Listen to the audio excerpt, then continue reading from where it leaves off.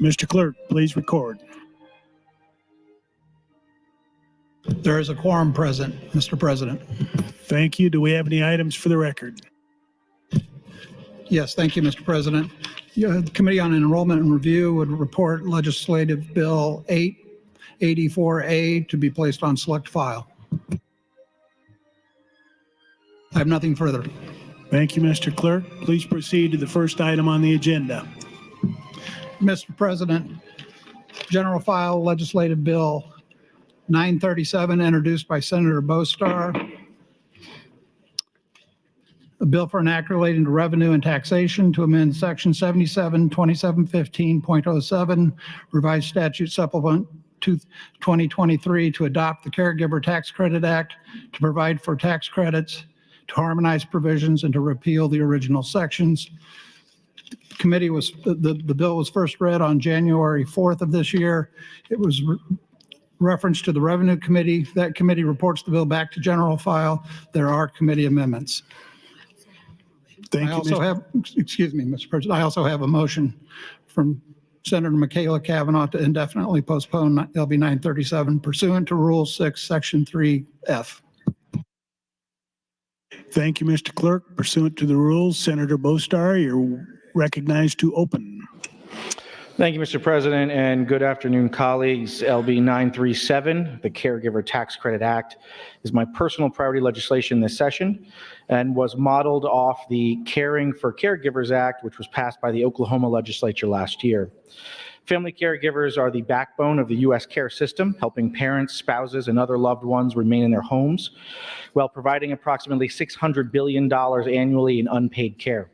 According to the American Association of Retired Persons Public Policy Institute, in 2021, there were over 179,000 unpaid family caregivers in Nebraska, providing over 168 million hours of care, valued at $2.8 billion. LB 937 creates a non-refundable tax credit to any family caregiver who incurs eligible expenditures for the care and support of an eligible family member.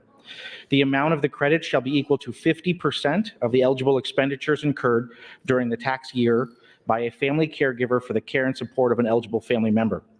The maximum allowable credit in any single tax year for a family caregiver shall be $2,000 unless the eligible family member is a veteran or has a diagnosis of dementia, in which case the maximum allowable credit shall be $3,000. The committee amendment places a total cap of $2,500,000 on the tax credit. To be eligible for the credit, the person receiving care must be an eligible family member who requires assistance with at least 2 activities of daily living as certified by a licensed healthcare provider, qualifies as a dependent spouse, parent, or other relation by blood or marriage to the family caregiver, and lives in a private residence and not in an assisted living, nursing facility, or residential care home. The family caregiver must be an individual who is providing care and support for an eligible family member, has a federal adjusted gross income of less than $50,000, or if filing as a married couple jointly, less than $100,000, and has personally incurred uncompensated expenses directly related to the care of an eligible family member. Caregiving is a labor of love, but it can come at great personal toll. LB 937 will help ensure Nebraskans in need of care can stay in their homes when their health is failing, eliminating the need for the much more costly option and the added emotional burden of being cared for in a taxpayer-funded nursing home. LB 937 recognizes the hard work and sacrifices made by family caregivers and helps lessen the financially challenging impacts of family caregivers' responsibilities. This legislation was supported by the American Association of Retired Persons, the ARC of Nebraska, the ALS Association, the Nebraska Caregivers Coalition, and many individual Nebraska caregivers. There was no opposition at the hearing, and I appreciate your time and consideration, and I would encourage your support of LB 937. Thank you. Thank you, Senator Bostar.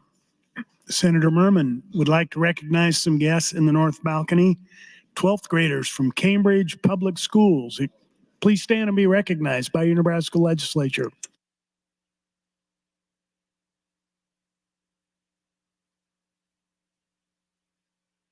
Senator Michaela Cavanaugh, you're recognized to open on your motion. Thank you, Mr. President. Good afternoon, colleagues. I hope you all had a nice lunch break. So I rise in support of LB 937, but I have concerns about the committee amendment that has numerous bills inside of it. And I would ask if Senator Linehan would yield to a question. Senator Linehan, would you yield to a question? Yes. Thank you, Senator Linehan. This bill has, I'm not actually sure how many, 10 bills in it? Something like that. Sounds all right. And it is Senator Bostar's priority bill. Yes. Why did the committee choose to put amend a bill into his priority bill that he voted against?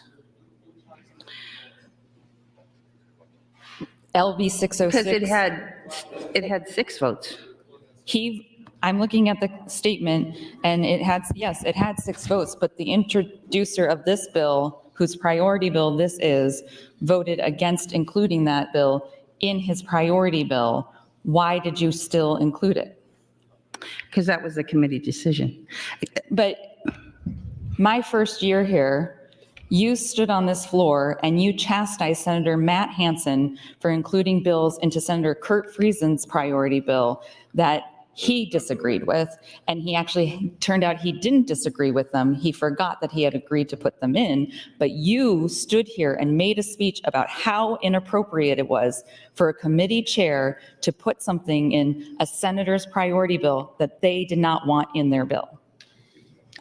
So why did you, as the chair, select to put something in Senator Bostar's bill that he clearly did not want, that you clearly know is controversial on the floor? You have a much better memory than I do. I don't remember that floor speech. I assume it was Senator Friesen would have been chair of. It was a business and labor bill. Well, he wasn't a business. So Hansen was the chair. Yes, he was the chair, and he put something in the bill, and people didn't like it. What was the something? That much I don't remember. Well, that kind of makes a difference. Well, actually, your opposition was that he put something in the bill that you believed the introducer of the bill disagreed with. I believe that, but it didn't turn out to be true. It didn't turn out to be true. But Senator Hansen still withdrew the committee. Well, if I was arguing that Senator Hansen shouldn't put another senator's bill that would have not been on his committee in his bill, I'm sure I had my reasons. I'm sorry, I don't. But let me get to the crux of your question, please. Why does it matter that Senator Bostar is on your committee? It matters because our committee works as a team. Well, and we disagree on a lot of things. Senator McCullough, you don't work as a team. Thank you. You don't work as a team. That's enough. You don't work as a team if you take somebody else's bill and put it into somebody else's priority bill that they oppose, that you know is controversial. That is not working as a team. That is purposely harming another senator's priority bill. And that is frankly vicious. And I think out of line. This is a terrible practice. When we prioritize a bill, if you want to amend it on the floor, amend it on the floor. But you should not send a senator's priority bill out of committee with something that they oppose. And no one else in here would want that. You wouldn't want access to abortion care put on your bill. You wouldn't. You'd be furious. Are we still having a conversation? No, we are not. I didn't think I so. am done with you yielding to questions, and I won't ask you anymore. I am extraordinarily disappointed that that's how you would lead the committee. I'm extraordinarily disappointed at how this session is going with people abusing their positions of power to ramrod through controversial things. LB 606 is controversial. And it went into a senator's bill who opposes it. He opposes the bill. It's his priority, and the committee chose to do it anyways. And yes, you can because you have the votes, but that doesn't mean that you should. It absolutely does not mean that you should. You would not like it if Senator McKinney did that to one of your bills or Senator Wayne did that to one of your bills, and you're not going to like it now. That's fine, Senator Boslin. Get on the mic and talk about it. If a senator puts something in your priority bill that you don't like, get on the mic and talk about it. You don't have to stand there and smirk at me. You can join the conversation. Join the conversation, people. This keeps happening. People in positions of power in this body are abusing those positions of power for controversial gain. It is out of line, completely out of line. There are good things in this bill. There are a lot of good things in this bill, a lot of things that had no opposition. And then one thing that's super controversial, that's a poison pill, goes into another senator's priority bill. I got to tell you, after the speech that Senator Linehan made about Senator Albright's priority bill, I find it pretty galling that this would happen. We were all supposed to vote for that bill just because. And now she's torpedoing his bill. For what? For what? This place is in shambles. This place is so broken. It's not even slightly resembling anything like it was when I first arrived here. And people thought it was broken then. It is so broken. The committee process is broken. There's no collegiality. There is no deference to anyone on anything. If you are in a position of power, tough luck to everybody else. In fact, last year, when I went to talk to Senator Linehan about a tax bill that I had some ideas of how to change, what she said to me was, I have the votes, I don't need to talk to you. And then she gets on the mic and chastises people for not working with other people to amend things that they oppose. I'm tired of this. I don't know about the rest of you, but I am tired of this. It is day 51. I don't know if we've accomplished anything positive for the state so far this year. We're on a road of bankrupting in the state this afternoon. We're tanking senators' bills. What are we doing? I hate that this is happening. I hate that I am spending so much time away from my husband and my children to deal with people being petty. I hate it. This is a senator's priority bill. It should not have a poison pill attached to it out of committee. Full stop. If you want to attempt to amend it on the floor, then do that. Then do that. That's your prerogative, but you should not attach a poison pill to another senator's priority bill, even if you can. You can do a lot of things in here that you shouldn't. You can harass your colleagues. You can say viciously inappropriate sexual things to your colleagues. That doesn't mean that you should. And I'm tired of people in this body doing things just 1 minute. because they can. Just because you can doesn't mean you should. Thank you, Mr. President. Thank you, Senator Kavanaugh. Senator John Kavanaugh, you're recognized to speak. Thank you, Mr. President. I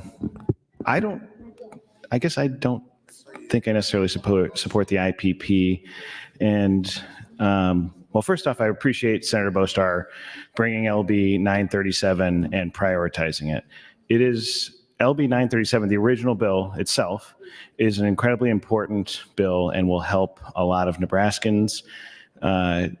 The caregiver tax credit, the folks we're talking about that this bill seeks to help. This is an important bill. And the reason I said I don't think I necessarily support the IPP is there's a lot of good stuff in this bill. And I think we've got a good opportunity to talk through these things. And I hope the folks who brought these bills talk about them and why they feel are important. These are important, but just looking at them, I would say I generally support all the things in here. I would say that I don't like the portion that was originally LB 606.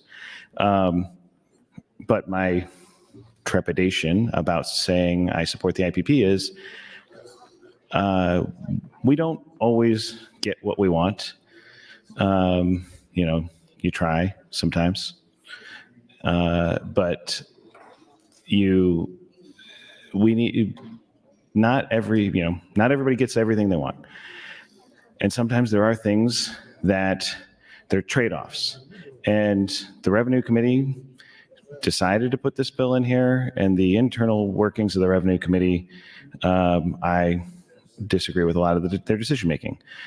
But I guess where I'm saying what I'm at is I haven't decided ultimately how I plan to vote on this whole package.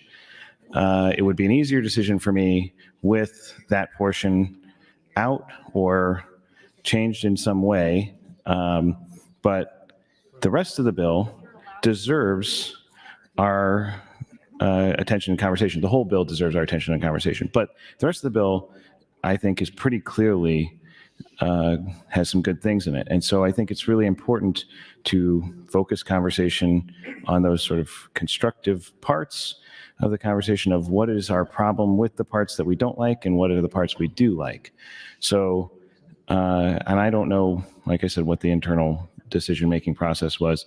I'm trying to scroll back to the part where I just saw one that I did like. The, LB 1025 creates the Individuals with Intellectual and Developmental Disabilities Support Act. The bill creates income tax credits for employers and support professionals that provide employment and support for individuals with intellectual and developmental disabilities as defined under the Act. AM 2210 modifies LB 1025 to change a definition and harmonize provisions with that change. So, and that came out 8-0, everybody supported it. It makes sense. Everybody supported it. That seems like a really good idea and a good bill. So I don't know. I don't need to go through this, and I hope that the folks actually don't see who introduced that bill.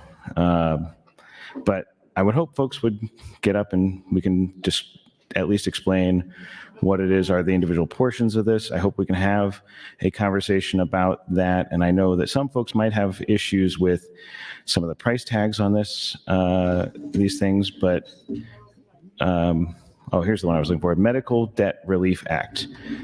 That one really jumped out at me. I think that that's a pretty serious issue. That one was a 5-2-0-1 vote, so it was a bit kind of a split vote. I would say that Senator Bostar, Senator Linehan, Senator Duncan, Senator Meyer, and Von Gillern all voted for that one. But that struck me as a 1 minute. Thank you, Mr. President. Important portion. But yeah, so there's a lot of stuff in this bill. It's a big bill, but at the core, I think there's a lot of really good things in here. And so that's the question that everybody has to make a decision for themselves, is whether they can vote for a bill that has parts they don't like, I would imagine the folks who voted against 1158, Senator Merman, Senator Couch, Senator Albright, maybe are planning to vote for the package as a whole, even though they voted against part of it. But that's a decision that they are going to make on their own. And I think we all need to make that decision about the parts of the bill we don't like and balance with the parts we do like. But I think a conversation about what the merits of those parts are and why they should be in this package as a whole is a valuable conversation to have. And so I appreciate, again, the work of the committee to get out the parts that I do like. And I look forward to the conversation about the bill as a whole and see where it takes us when we do come to a vote on either the IPP or the bill as a whole or the committee amendment or other portions. That's your time. Thank you, Mr. President. Thank you, Senator Kavanaugh. Senator Meyer would like to recognize some guests in the north balcony, 7th graders from St. Michael's School in Albion. Please stand and be recognized by your Nebraska Legislature.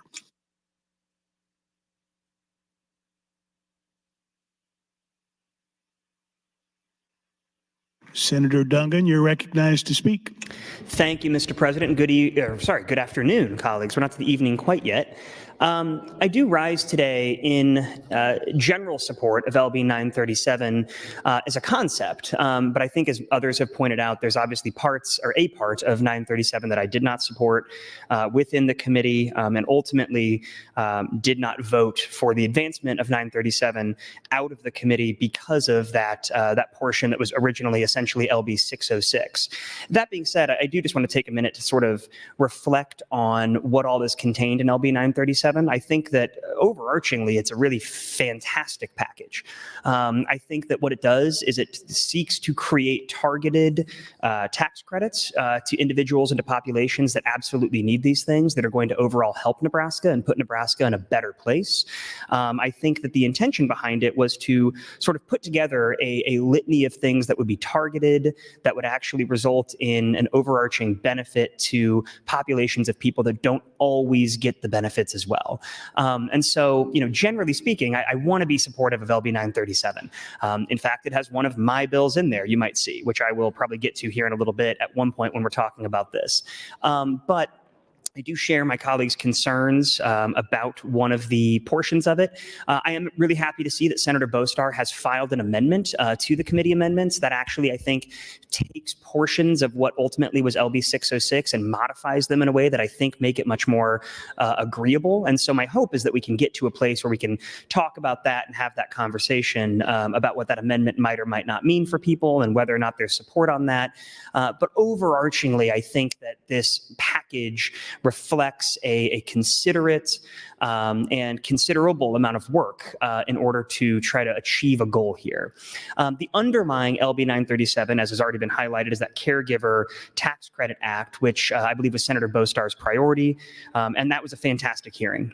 In that hearing, we had AARP as well as a number of other individuals, including the ARC of Nebraska and the ALS Association, come in and testify about the harms and the difficulties that are currently experienced by individuals who are providing that caregiving, in addition to what would actually help alleviate that. LB 937 then seeks ultimately to create that tax credit.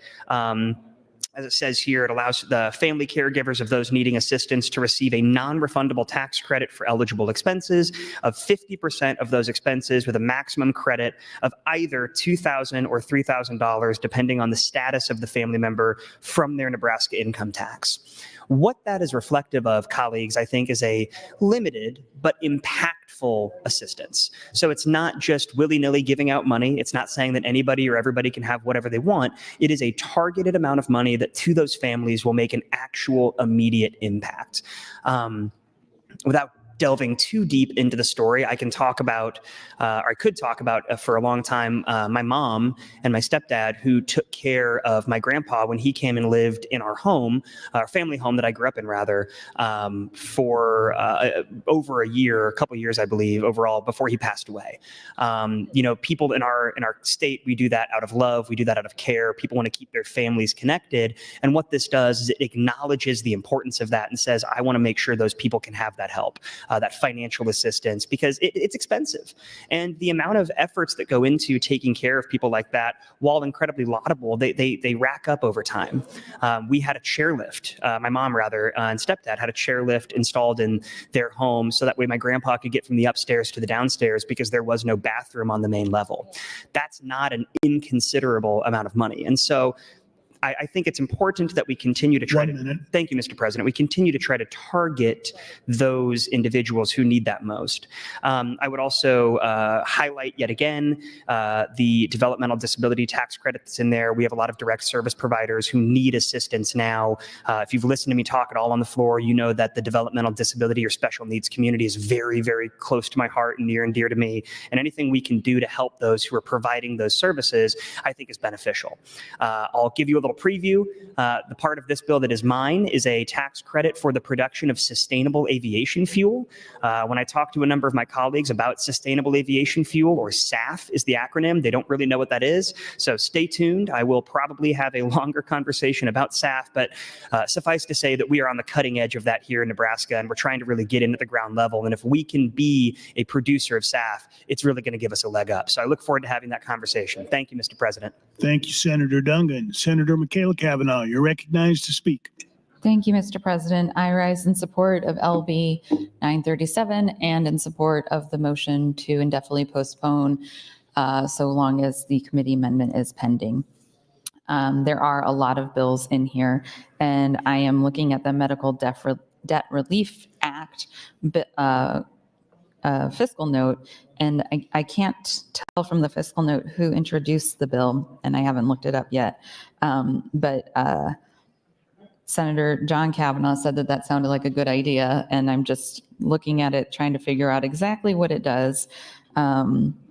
It says, let's see here, under the bill, for taxable years beginning on or after January 1, 2024, an individual could reduce his or her federal adjusted gross income by the amount of interest and principal balance of medical debt discharged under the Act, to the extent included in such individual's federal adjusted gross income. So I'm not entirely, I guess I should read the bill. A medical debt relief coordinator would report to the state treasurer summary statistics regarding eligible residents whose medical debt has been discharged. A medical debt relief coordinator would continue to fill its contractual obligations to the state treasurer until all money contracted to the medical debt relief coordinator is exhausted, regardless of whether money allocated to the program has been exhausted. On or before October 1, 2025, and each year after, for as long as medical debt relief coordinators are fulfilling their contractual obligations under the Act. The state treasurer would submit an annual report regarding the program. I assume that that annual report would come to the legislature's website, where I might be the only person that'll read it. But I will, I promise. I was going to say Senator Breezy, Treasurer Breezy. I will read your annual report that comes to the legislature. If this bill passes. Let's see here, 1158. So then there doesn't seem to be, the general fund revenues from this bill due to be unable to find relatable data.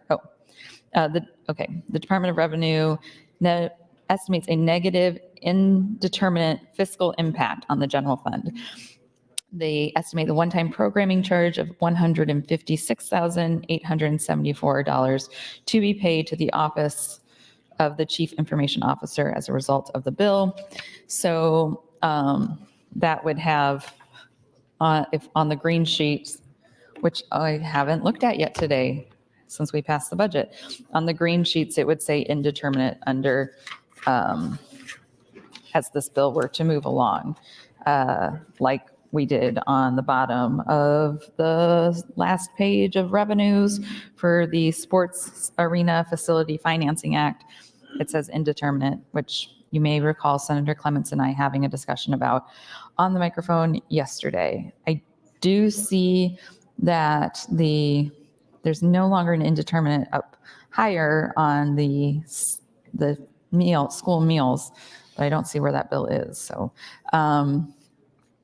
but it looks like our fiscal health, as it were, has gone from a projected 531 million this year and 8,700,000 next year to 527 million and a negative 2 million next year. 1 minute. And that's without us passing any other bills right now. So that's awesome. We're very good at balancing the budget, clearly. Okay, so debt relief, medical debt relief seems like an interesting program and probably is going to help out a lot of people. Medical debt is a exorbitant and a real issue. So I'm interested in learning more about that one. The reverse osmosis system tax credit. I believe that one is Senator Ibach's, because I was very interested in this because of the nitrates in groundwater that have a potential correlation to increased levels of pediatric cancer in the state. So thank you for bringing that one, Senator Ibach, and I look forward to the discussion. I think I'm about out of time. Thank you, Mr. President. Thank you, Senator Kavanaugh. Senator Erdman, you're recognized to speak. Thank you, Mr. President. Good afternoon. I echo some of what Senator Kavanaugh said about having that great number of bills in a personal priority. I visited with Senator Bostar off of the mic. I think what he has done by adjusting his fiscal note to capping at 2.5 million makes sense. I think there are a lot of people, as he described in his opening, that are doing these kind of caregiving things that haven't been recognized or it costs them money. And I think this is a good move. The problem I have is that there are 8 or 9 more bills attached to 937. And that's a very dangerous place for Senator Bostar to be, having all of those bills attached to 937. In one way, it's a good thing. You're going to get 10 votes because you got 10 people's bills in there. But on the other side, if we don't like one of those bills and we vote down the package, his bill goes with it. And I am going to bring to your attention again, and I've done this before, I'll remind you one more time. At the beginning of the year, the speaker made an announcement, and even with my hearing, I could hear it. And he said, I do not want more than 5 or 6 bills in a Christmas tree. So here we are, same as the Education Committee. Here we are, we got 9 or 10 bills in one bill. It's difficult for me to think that that committee didn't understand what 5 or 6 meant. And so Senator Bostar explained to me off the mic that they capped it at 2.5, and that could be at 1,000 a person, 2,500 people. That is a difference. It makes a difference. We may find this is a very good program and needs to be expanded. I understand that. But the problem we have is the continuation of those other bills. What are we going to do with those? And so last year we did that. We passed 30 bills, 31 bills. We passed bills that weren't germane. We passed bills from one committee to another. We did all those things last year that we shouldn't have done. And I don't want a continuation of what we did last year. Each bill should have an opportunity to have a discussion and be thoroughly analyzed before we vote on it. So Senator Bostar, I'm in favor of 937, but I'm opposed to having 9 bills attached to your bill. Thank you. Thank you, Senator Erdman. Senator Conrad, you're recognized to speak. Thank you, Mr. President. Good afternoon, colleagues. Looking at the agenda, it seems that we're probably going to have just perhaps maybe a little over an hour and a half, maybe 2 hours to dig into this important measure, LB 937, before we switch to the broader tax package at 3:30 this afternoon. And I was just reflecting during a really busy day today, which I know we are all immersed in here in the waning days of the legislative session, after a lot of long days and now long nights that we have been working together to try and advance the people's business. We're kind of at that point, I think, in the session where there's a lot of frustration, a lot of exhaustion, and people are watching that clock tick, knowing that we only have a few remaining days to complete our work, and we all have a lot of bills at various stages in the process that we're hoping to see to fruition this session. So as I've mentioned in previous sessions and perhaps even this year, as we're feeling that frustration, as we're looking at the compressed nature and the time constraints that we have for the remaining days of the session, as some of these more complex or even controversial or challenging issues are showing up on our agenda, I want to make sure that we realize that we can and should lean into that conflict. We should recognize that this compressed time that's available to us can be beneficial to bringing people together perhaps more quickly with those time constraints looming to try and figure out consensus on some of the issues before us and how we're going to choose to spend our time together in the coming days. So that being said, this is kind of like came up during the budget debate earlier this week. This is kind of that point in the session where things always kind of have to fall apart a little bit before they come back together. And that is part of the process. And the process itself is designed to ensure now people have a first look at these policies. We can share feedback. We can talk about substantive issues. We can talk about technical considerations. We can figure out where there might be consensus on some of these matters. And then we can figure out where the points of consensus are not achievable, but we can still figure out a way to stay in relationship and disagree from a policy perspective to advance our constituents' interests so that we can hang together for the remaining 9 days to do the important work on behalf of the people of Nebraska that we've set out to do together.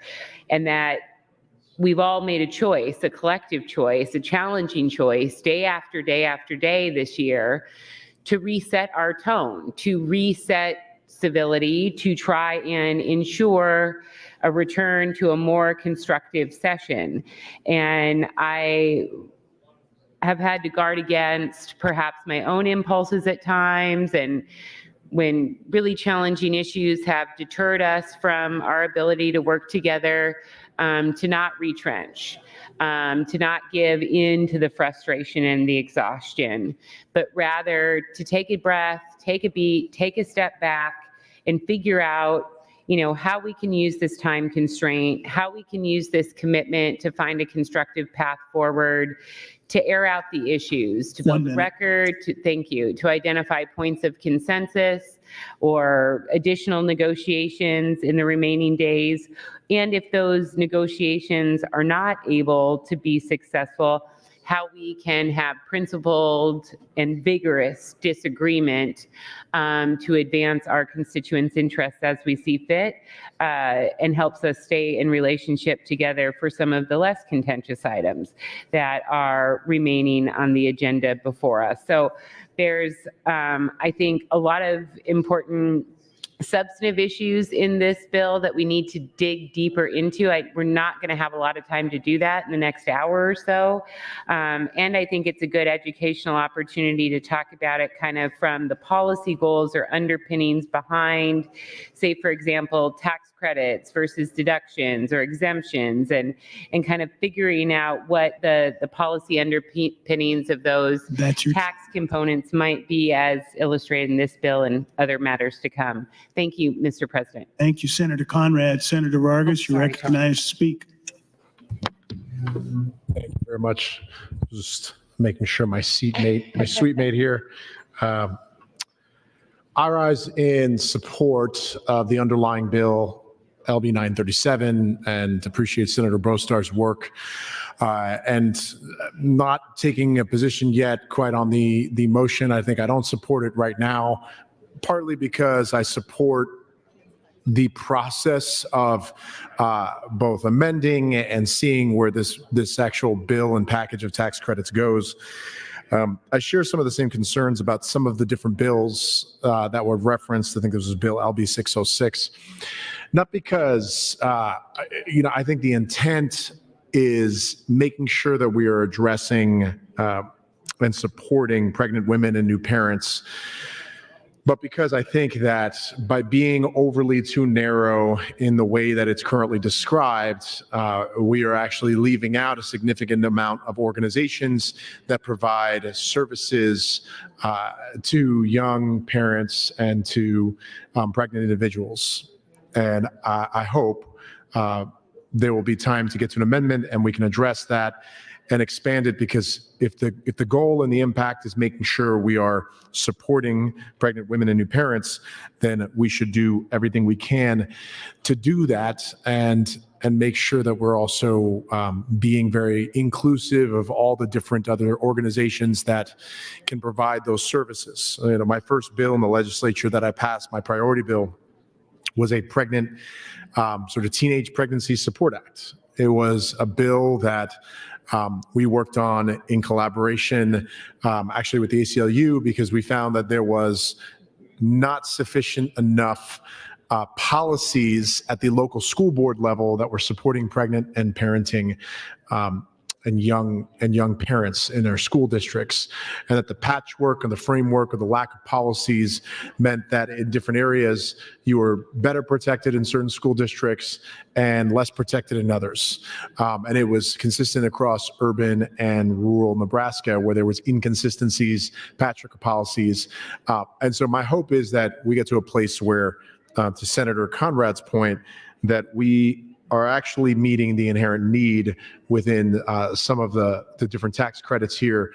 And then second, there are underlying tax credits in here, like obviously the main one, the caretaker tax credit. That is a very good tax credit. I don't always support tax credits, but I think it is important that we try to see the benefit of them, we monitor them, and then we sort of evaluate the efficacy of each of these different programs. And for the other ones, I look forward to learning more about them. Some of them are outside of my normal area of expertise, but nonetheless, I know that the committee is trying to figure out a way to advance a lot of different tax credit programs. And my main concern still lives with 606 in its current form, but the other different tax credit programs in this, I think, are a good step forward, in particular for the caregiver tax credit. So I wanted to make sure to rise in support of LB 937. I know we'll be talking about this at least until 3:30, and then we'll continue our conversations on it. And I'll learn more about some of the other tax credit programs. As I was looking at Senator Iba, I know she was mentioned for one of her programs, and I'll talk to Senator Dungan also, but appreciate the work. I know it's not easy, and there are sometimes things that it is still messy on the floor in terms of how we get these things done. We're going to continue to have more conversations, obviously, about the tax package this next here at 3:30. But I wanted to make sure that we are at least engaging and starting the conversation on this, and knowing that, especially since we're still in general file for many of these bills, and we still have the 9 days to go, and 10 days if you include today, then we still have a lot more work to do, and look forward to making sure that we address a lot of these issues. So appreciate you and look forward to the continuing conversation on this bill. Thank you, Senator Vargas. Senator McKinney, you're recognized to speak. Thank you, Mr. President. I actually do support Senator Bostar's LB 937. I have and had a lot of family members that have been caregivers, and I think that's a commendable service, especially those that take care of elderly family members that, definitely need people, especially family, to take care of them in a time of need. And I do think they do some commendable work, especially taking care of those that deal with ailments and are going through trying times in life and really don't need to be in nursing homes and things like that. So I think a tax credit is a great idea for those individuals. Tax credits are also an interesting conversation, especially after last year. I guess my question, looking at tax credits and people saying they support this tax credit, in my head, does this take away from public schools too? That's just what I'm thinking about, but I'll leave that alone. But also just thinking about the crisis pregnancy centers, if we're going to give a tax credit to people that help people with pregnancy and things like that, I think there are other organizations who do commendable work as well with women and young women that are going through pregnancy that probably deserve a tax credit as well, not just crisis pregnancy centers, especially when I think about, the Black maternal health crisis in America and in the state of Nebraska. There are other service providers that deserve a tax credit as well. So we should think about that too. And I just thought I should bring up those comments because I think it's very important that we think holistically about this conversation and the conversations that we've had over the last couple of years about tax credits and, in my opinion, how we pick and choose when to bring up different conversations around tax credits and how we support and don't support them. And if Senator Michaela Cavanaugh wants the rest of my time, I'll give it to her. Thank you. Thank you, Senator McKinney. Senator Michaela Cavanaugh, you have 2 minutes and 35 seconds. Thank you, Mr. President. Senator Bostar was just explaining the medical debt bill to me, and I appreciate that.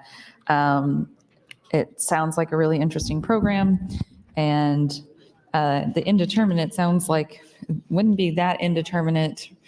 Well, it's indeterminate in that, I'm going to see if I'm explaining it correctly.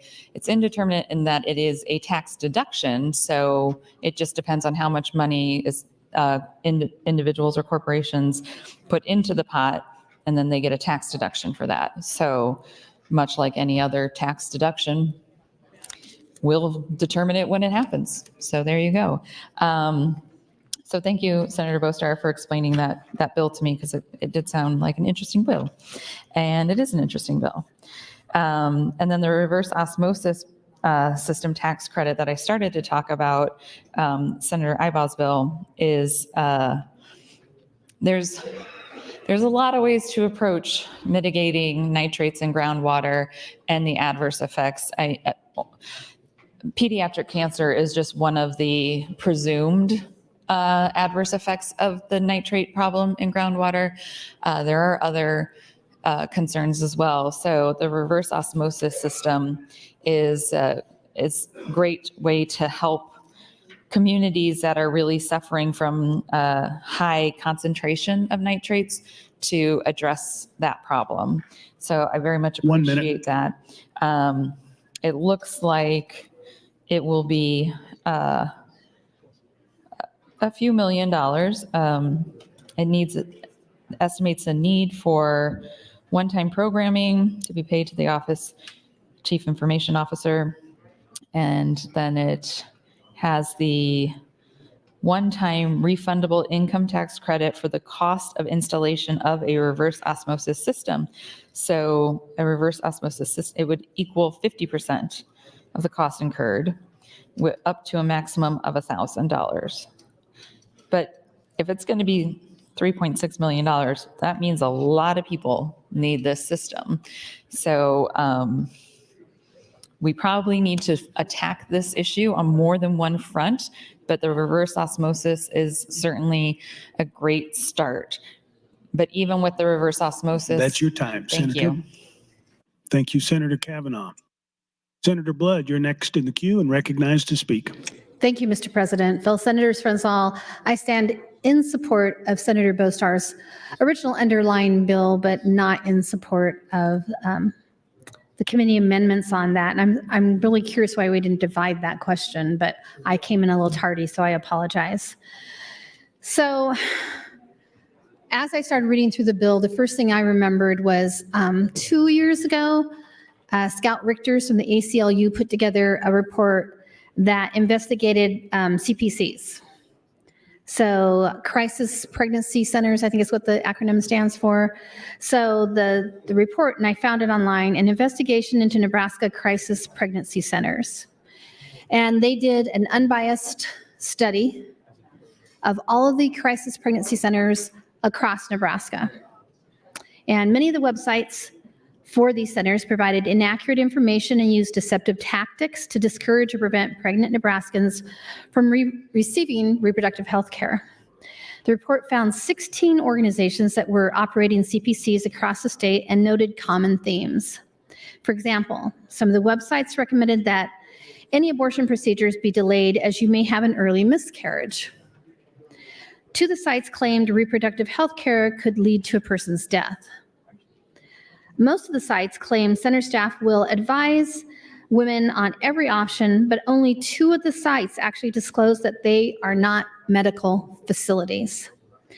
That likely means staff is not bound by federal patient privacy laws as well. And that, in a small town, friends, is very concerning.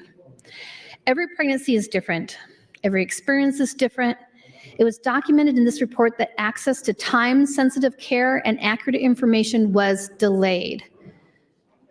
So if you really care about women who are pregnant, and you respect the life of both, this should be concerning to you.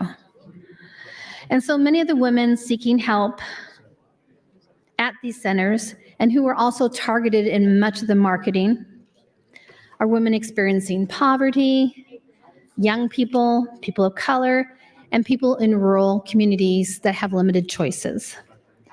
They are then given inaccurate information about reproductive health care choices. Friends, I don't support that part of the bill because all Nebraskans should be able to make informed medical decisions for themselves free from misinformation or coercion. I don't think we should be using public tax dollars, although we're saying that this is a tax break, tax incentive to donate. It's still ultimately taking money out of our bottom line. There are so many great nonprofits that you can just donate to. Why do we have to encourage somebody and give them a tax break? I don't understand that. There's so many really fantastic donors in Nebraska who just give. And they aren't looking to see if they get a tax break or not. When it comes to women and reproductive health care, when it comes to babies, if anybody has any compassion, if anybody is a person of wealth or not of wealth, it shouldn't take a tax break to get them to do that. But that aside, why are we rewarding people for putting out bad information? And I know people are going to say, well, it's great that they have someplace to go. And they buy them baby clothes and they help them with classes on how to be a parent. And none of those things are bad as far as helping the mothers. It's the introduction to the centers that I think are misleading and misinforming. And they are not medical centers. And they are risking people's life by putting out misinformation. Why would we give them a tax break? I just want you to be thinking about that. And I really wish we had divided the question on this, but I know that we don't want to drag this out a whole long time. So thank you, Mr. President. Thank you, Senator Blood. Senator DeBoer, you're recognized to speak. Thank you, Mr. President. Senator McKinney kind of stole a little bit of my thunder because I was in the queue to get on here to say that my concern with this bill is that there is a dollar-for-dollar tax credit for a charitable organization. And I do not vote for those, or for a charitable gift. I don't vote for those. I didn't vote for Senator Wayne's bill yesterday because of that reason. I'm not voting for this bill. While there's a dollar-for-dollar credit for charitable donations in this bill, that's not the original bill. Senator Bostar's bill does not do that, but there is contained within the bill a dollar-for-dollar credit for charitable organization. What that means is that I get to make a charitable organization donation and then get all of my money back. I've had this conversation on the floor many times. I don't support that. That's an appropriation. That is a problem. It's an appropriation through our tax policy, but specifically it's allowing individuals to say, I have a tax liability and I'm going to tell the government 100% how they have to spend it for that tax liability. And I just have a fundamental problem with that. And so I will continue with my pattern, which is not to vote for any dollar-for-dollar tax credit for charitable donations. I think that we have to, there's so many reasons which I would say, look at the transcripts from the last 6 years I've been in here saying that we shouldn't do that. We shouldn't be able to say, pick winners and losers about which charities and which charitable donations are given this kind of special status where you get all your money back. Then it's not charity. If you get all your money back for it, you're not giving a charitable donation. You're just telling someone else, I'm going to put the money here and then you're going to pay me back for it. It's a loan. So I have a problem with it. So as long as that part's in the bill, I will not be supporting the bill. And I will yield the rest of my time to Senator Michaela Cavanaugh if she would so like. Thank you, Senator DeBoer and Senator Michaela Cavanaugh. You have 2 minutes, 50 seconds. Thank you, Madam President. Senator Blood, there is still plenty of time to divide the question on LB 937. And I was under the impression that there were some discussions about that. And I think if there is a resolution as to how the question would be divided, then I would consider withdrawing my motion. But I would like to know what that resolution is before doing that. So I do think that we can divide the question. We have time. We're just starting on this bill to divide the question. There are a lot of really good things in here. And I also do not care for dollar tax credits. But I, understand why sometimes we might want to consider them, but I think that a tax incentive is probably enough, and organizations that would receive a dollar for dollar tax credit in 606 qualify. Those donations already qualify for a tax break. And in addition to that, those organizations already receive state dollars. We give $2 million to crisis pregnancy centers every year and out of TANF.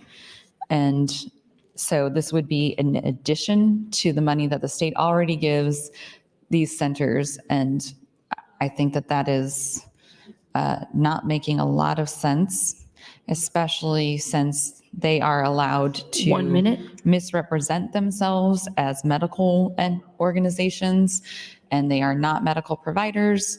They do provide some really good things, but they do also misrepresent themselves as medical providers when they are in fact not. So I think giving them additional taxpayer dollars is not appropriate. I think I have less than a minute now, so I am going to just wrap up that thought. And I, again, as Senator Blood pointed out, I'm happy to discuss dividing the question. But as far as I am aware, nobody has been come up with a division that would be suitable, that I would agree to, I guess. So there we have it. And I am in the queue further down for my last time to Time, talk. Senator. Thank you. Thank you, Senator Michaela Cavanaugh. Senator John Cavanaugh, you're recognized. Thank you, Madam President. Well, I'm always a fan of dividing questions so that people can have a conversation on individual portions and can articulate their position on a particular section and vote for it or against it, and maybe take out a part that doesn't, that's just hitching a ride, as part of a bill, something that's not necessarily popular enough to pass on its own, but would pass if as part of a bill, which is a risk in a giant package like this. And we have a lot of giant packages and we don't often get to that point of dividing questions. But this does seem like a bill that would be a good one for that. But I was going to talk about, again, the underlying bill, which is LB 937. I was just over here talking to Senator McKinney about what is in that bill. And there's actually a good AARP one-pager that I have that talks about it. And so I'll just read it for you. For taxable years beginning on or after January 1, 2025, a credit against the income imposed by the Nebraska Revenue Act of 1967 for any family caregiver who incurs eligible expenses for the care and support of an eligible family member. The amount of the credit shall be equal to 50% of the eligible expenditures incurred during the taxable year by a family caregiver for the care and support of the eligible family member. So 50%. So it's not dollar for dollar like some folks were saying they have problems with on, I assume it's the LB 606 portion of this bill. So this is a 50%. The tax credit is non-refundable. I assume most folks around here know what the difference is between refundable and non-refundable. I see Senator Duncan's in the queue next. Maybe he could walk us through that explanation more articulately than I would be capable of. The maximum allowable credit in any single tax year for a family caregiver shall be $2,000 unless the eligible family member is a veteran or has a diagnosis of dementia, in which the maximum allowable credit shall be $3,000. Eligible family members means an individual who requires assistance with at least 2 activities of daily living, ADLs, as certified by the licensed healthcare provider, qualifies as a dependent spouse, parent, or other relation by blood or marriage to the family caregiver, and lives in a private residence and not in assisted living, nursing facility, residential care. And then an eligible family caregiver means an individual who is providing support for eligible family members, has a federal adjusted gross income of less than $50,000. So we put a limit on the top of how much you can earn, or is filing as a married couple, filing jointly less than $100,000, has personally incurred uncompensated expenses directly related to the care of eligible family members. So that's kind of the walkthrough. And then on the other side, I don't know if everybody else got this. Somebody gave this to me, but nearly 8 in 10, 78% of unpaid family caregivers in the United States report having routine out-of-pocket expenses related to looking after their loved ones. The average of those out-of-pocket expenses is $7,242, which is 26% of the caregiver's income. So what Senator Bostar's bill would do, 937, would allow those eligible family caregivers who are incurring those out-of-pocket expenses to recoup some amount of that. It looks like up to $3,000 as the maximum allowable credit for caregivers for folks with dementia, and $2,000 for others. So it still doesn't get the folks completely whole, because we're saying the average is $7,200. Gets you a little less than half, maybe a third of the way there. So it's something. It helps. It doesn't solve this problem. It's a step in the right direction, but it is. 1 minute. Thank you, Madam President.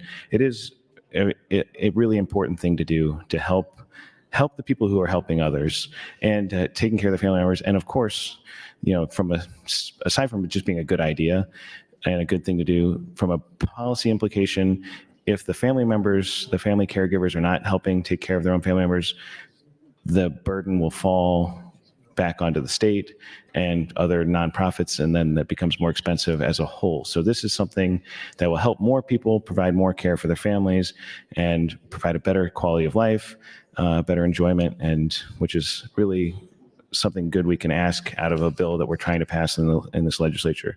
So I'll push my light and talk about some other portions. Thank you, Madam President. Thank you, Senator John Kavanaugh. Senator Duncan, you're recognized. Thank you, Madam President. And colleagues, I rise again, generally supportive of the underlying content of LB 937. I don't believe I'm in support of the IPP motion, given that there are so many positive things that are contained in the committee amendment that we sent out of revenue. But I do remain in opposition to at least one portion of that committee amendment, which I'm sure we'll talk about a little bit more when we get there. My understanding is that as of right now, there's a number of people in the queue, it looks like. So I just wanted to get up and talk a little bit more about the portions of the bill or the committee amendment that is forthcoming that I had something to do with regards to one of my bills, and answer some of the questions I've heard on the mic thus far. My roommate, Senator John Kavanaugh, did bring up the difference between a non-refundable tax credit and a refundable tax credit. I probably will do a bad job of explaining this very briefly, but a non-refundable tax credit can reduce the amount of tax you owe, but they do not increase your tax refund or create a tax refund when you wouldn't already have one. Compare that to a refundable tax credit. That can actually result in a tax refund if the total of those credits is greater than the taxes you owe. So non-refundable tax credits bottom out at zero tax that you pay, but that's it. A refundable tax credit, on the other hand, you actually can get money back even though you've zeroed out the taxes you owe. So We have some taxes nationally and statewide that are refundable, many others that are non-refundable in an effort to not cost astronomical sums. And so that's kind of the debate we always have between what kind of tax credit is going to be good and which one is going to be helpful versus ultimately harmful fiscally. And so I think that's a good conversation to have, and I'm sure we'll continue having it as time goes on. I wanted to talk a little bit about my underlying bill that hopefully ultimately is a part of this package that gets wrapped into the committee amendment, and that is the incorporation of LB 1072, which is a bill that was intended or is intended to promote the production of sustainable aviation fuel, or SAF. Sustainable aviation fuel is an alternative to traditional fossil fuel-based aviation, kerosene fuels designed to reduce aviation's carbon footprint and mitigate the industry's environmental impact. To put it probably overly simply, it's produced from renewable resources such as biomass, waste oils, and agricultural residue. To put it even more simply in a way that I know makes the scientists squirm whenever I talk about this, it's kind of like ethanol for planes.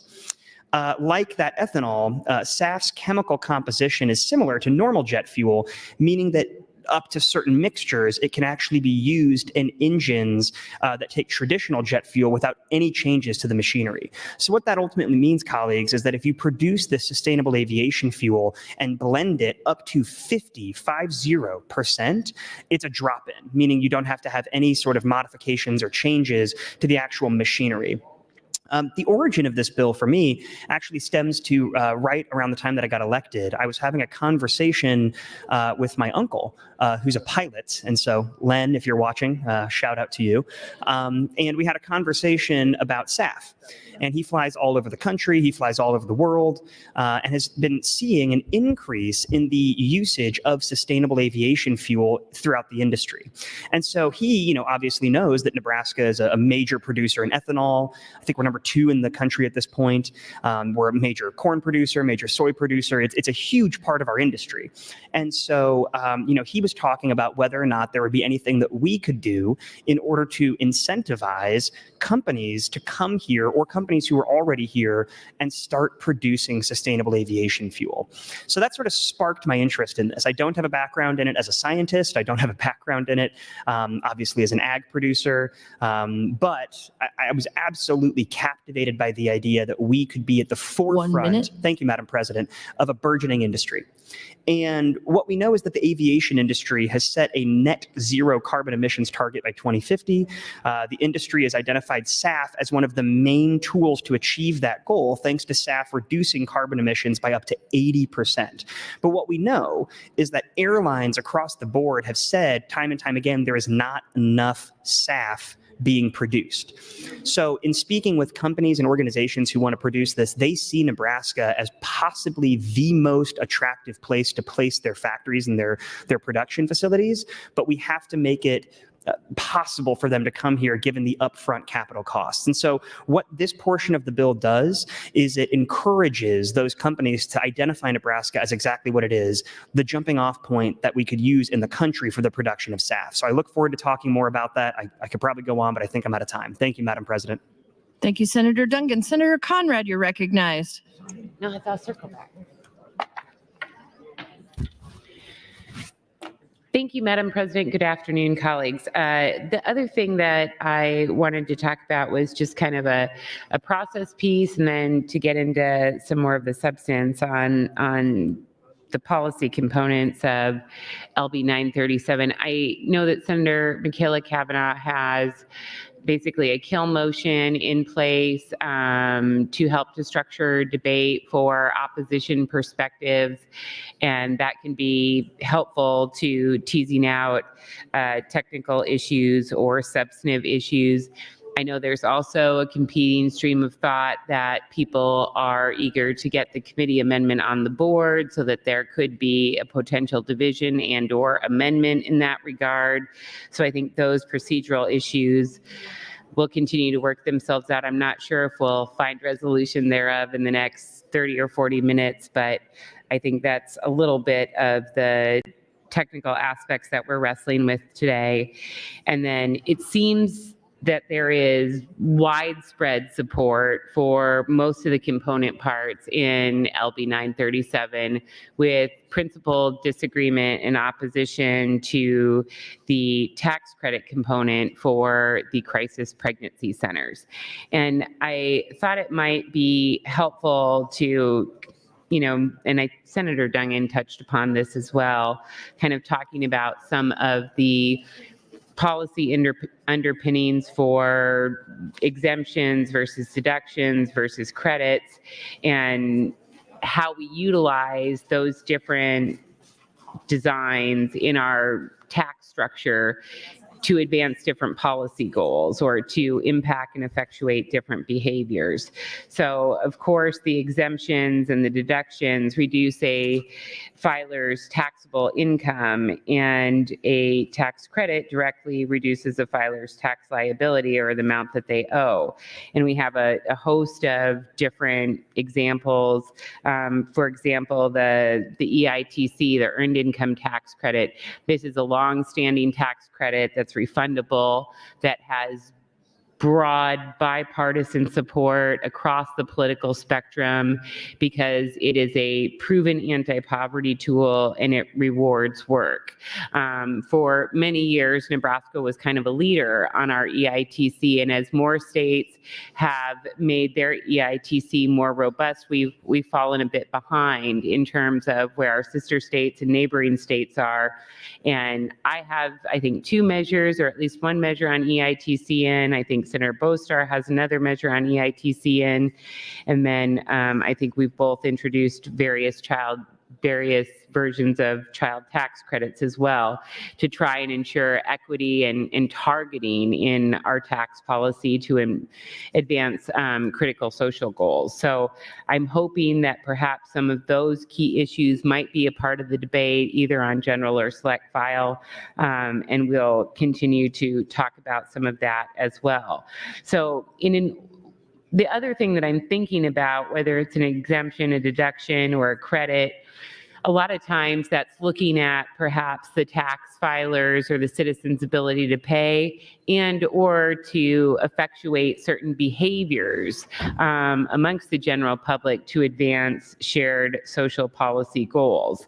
So I'm guessing, and I haven't had a chance to review the full transcript of the hearing, but I have looked at the committee statement and am generally aware of some of the issues in relation to crisis pregnancy centers. Thank you. I don't know if Senator Albright is on the floor. I see her just coming in, but if she would yield to a question, that would be great. If not, we might not have time, and I can pose it rhetorically. My question is, by offering the tax credit for the crisis pregnancy centers, what is the specific social policy goal that we are trying to effectuate with that? Are they lacking funding? What exactly are they lacking donors? What are we trying to effectuate with that tax policy component that is currently missing in today's kind of tax treatment of how crisis pregnancy centers work, which already receive, of course, charitable deductions and things like that. So I'm just trying to have a clear understanding for the record what the change to a tax credit beyond the charitable tax deduction is trying to effectuate. Thank you. Thank you so much. Thank you, Senator Conrad. Senator Michaela Cavanaugh, you're recognized. Thank you, Madam President.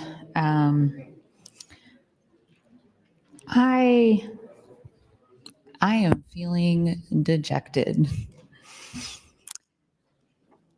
And I'm off my game. I'm upset.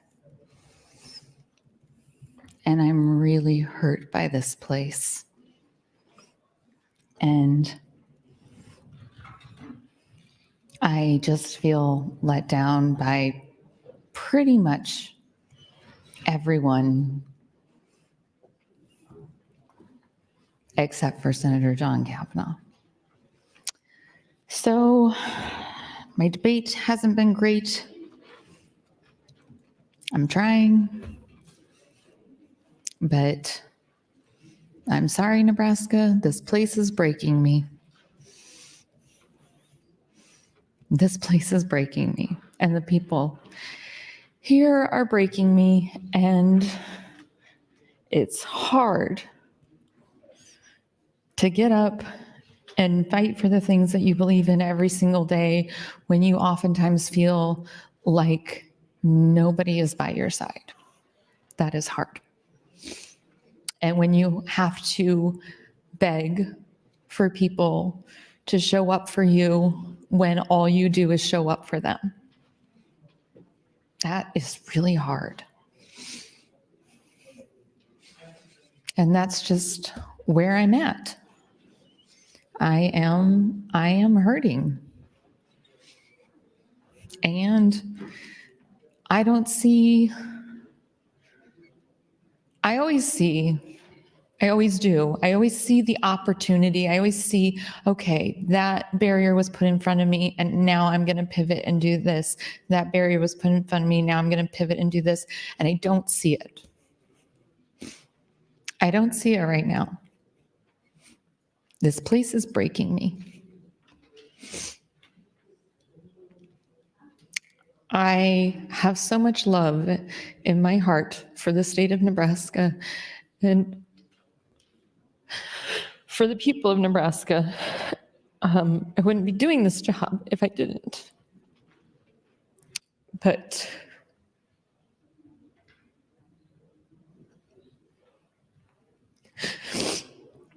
this place is making me into a very unhappy person and a very lonely person who misses her children and her husband and normal people who treat me with decency and normal people who care how hurt I am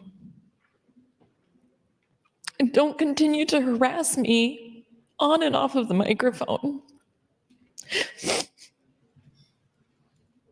So that's where I'm at. And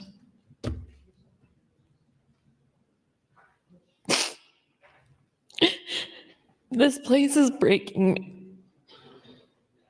Thank you, Madam President. Thank you, Senator Kavanaugh. Senator Blood, you're recognized. Thank you, Madam President. I would ask that Senator John Kavanaugh yield to a question. Senator John Kavanaugh, will you yield? Yes. So I should add, I support the underlying bill. Senator Kavanaugh, Senator Michaela Kavanaugh, boy, if we get a third Kavanaugh, we're in so much trouble. Senator Michaela Kavanaugh talked a little bit about dividing the question, but I think it's really important because I'm getting some text messages. It's mostly from people that are caring for individuals, which is the underlying cause of this, purpose of this bill, that we're really looking for this bill coming out clean, and they're feeling a little insulted because this bill is going to have a bigger burden added onto it. I'd like to be able to explain the question, and you're always so eloquent when you explain things like that. What is the purpose? How does it work? Why do we have to wait when it happens? Oh, those are all great questions. Thank you, Senator Blood. So the division of the question is where you can take a issue that's ruled divisible by the chair, and you can take it up in separate parts. And so generally in a committee amendment like the one that is not currently on the board, but would be at potentially sometime in the future, you could take that and you could divide out all of the parts that would stand on their own. So an individual bill, well, a lot of folks are talking about 606, can divide out 606, it would stand on its own.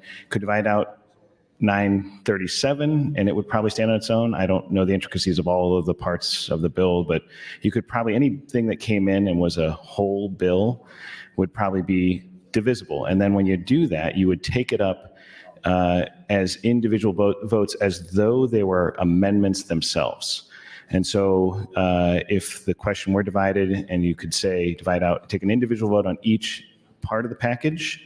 So I think there's 10 bills in here, so you could have 10 individual votes on the individual amendments, or you could divide it where you just take one part out and have one vote on, say, 9 bills and 1 vote on 1 bill, which is, if you want to hear an example, we had a bill that I had from General Affairs last year that I believe Senator Erdman divided the question on and just took out my bill, which was had to do with Keno, and there were a lot of other parts of that bill, and we took up that vote on the Keno part separately, and actually there were not enough folks here, so we had to reconsider that vote, and then we did pass, and then the whole thing was then, after adopted, moved forward with all those affirmative votes. If anything is not adopted as that individual amendment, then it would not go forward with the rest of the bill, and the remainder of the bill would move. Does that answer that question? Yeah, so to put it in a synopsis, we're allowing ourselves to take on the many, many issues that will be eventually put into this bill one at a time, so we can clarify our concerns with each thing and take time on each topic. Does that sound right? Well, you can do it that way, or you can just take out the one part you have a specific concern with and take that up separate from the whole thing. Okay. So you can do depending on how you want to structure that division. So we can be all crazy with it. We can do like 2 or 4 or 6 or. Yeah, I like to think of it as dynamic in response to the specific needs. Oh, that's fancy lawyer talk. And I understand the concerns for the caregivers because, they really got screwed this year. And so they're really concerned about what can they do to make sure that they can continue to take care of their family members. And so they were concerned about what's going to happen next. So I appreciate the opportunity to have you better describe this for them and understand what's going on so they can follow along. So thank you, Senator Kavanaugh. Sure. 1 minute. Thank you, Madam President. The last few weeks have been tough for certain members of our body. And I know sometimes people are uncomfortable with people having feelings. But that's life. And I would rather experience someone else's feelings and have them be authentic, no matter how uncomfortable it makes us feel, than have somebody have to suffer alone and not share their feelings. So I want to say a shout out to Senator Kavanaugh for being brave enough to let us know how she's feeling today. Thank you, Madam President. Thank you, Senator Blood. Senator John Kavanaugh, you're recognized. Thank you, Madam President. Thank you to the pages. I think, do the pages push the button? Is that what it is? Oh, and they keep track of how many times I talk, which I believe this is my 3rd time. Is that right? Oh, it's only my 2nd time? This is your 3rd time. Oh, this is my 3rd time. Great. I should get a tally and mark off when I'm keeping track so I know better. I appreciate the conversation with Senator Blood. I do think, there's good stuff in this bill, and a lot of people would like to see it pass. I appreciated Senator Dungan's explanation of the sustainable aviation fuel, as well as the refundable tax credit versus a non-refundable tax credit. And I would point out Senator Bostar corrected me, or at least helped educate me, we'll say, about how this would work. And so it's a 50% available credit, and if I get it wrong, I guess I'll have to wait until somebody else gives me time or something to fix it. But so it's equal to 50%. So the $7,242, it's up to 50% of those expenditures. So if we're talking about somebody spends $7,200, half of that would be something like $3,621. I think is right. Sounds right. $3,621 is obviously more than the maximum allowable of $2,000 or $3,000. So some people are probably going to max out at their 50%. So if your allowable expenditures are $4,000 and you're in the $3,000 bracket, we'll say, or you're taking care of somebody with dementia, you could still only claim, I think, $2,000 because you have 4,000 allowable expenses, you get 50%, that gets you $2,000, even though you would be eligible up to 3,000. But if you are, say, in the other maximum allowable for a family caregiver of $2,000, then if you have allowable expenses of, we'll say $3,000, you get 50% of that. It's $1,500. So you don't get up to your maximum total amount, but you get up to the maximum 50%. But then again, if you're in the 2,000 range, this is probably too many numbers for everybody, but that's okay. If you're in the 2,000 range, so you get a $2,000 maximum, and you have $4,500 in expenditures, you don't get to claim the full 50% of $2,500. 250, you would get the 2,000. So I think I got that right. Senator Bostar is shaking his head, which makes me feel validated that I got that right. So again, this is really important, and people, as Senator Blood was talking about, feel strongly about this in our, I think they watch the debate and they're nervous that this bill is not going to pass because they appreciate the work that Senator Bostar's put into this and others to move this bill to this point, and they think that they see their opportunity. And I would tell those folks that I hope as the debate develops over perhaps some days, because for those of you who don't know, I think the agenda says we're moving on to LB 388 at 3:30. So I don't anticipate we'll have this resolved by 3:30 today. So we will have time to have some conversations off the microphone about any potential changes people might be comfortable with in this bill. We'll have conversations maybe more on the mic, and I would think my math would be a little bit over. We would still have about 6 hours left of debate before you'd have to get nervous about how many votes are required. So a lot of bills, if you watch the legislature, if you're an avid watcher of the legislature, sometimes it feels like a bill's going nowhere, right? And we have like a lot of big talk about how we're never, this bill's never moving. But then you have, through that sort of crucible of the adversarial relationship we have here, where people say, I don't like that. Somebody says, I really like that. I have to have this. I can't have that. You get to a point where everybody says, thank you, Madam President. You get to a point where you find some spot where people can give, and you come to a resolution, and then the whole thing just sort of evaporates. The opposition and bills move really quickly. I think we had a really good example of that on, I think it was Senator Holdcroft's, what was it called? Baby bill. I'm trying to remember what the word was. Safe haven bill. Thank you, Senator Holdcroft. But had that, and it looked like it was going to be a long haul. And then Senator Wayne swooped in with, I think, some really deft negotiating and compromising, and that bill, moved much quicker than people thought. So those of you watching at home, don't fret. We're working on it. So some of the conversation happens on the microphone, some of it happens off under the balconies, and some of it happens when we're not even in the room after the cameras are turned off. So we'll keep the conversation going. We will keep talking about what we like about the bill. Thank you, Madam President. Thank you, Senator John Kavanaugh. Senator Duncan, this is your third opportunity and you're now recognized. Thank you, Madam President. I do agree with that. We've been having, I think, a legitimately good conversation detailing the different components that are potentially going to go into LB 937. And I continue to voice my support for the underlying bill and the work that Senator Bostar and others have done to put together a package that I think ultimately does have targeted tax credits for industries and individuals who actually need that help. And it's providing sort of a modest assistance without being overly broad. I will say in the committee process, getting to here, there was a lot of thought given to how much each tax credit should be. Certainly, if you look at the original underlying bills that are contained in the probably forthcoming committee amendment, if we get to that point, you'll see fiscal notes that are larger than they actually are in the amendment. And I want to make sure we highlight that. I think a lot of thought went into sort of the amounts of the tax credits that can or can't be in the package. And all things said and done, I think a really good job was done sort of balancing those. Again, I want to voice my potential opposition if we do get to that committee amendment to the tax credit that goes towards those, the crisis pregnancy centers that Senator Blood was talking about earlier. I do have some opposition to that, which we can discuss at a later point in time if we do get to that conversation. But I don't think it needs belaboring that subject right now. I think we can instead celebrate a number of the things that are hopefully going to make it into 937. There's a committee statement, obviously, to be found on LB 937 that talks about the amendment. And one area of that I don't think we've talked about too much yet was, in fact, the Developmental Disabilities Support Act. That was one that I touched on earlier, and I apologize if another one of my colleagues has already spoken to that.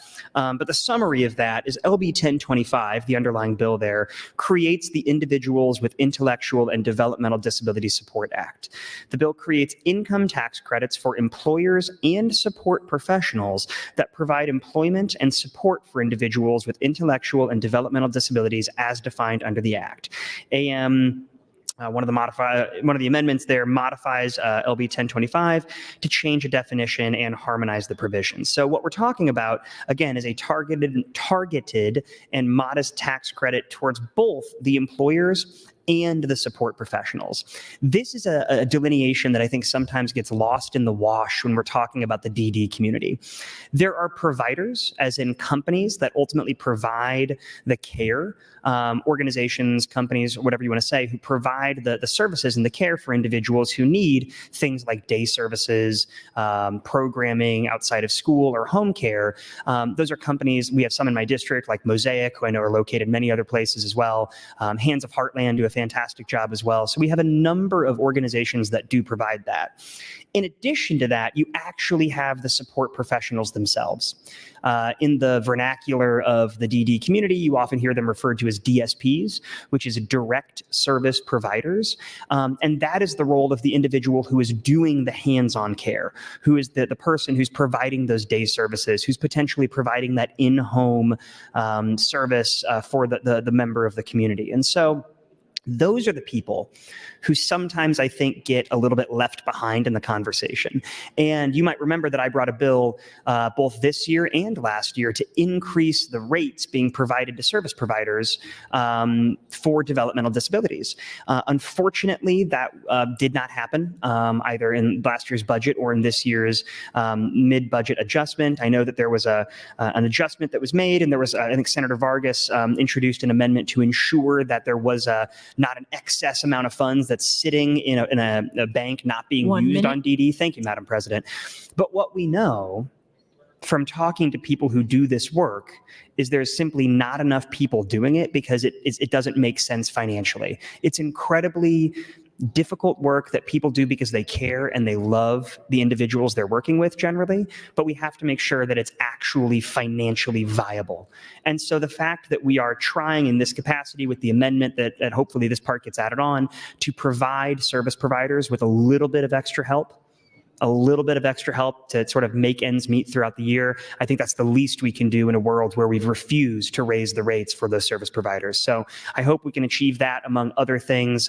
Again, we'll talk more about the amendment if we do get to that down the road. Thank you, Madam President. Thank you, Senator Dungan. Senator Hunt, you're recognized. Thank you, Madam Chair. I rise in support of LB 937 and concerned, as many members are, about the committee amendment that could be going on to this bill that has a poison pill in it that's not supported by the introducer, that puts us in kind of a difficult position, possibly having to tank the whole bill. And I don't want to come to that point. I totally support these tax credits for caregivers. I was proud to continue the work of Senator Sue Crawford a couple of years ago with my priority bill to allow for caregiver unemployment so that people who, particularly during the pandemic, we saw a need for this, although Senator Crawford had been working on this before, allowing people who have to leave work to care for a sick spouse or child, to be able to apply for unemployment and receive those benefits if they're eligible. With that, I would like to yield the remainder of my time to Senator Dungan. Senator Dungan, you are yielded 3 minutes, 44 seconds. Madam President, was that Senator Jungin that you called me, or was that Dungan, or was it John Kavanaugh? Senator Dungan. Okay, I just want to make sure I was. I've been called a number of things in this body, Senator Doonigan, Senator Dugan. Is it Dungan? It is Dungan, yes. I've been called Senator Dungeon, I believe, one time by Madam President, but that's fine. I'll answer to whatever. Thank you, Senator Hunt. I appreciate the time. I know that we're running a little bit short on time, it looks like, but I wanted to also take one more opportunity to talk a little bit more, if you'll permit me, as I will probably do as we get back to this bill, to talk about sustainable aviation fuel with regard to the desire for companies to locate here. So I had the opportunity to attend a conference regarding sustainable aviation fuel recently. It was held in Illinois. And the reason for that obviously is, well, it's twofold. One, Illinois obviously is a major aviation hub in our country and in the world. They have O'Hare, they have Midway, they're the home, I believe, of United Airlines. And so they have a real stake in the aviation industry. But it's also located in Illinois because they are the first state that signed a tax credit for sustainable aviation fuel into state law. So there is, I believe, a sustainable aviation fuel tax credit at the national level that was passed recently that's a little bit different. They're still looking for certain definitions, but Illinois passed into law a tax credit for the purchasing of sustainable aviation fuel. So theirs was intended to incentivize airlines and companies to purchase SAF, and then they'd be able to have a tax credit on that sales and use tax that ultimately they were utilizing to buy SAF. And that was done because they wanted to make sure that if they're producing the SAF, somebody was going to buy it. So in my bill, the one that I was discussing earlier, we actually originally brought a similar amendment that sort of mirrored some of the language from Illinois here in Nebraska for the purchasing of sustainable aviation fuel.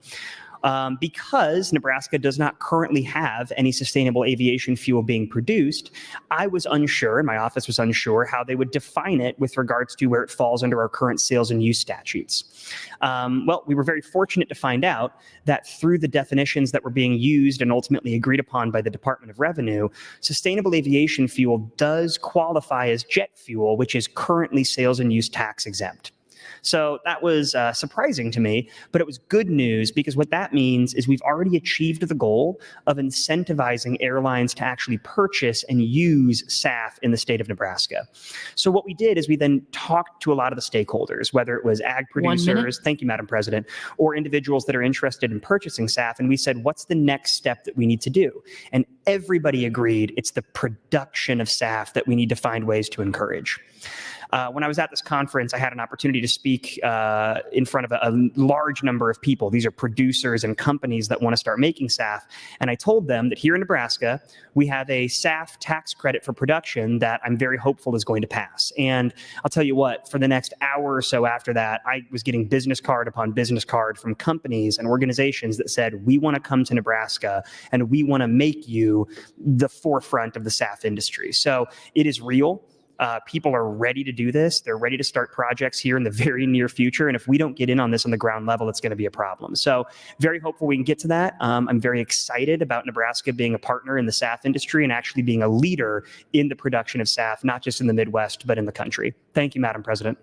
Thank you, Senator Dungan. Senator Frederickson, you're recognized. Thank you, Madam President. Good afternoon, colleagues. I rise in support of the underlying bill, LB 937. And I know that there's going to be a committee amendment with a number of bills that have been added to that as well. That has been the topic of some of the conversation today. And I've mentioned this a few times on the mic this year. I think I appreciate the work of the committees like Revenue, for example, who are looking at some of the larger goals we have as a state, both from the executive branch, but also the legislative branch and what Nebraskans are asking us to do, including tax relief and trying to figure out ways to get all this comprehensively put together in a way that makes the most sense. And I think there is a thoughtful package, if you will, that was put together here. Obviously, there are some points of it that might have some contention or disagreement. I think there's time to discuss that once that amendment gets on. I will kind of briefly maybe describe a little bit of a part of the amendment that includes one of my bills, which I'm actually really excited about. And I will be happy to elaborate on that further once we get the committee amendment on the board. But One of the bills that's going to be in there on the committee amendment was my original LB 1040 from this year, which was sort of a sequel to a bill I had last year. One of the things I learned at a conference I went to was about how shortages of food have been a big, food scarcity essentially has been a big issue throughout our state and is only exacerbated since the pandemic. And our food banks have done really incredible work meeting the needs of Nebraskans and really expanding their services that they provide. They do backpack programs, for example, at schools where kids are able to bring home food for the weekend from the school itself. They also the way they distribute the food throughout the state is actually a pretty impressive plan.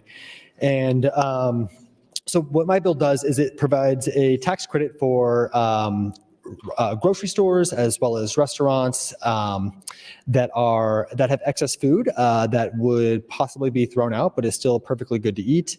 When they donate those foods that excess food to food banks, they get a tax credit for up to a certain dollar amount for those donations. So the reason I decided to bring this bill was that I had learned that a lot of times grocery stores and restaurants actually throw out excess food that is perfectly healthy and suitable to eat because it was costing more money to get the food to the food bank than it was to just throw the food out. And so this was a bill that I thought was a win-win-win in the sense that tax credit for the grocery store, it sort of makes it more financially feasible for them to get that food to the food banks themselves.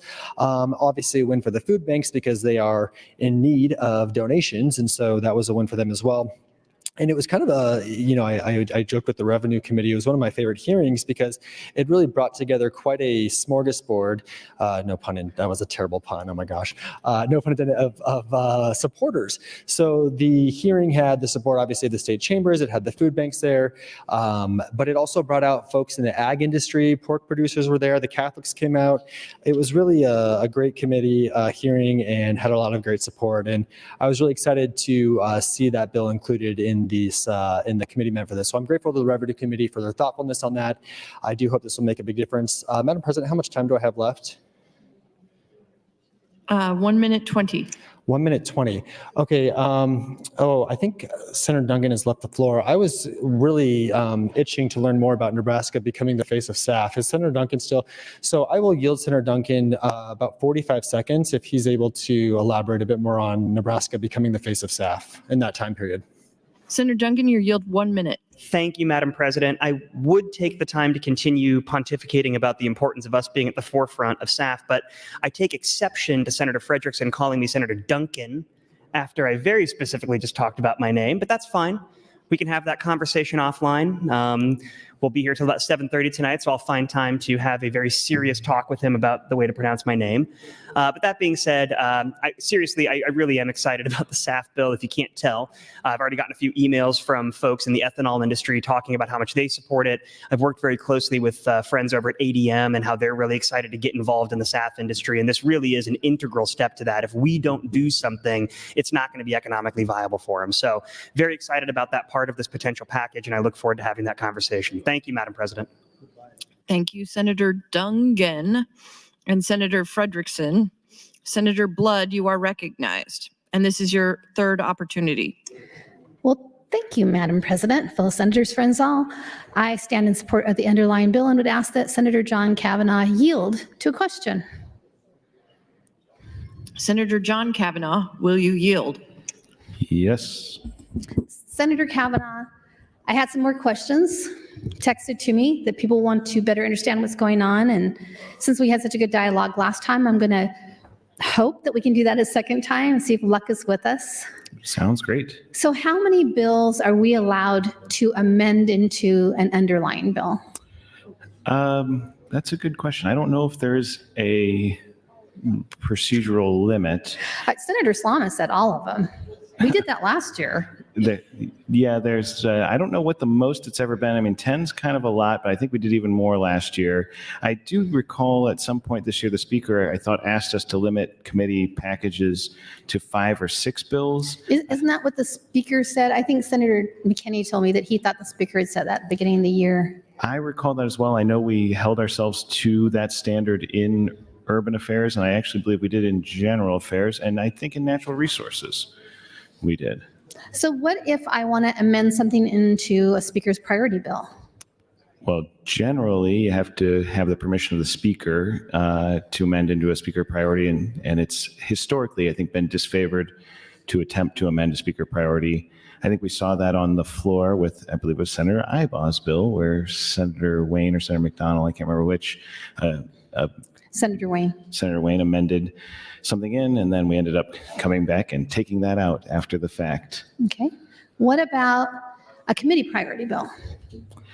Committee If it's already out on the floor? If it's already out on the floor, I mean, as long as it's germane, you should be allowed to attempt to amend.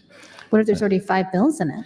Well, if there's already 5 bills, well, again, that's more of a, we'd say like more of a guidance or guidelines than a rule. So I think as long as it's germane to the underlying bill, that's really the only thing the rule states.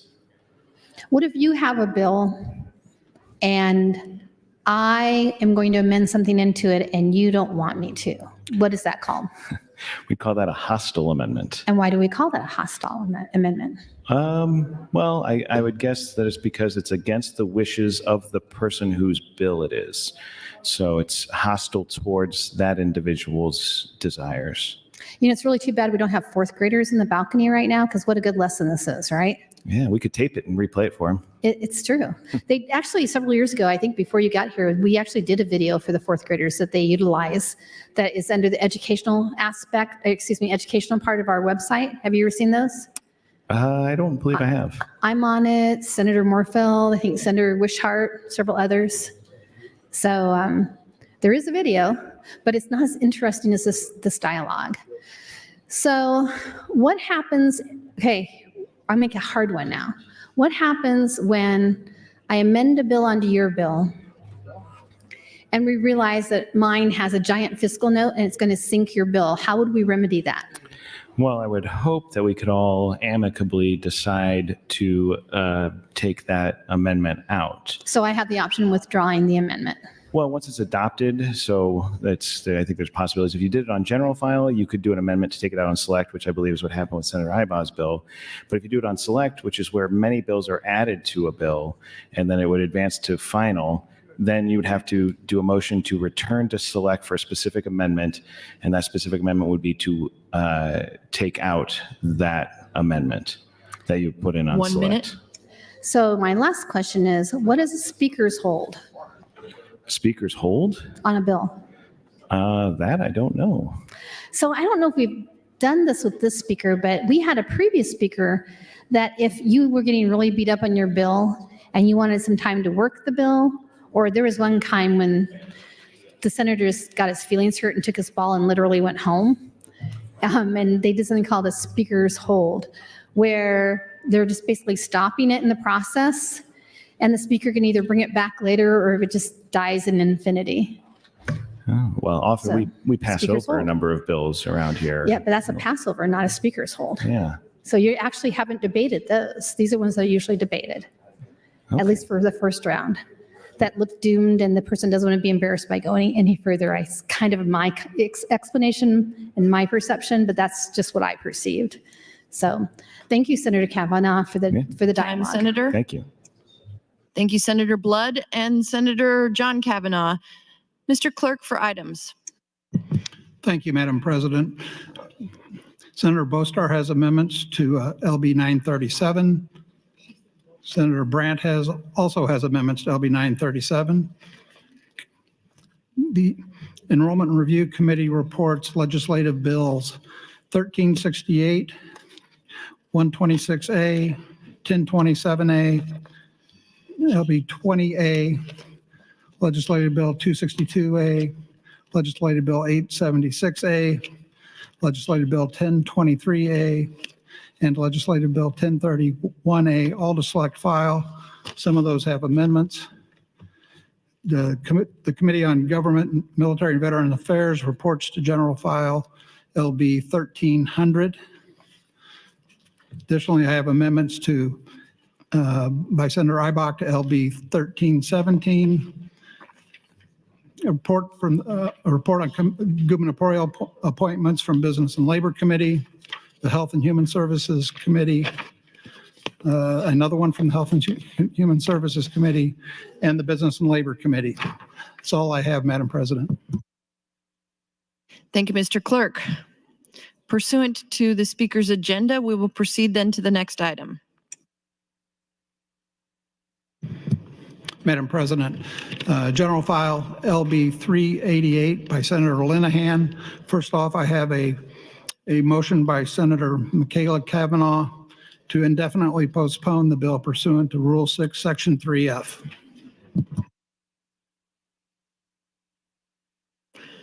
Pursuant to the rules, Senator Linehan, you are welcome to open on LB 388. Thank you, Madam President, and good afternoon, colleagues. I am going to start here since we're going to be on this for 8 hours till we leave tonight and then tomorrow morning. I'm going to start with a little history lesson. And I thought of a title a few minutes ago for my history lesson. It's The Miracle of 1107. So when 1107 passed, it was COVID year. So I think our short sessions, long sessions are bad. You should have a year where you leave here in March and don't come back until July. That sounds like, oh, well, you had from March to July off. But we didn't. We were on Zoom meetings. I think Senator McDonald was on many of those Zoom meetings twice a week, trying to figure out numbers, how we were going to do, because when we had left, we couldn't get to 33 on the Imagine Act, and we couldn't get to 33 on a school funding plan that was going to lower property taxes. And we had a new request from UNMC because they were trying to get federal money. So what we did in the end is we put it all together, and originally the school funding plan was going to take up to 5 years. The first year was $125 million to lower levies. The second year it was to go up to $250 million, and the third year it was to be $375 million. So we got that, and then some people didn't like the money going to the school, so we all go into a room, revenue versus appropriations, has the speaker, the governor, everybody's in the fight, and we come up with this crazy idea that we will use an income tax credit for property taxes paid. And everybody since then has been, why did you do that? Well, because that was the only way I could get it done. It's the only way our committee could get it done. So what Senator Tom Breezy and I and other Senator Friesen, we all agreed to it. We also agreed that it would take 5 years. But others didn't really like the idea, so they put a break on it that said, you can't get more, all of it has to come from revenue above last year's revenue.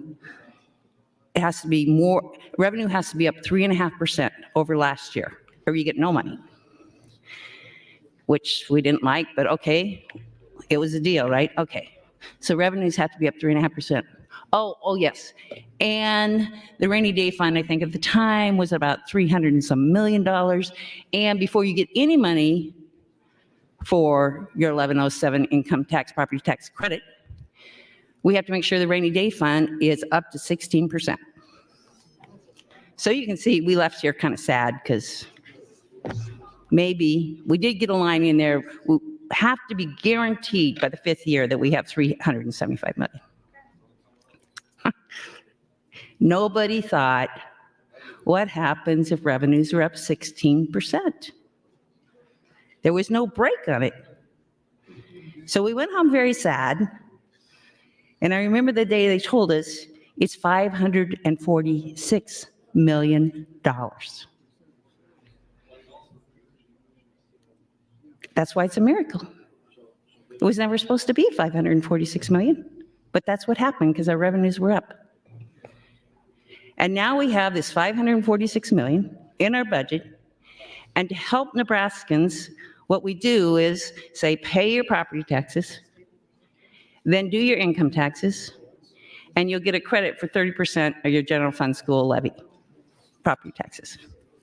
I actually like 1107. I helped create it. I know how hard it was to get.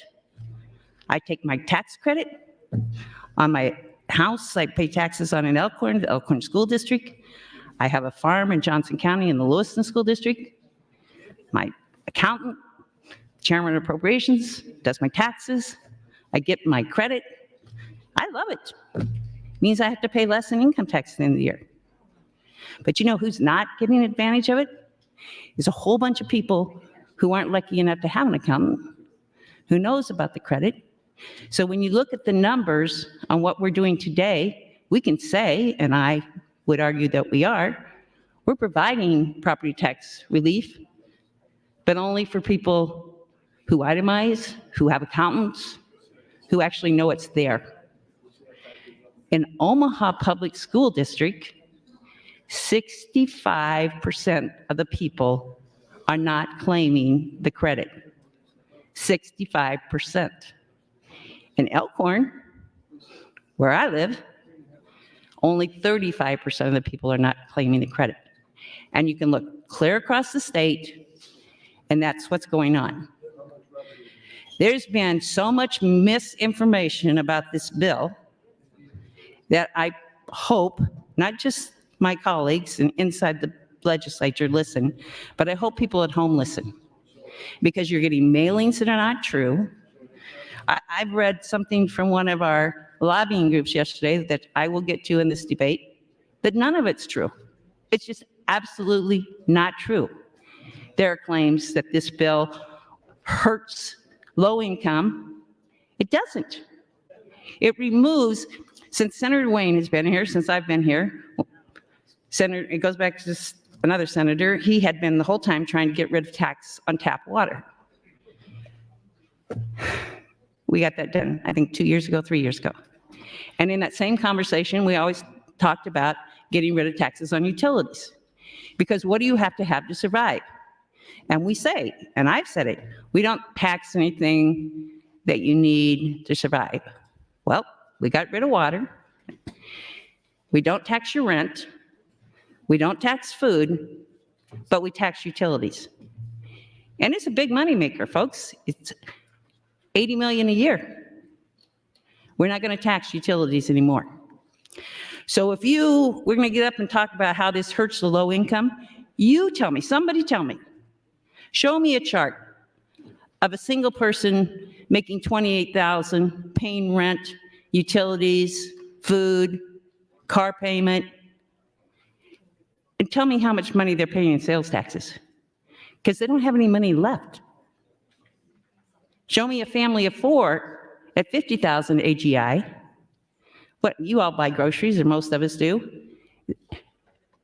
Grocery bills, family of four, you're looking somewhere between, and Senator Van Gilleren can speak to this later, he did a survey on Facebook, you're looking at somewhere between $800 and $1,000. Rent, $1,000 to $1,500. Pretty soon, the money you have to spend on things that you don't need to live is very, very short. So if we're going to get up here and argue that a penny increase in sales tax hurts the low income, show me the numbers. All this stuff floating around about how this hurts people, none of it has any numbers. None of it has any graphs. None of it shows us what a real life situation is, which we will be handing out later this afternoon. Now, the other thing I've heard, well, there's no way it doesn't show where the money's going in this bill. So another history lesson. Same time we were doing the miracle of 1107, there was an effort by the chairman of the Revenue Committee, Chairman Groney, to pull a bill out of education, put it in a revenue bill, and kick it to the floor. The hearing went till midnight. We were told by the speaker, by the clerk, all the people that know the rules, we can't do that. Can't pull a bill out of education and put in a revenue bill. So the companion bill to this will come from education. But if you all agree, and the speaker agrees, and the clerk agrees, we can have that amendment up here tonight. And we can put an education bill in the revenue package, if that's the way you want to do it. I don't care. They go together. They have to go together. There's no use in doing this unless we're going to fund the schools. This package has ideas from everybody. Senator Brandt, Senator Dorn, Senator Hughes, they like the Nebraska plan that they brought.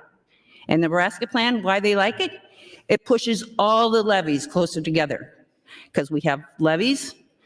I always pick on, I'm just going to pick on Senator Treasurer Breezy a minute here because he has Elgin in his, I don't know where it is now, but Elgin is a very lovely place. I thought maybe someday I'll retire and move to Elgin because I think their school levy's 40 cents. Maybe it's 45, but it's really low. And then you've got, other school districts. Elkhorn, for example, we're not the highest. I think Gretna's the highest, but we're up there. I think all in with bonding and everything, our levy's like $1.25. So that's what we've got going on. You got one school's $1.25. So if you have a farm there, you're paying $1.25 per $100 valuation. Farm in Elgin. Time, Senator. Thank you. Thank you, Senator Linehan. Senator Michaela Cavanaugh, you are now welcome to open on your motion. Thank you, Madam President. This is actually a motion I filed last year. So I guess fortuitous. Anyways, I would like to yield the remainder of my opening to Senator Duncan. Senator Duncan, you are yielded 9 minutes, 45 seconds. Thank you, Madam President, and good afternoon again, colleagues. I do appreciate the opportunity to have this conversation here on the floor. I think that we all have been waiting with bated breath to get to this moment.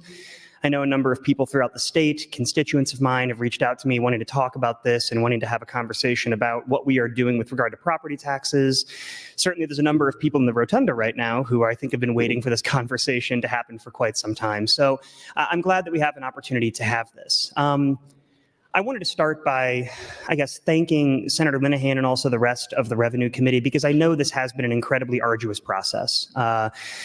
It's not easy in a short session to get together and try to pass anything that is going to have at all a major effect, let alone a massive change in the way that we are conducting our tax asking and our tax gathering and where that's going with regards to property tax relief.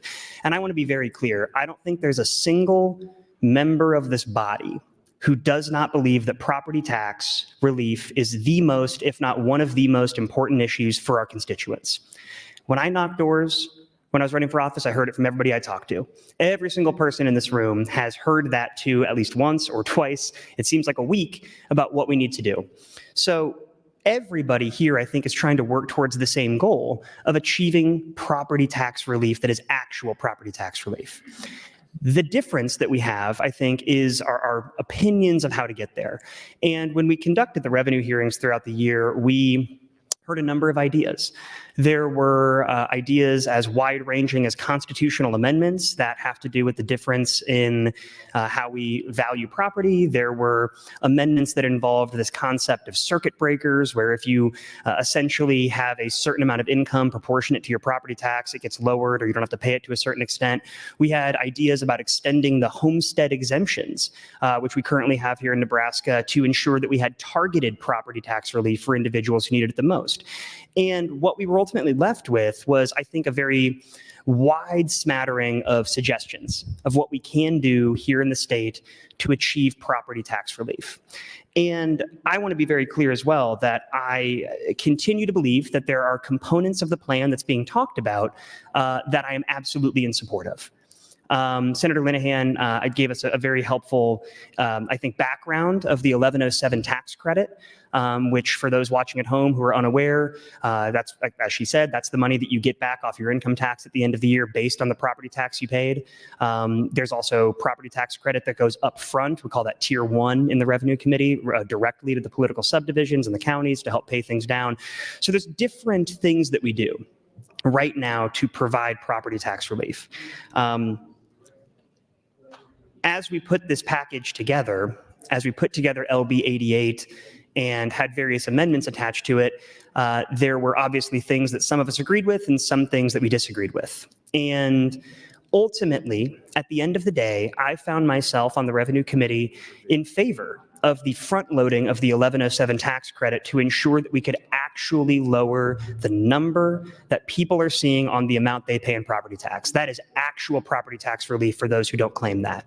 And that seemed to be a fairly unanimous decision. I understand some people had a little bit of heartburn about it along the way, but Senator Dover, along with others, had introduced that bill, and it seemed like in the early parts of our conversation, we agreed that the 1107 front loading made the most sense. And then the question was around the periphery.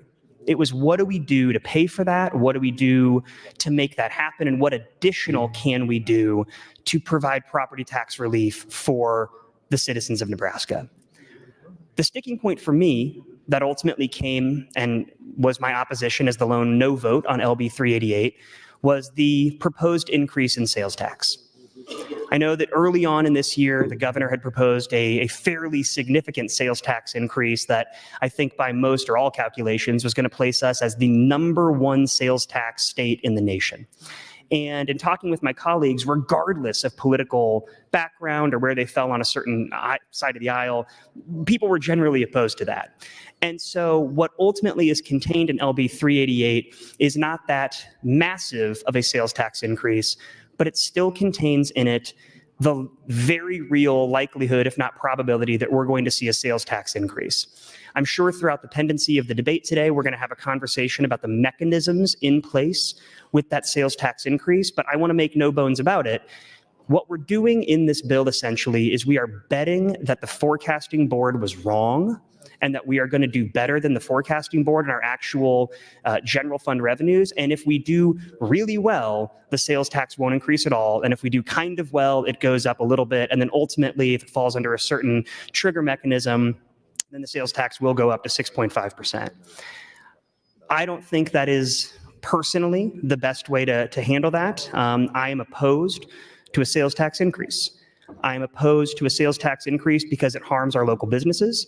I'm opposed to a sales tax increase because I believe it ultimately is bad for Nebraska. And yes, I'm opposed to a sales tax increase because I do believe it is regressive. And we are going to have a long conversation about regressivity. And we are going to have a long conversation about numbers and data and graphs. And I completely appreciate the information that's already been handed out. I know we're going to receive more of it, and we're going to continue to talk about that. But in trying to determine how I felt about what we should do with regard to tax policy here in Nebraska, I have always tried to maintain some sort of North Star or philosophical idea as to what we should or shouldn't do. And at the end of the day, my North Star on determining tax policy is not based on the piecemeal piecing together of different things, but it's what is going to help Nebraska the most without harming middle class, lower class, and working people. I understand that there are certain numbers that can be put together on this page that may seem like a sales tax increase is not harming middle working class people. But at the end of the day, what we are saying is that if our economy does not do as well as we are hoping it will, that everyday Nebraskans are going to bear a disproportionate brunt of that by virtue of how much a 1 cent sales tax increase affects them based on how much or how little they make. We're going to talk a lot more about, I think, the definitions of these things, but ultimately, if you make $1,000 and have to pay $10 of that, it hurts you a lot more than if you make $100,000 and you got to pay $10 of that.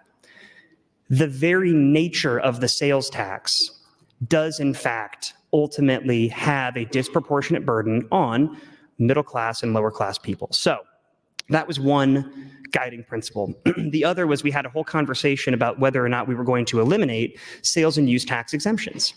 Now, I understand Nebraska has a number of sales and use tax exemptions. I have a list that I pulled up on my computer, and there's a lot of them. And what I ultimately said, and I've said this since the very beginning of the session, is that I don't believe that we should be picking winners and losers. And I don't believe that we should be saying this industry can't be touched because it's important, but this one can be touched because we don't think it's as important, or we don't think that deserves the same kind of protections, exemptions. Now, ultimately, if we want to get rid of the vast majority of the sales and use tax exemptions and utilize that broadening of the base to lower sales tax, we can have that conversation. I think that was part of the Nebraska plan that was proposed a number of years ago. But this method of saying we are now going to tax X, Y, and Z simply to get to a number, I think is something that I found problematic. And again, it's a differing of opinions. I'm not saying it's right or wrong morally to do it. It's simply not how I feel we should be constructing our tax policy. So that addresses both the sales and use tax exemptions and the sales tax. Finally, there's the conversation around lids or caps. Now, obviously, there is something of a harder cap in this bill that pertains to political subdivisions. I do agree that we have to do something about spending, and we have to do something to ensure that dollars are not being wasted or spent, and that there's not too much money being asked from citizens. Thank you, Madam President. But in my conversations with NACO and with the League of Municipalities and others, my understanding is the quote unquote hard cap that is in this bill is different than what they had originally proposed. So I'm curious to hear more from them and have more conversations from them. Colleagues, I think, again, we're going to have a robust conversation about this. I think we can have a genuine talk about what we agree and disagree about. None of this is meant to be personal or offensive to anybody, but I do think that this LB 388 contains portions that disproportionately harm parts of Nebraska, and certainly I think do not achieve property tax relief in a way we want to. The last thing I'll note is I do find it problematic that the 1107 front loading is not in this bill. I understand that is in a forthcoming education bill that I don't think we've seen yet. I understand that's a time crunch issue and potentially there could be an amendment. And if we would get an amendment on that, I think it'd be important for us to see that, to understand the full picture, as that's vital to understanding the process. Thank you, Madam President. Senator Erdman, you're recognized. Good afternoon, Madam President. Thank you. I don't think it comes any surprise to you that I'd be up to speak about this. Senator Linehan chose to give a little history lesson. Let me share a little history with you as well. In 2017, we finished the session, had done absolutely nothing as we normally do on property tax relief. I invited people in the rotunda, had a press conference, and invited people to join me to work on the solution. About 30 people stepped up. We had several meetings. After the meetings, we started a petition drive to lower property tax by 30%. That petition drive went for several months, and then for some unknown reason that I never was able to figure out, the people who helped me sponsor that backed out on me. The next year, 19, a year and a half later, we started another property tax petition relief, a 35% property tax, an income tax credit on your property tax. We were collecting signatures and COVID broke, and we were not able to go door to door to collect signatures, so that petition stopped as well. Then a gentleman came to my office by the name of Rob Rawbaugh, had a consumption tax idea. I invited Senator Holleran and McDonald to join me. We listened to his presentation. We had concluded that this was the answer to fixing our broken tax system. Because what we've been doing and what we're trying to do with 388 is put a Band-Aid on an amputation. There's no liberty and freedom in 388. You never own your property. By the way, if you live in the 3 big counties, on April 1, you need to pay your rent. And if you're in all the rest of the counties, you pay your rent on May 1. You rent from the government. They're a really, really poor landlord. They hate you. They raise your rent without your permission. And if you happen to miss 3 payments, they come and evict you and take your property. Consumption tax fix all that. So that's the history on what I tried to do to solve this property tax issue. Then I discovered that just as regressive, or maybe more so than property tax, is income tax. And so the consumption tax solves both of those issues. Senator Linehan was talking about the false information that's out there about her proposal. Welcome to the club, Senator Linehan. There has been numerous false accusations about the consumption tax. And the only agency or group of people that came to sit down and talk to me about it, to understand it, is ICON, Independent Cattlemen of Nebraska. All of the others continue to throw rocks at it and tell me how stupid it is. And I'm going to tell you this. This does not solve our problem.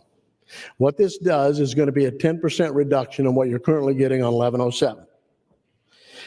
This will allow the government to continue to pick winners and losers. That's what we do.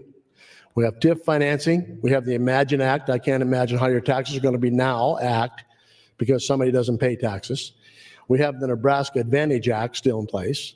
So we have all of these things going that take your tax dollars and give them to somebody else that the Department of Education, or the Department of Economic Development, or the Chamber wants to have, or somebody wants a company to come to Nebraska.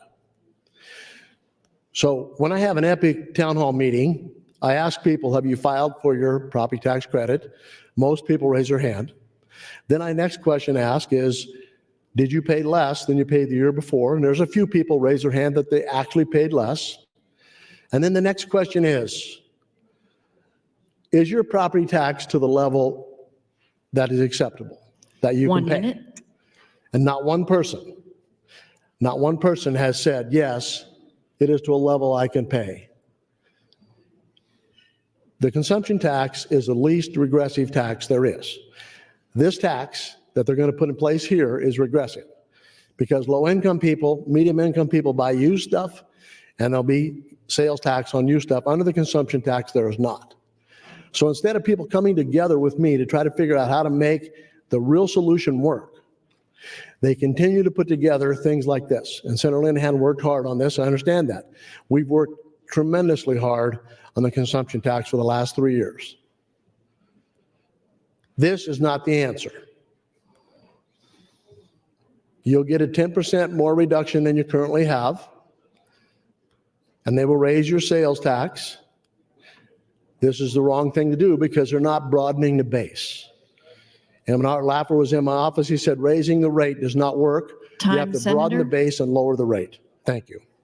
Thank you, Senator Erdman. Senator John Kavanaugh, you're recognized. Thank you, Madam President. So I rise in support of the IPP and opposed to 388. And I think want to be clear that 388 is a bill that increases sales taxes and a number of other taxes. It is not a bill that provides property tax relief. We had a conversation briefing this morning. I think some of it got conflated between this and another bill that is not yet out. And so I think it's important for people to understand when you're voting on this bill, you are not voting on any kind of tax, property tax reduction. You're voting on sales and use tax increases and eliminations of some exemptions. And I have said, I've spoken on a lot of tax bills in my time here, and a lot of them I thought went too far. And I had always said that when you're reducing these too quickly, when you need to come back and raise revenue, I'm not going to vote to increase people's taxes. What I had suggested all along was to take more modest approaches and not decrease the corporate tax rate so aggressively and not decrease the top marginal tax rate, income tax rate so aggressively, because you could look into the future and see that once you did that, we weren't going to have enough revenue coming in, and we were going to have to make that up somewhere. And so what we're doing here, aside from raising income tax, or I'm sorry, sales tax, we are making up for the future loss in revenue from the implementation of that corporate tax cut and the top marginal rate tax cut. So that is another option, is to halt that implementation. I know there's a bill to do that. So I'm opposed to increasing sales tax on the people of the state of Nebraska. And as I sit here and look through the committee statement, I heard Senator Linehan's opening. She said she'd like to see charts and numbers justifying positions. It's hard for folks who are opposed to a bill to organize their thoughts when the bill itself was finally reported out yesterday at around 2 o'clock, that there was a briefing this morning on it. It's up today, just about 24 hours after it was reported out. We're told that this bill interplays with another bill that has not been written, or maybe it's written and we haven't seen it. So it's hard for someone to come up with these justifications for their opposition that Senator Linehan would like to see. However, I would point out a heavy caveat to that is, you're the ones asking us to vote for this. You need to justify that this needs to become law. And I'm telling you, I'm not in favor of increasing taxes on Nebraskans. I would also say, looking at the committee statement, just a quick glance at it, it appears to list 2 bills and then a bunch of other things. I don't see what bill the 1% tax on CBD, 100% tax on CBD came from. I don't see what bill the cigarette tax came from, although I'm pretty sure it was a Senator Michaela Cavanaugh bill. I don't know what bill removing the exemption for sales and setting sales tax for Nebraska lottery tickets and skill games came from. There's no list of what bill number it is. There's no list of who came and testified on it. I don't know who to go and ask about what this is. I know something about the skill games because we had a bill in General Affairs where a lot of people came and testified about how this would destroy their industry. And Senator Lowe and his staff worked really hard. If we're going to say how hard everybody works is important, Senator Lowe worked really hard and got to a place where those folks said, yes, they could continue to operate their industry if we regulated them and taxed them in the way that the bill that General Affairs has moved did. So I don't know what bill that 20% tax is from. It's hard for those of us who are going to make judgments about these if we don't have all the information, we don't have time to digest it. And if you want us to explain to you our opposition, we need the information to be able to do that. So if you're just trying to jam this through because you've already made a decision about what you're going to do, that is something. But if you actually want genuine input and genuine dissent, that is another thing. Thank you, Madam President. Senator McKinney, you're recognized. Thank you, Madam President. I am opposed to a sales tax increase for many reasons. And, I was looking through the committee statement, trying to get a better understanding of the whole package and what is going on here. And my overall number one opposition to the package or the bill in itself is I don't believe there's a real benefit to poor people. And this is why. Although there are exemptions for utility costs and things like that, you're raising the sales tax. So it's like, I don't even think it's crossing each other out, but let's say you're exempting utilities, but you're raising sales tax. So there's no benefit to those people. They're already poor. I don't see a benefit for people that are living in poverty in any of these packages. And I love the exemptions for the utilities because I think it's needed, but you're also raising the sales tax. So I don't see the benefit to that. I'm also curious, if we're taxing the lottery funds, how does that affect the education funds going forward? That's a question that I hope we can get answers to.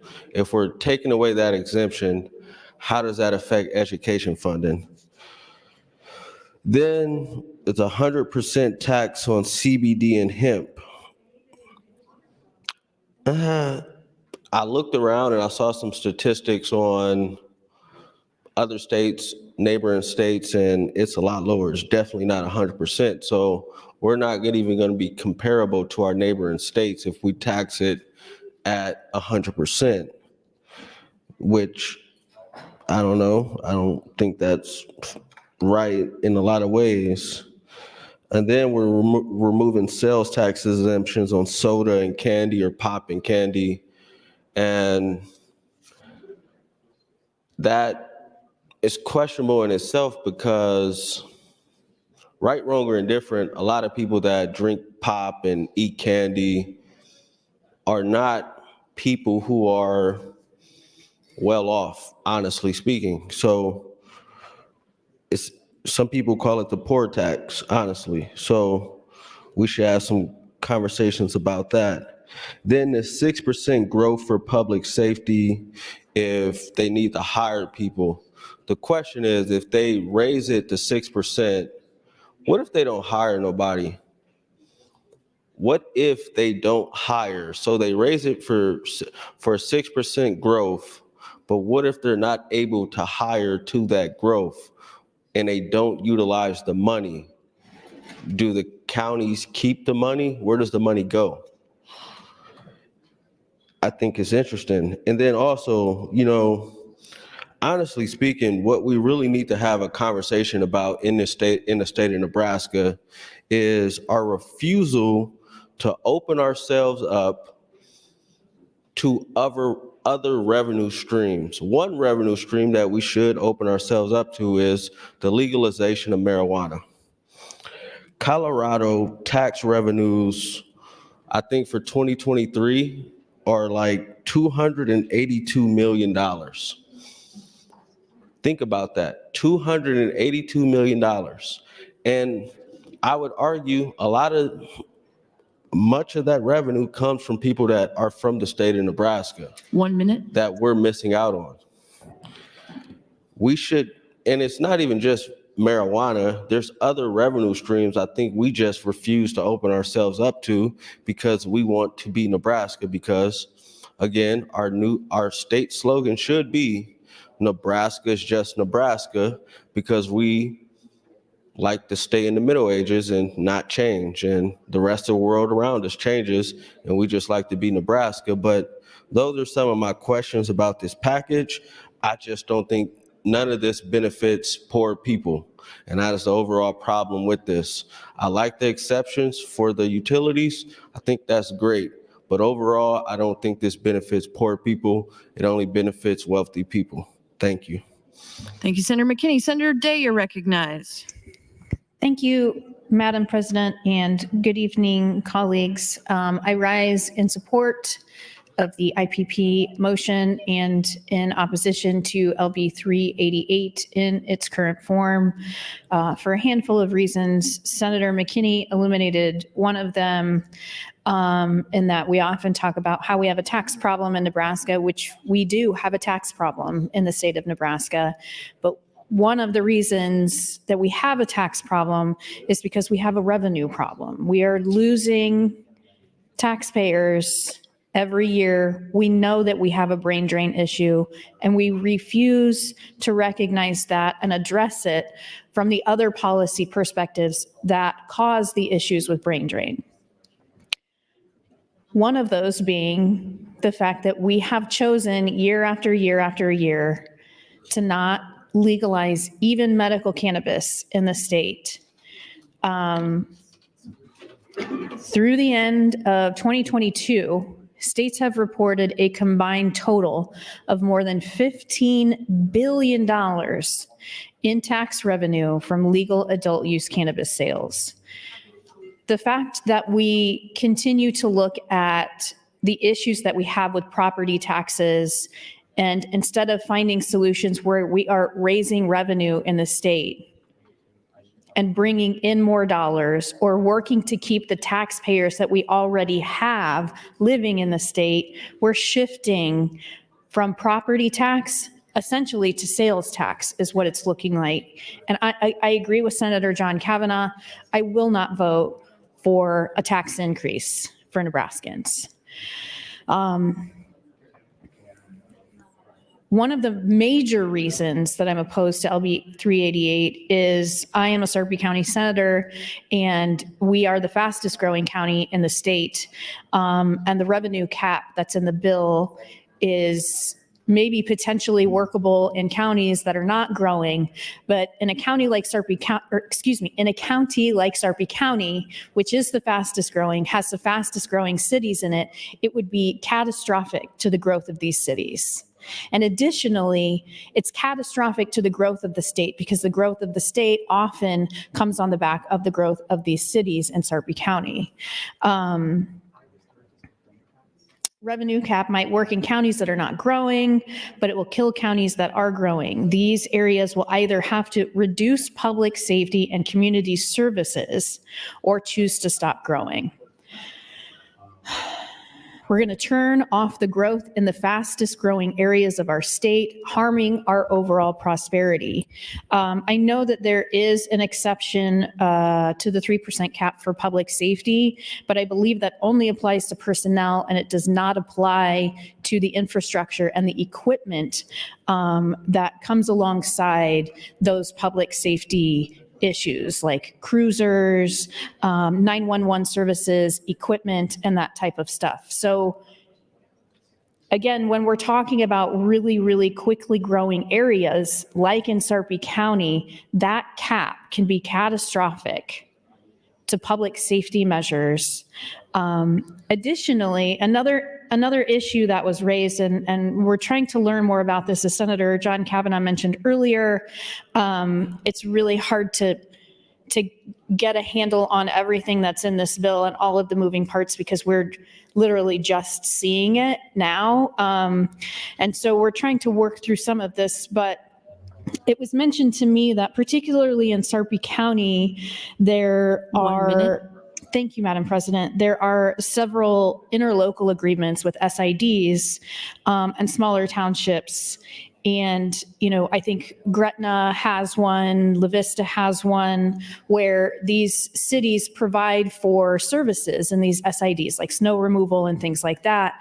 And the pressure to cut costs with a revenue cap on these really quickly growing cities would likely cause an end to those interlocal agreements. So in neighborhoods like mine, I do live in an SID in Sarpy County, we may be burdened with then having to figure out how we are going to provide services like snow removal in our area because we no longer have the benefit of the interlocal agreement with the local municipalities. I'll talk more about this on the mic next time. Thank you, Madam President.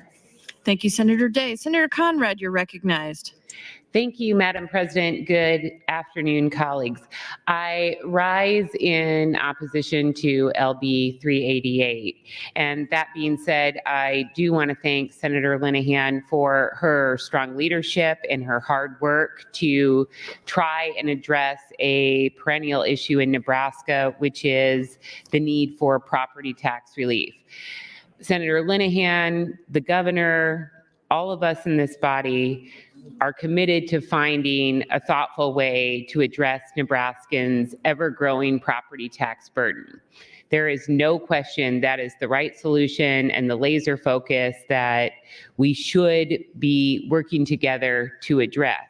However, I know this from my own experience on the campaign trail. I know this from the research. I know this from the flood of communications from constituents in North Lincoln that there absolutely is consensus on the problem, but there is sharp principled disagreement to the solution put forward in LB 388, which seeks to raise a host of taxes on working Nebraskans and asks men and women who are least able to afford additional tax burden for goods and services because they are working and living in poverty or on a fixed income. They see very clearly that raising taxes and shifting taxes in an effort to cut taxes is a net loss for working Nebraskans, is a move to make our tax structure more regressive instead of more equitable. That is why there has been a longstanding principled position from some of the leading voices in Nebraska on tax policy that join the chorus of Nebraska citizens who say, don't tax my pop, don't tax my candy, don't tax all the goods and services that I need in order to conduct my daily life, in an effort to give some more property tax relief. And we're seeing perhaps one of the most diverse and strong coalitions assemble in Nebraska history, joining with Nebraskans who are saying, no, do not increase or shift taxes to cut taxes. That doesn't make sense from good tax policy perspective. We're hearing this from the chambers of commerce, large and small. We're hearing this from the Platt Institute, Americans for Prosperity, Open Open Sky Institute.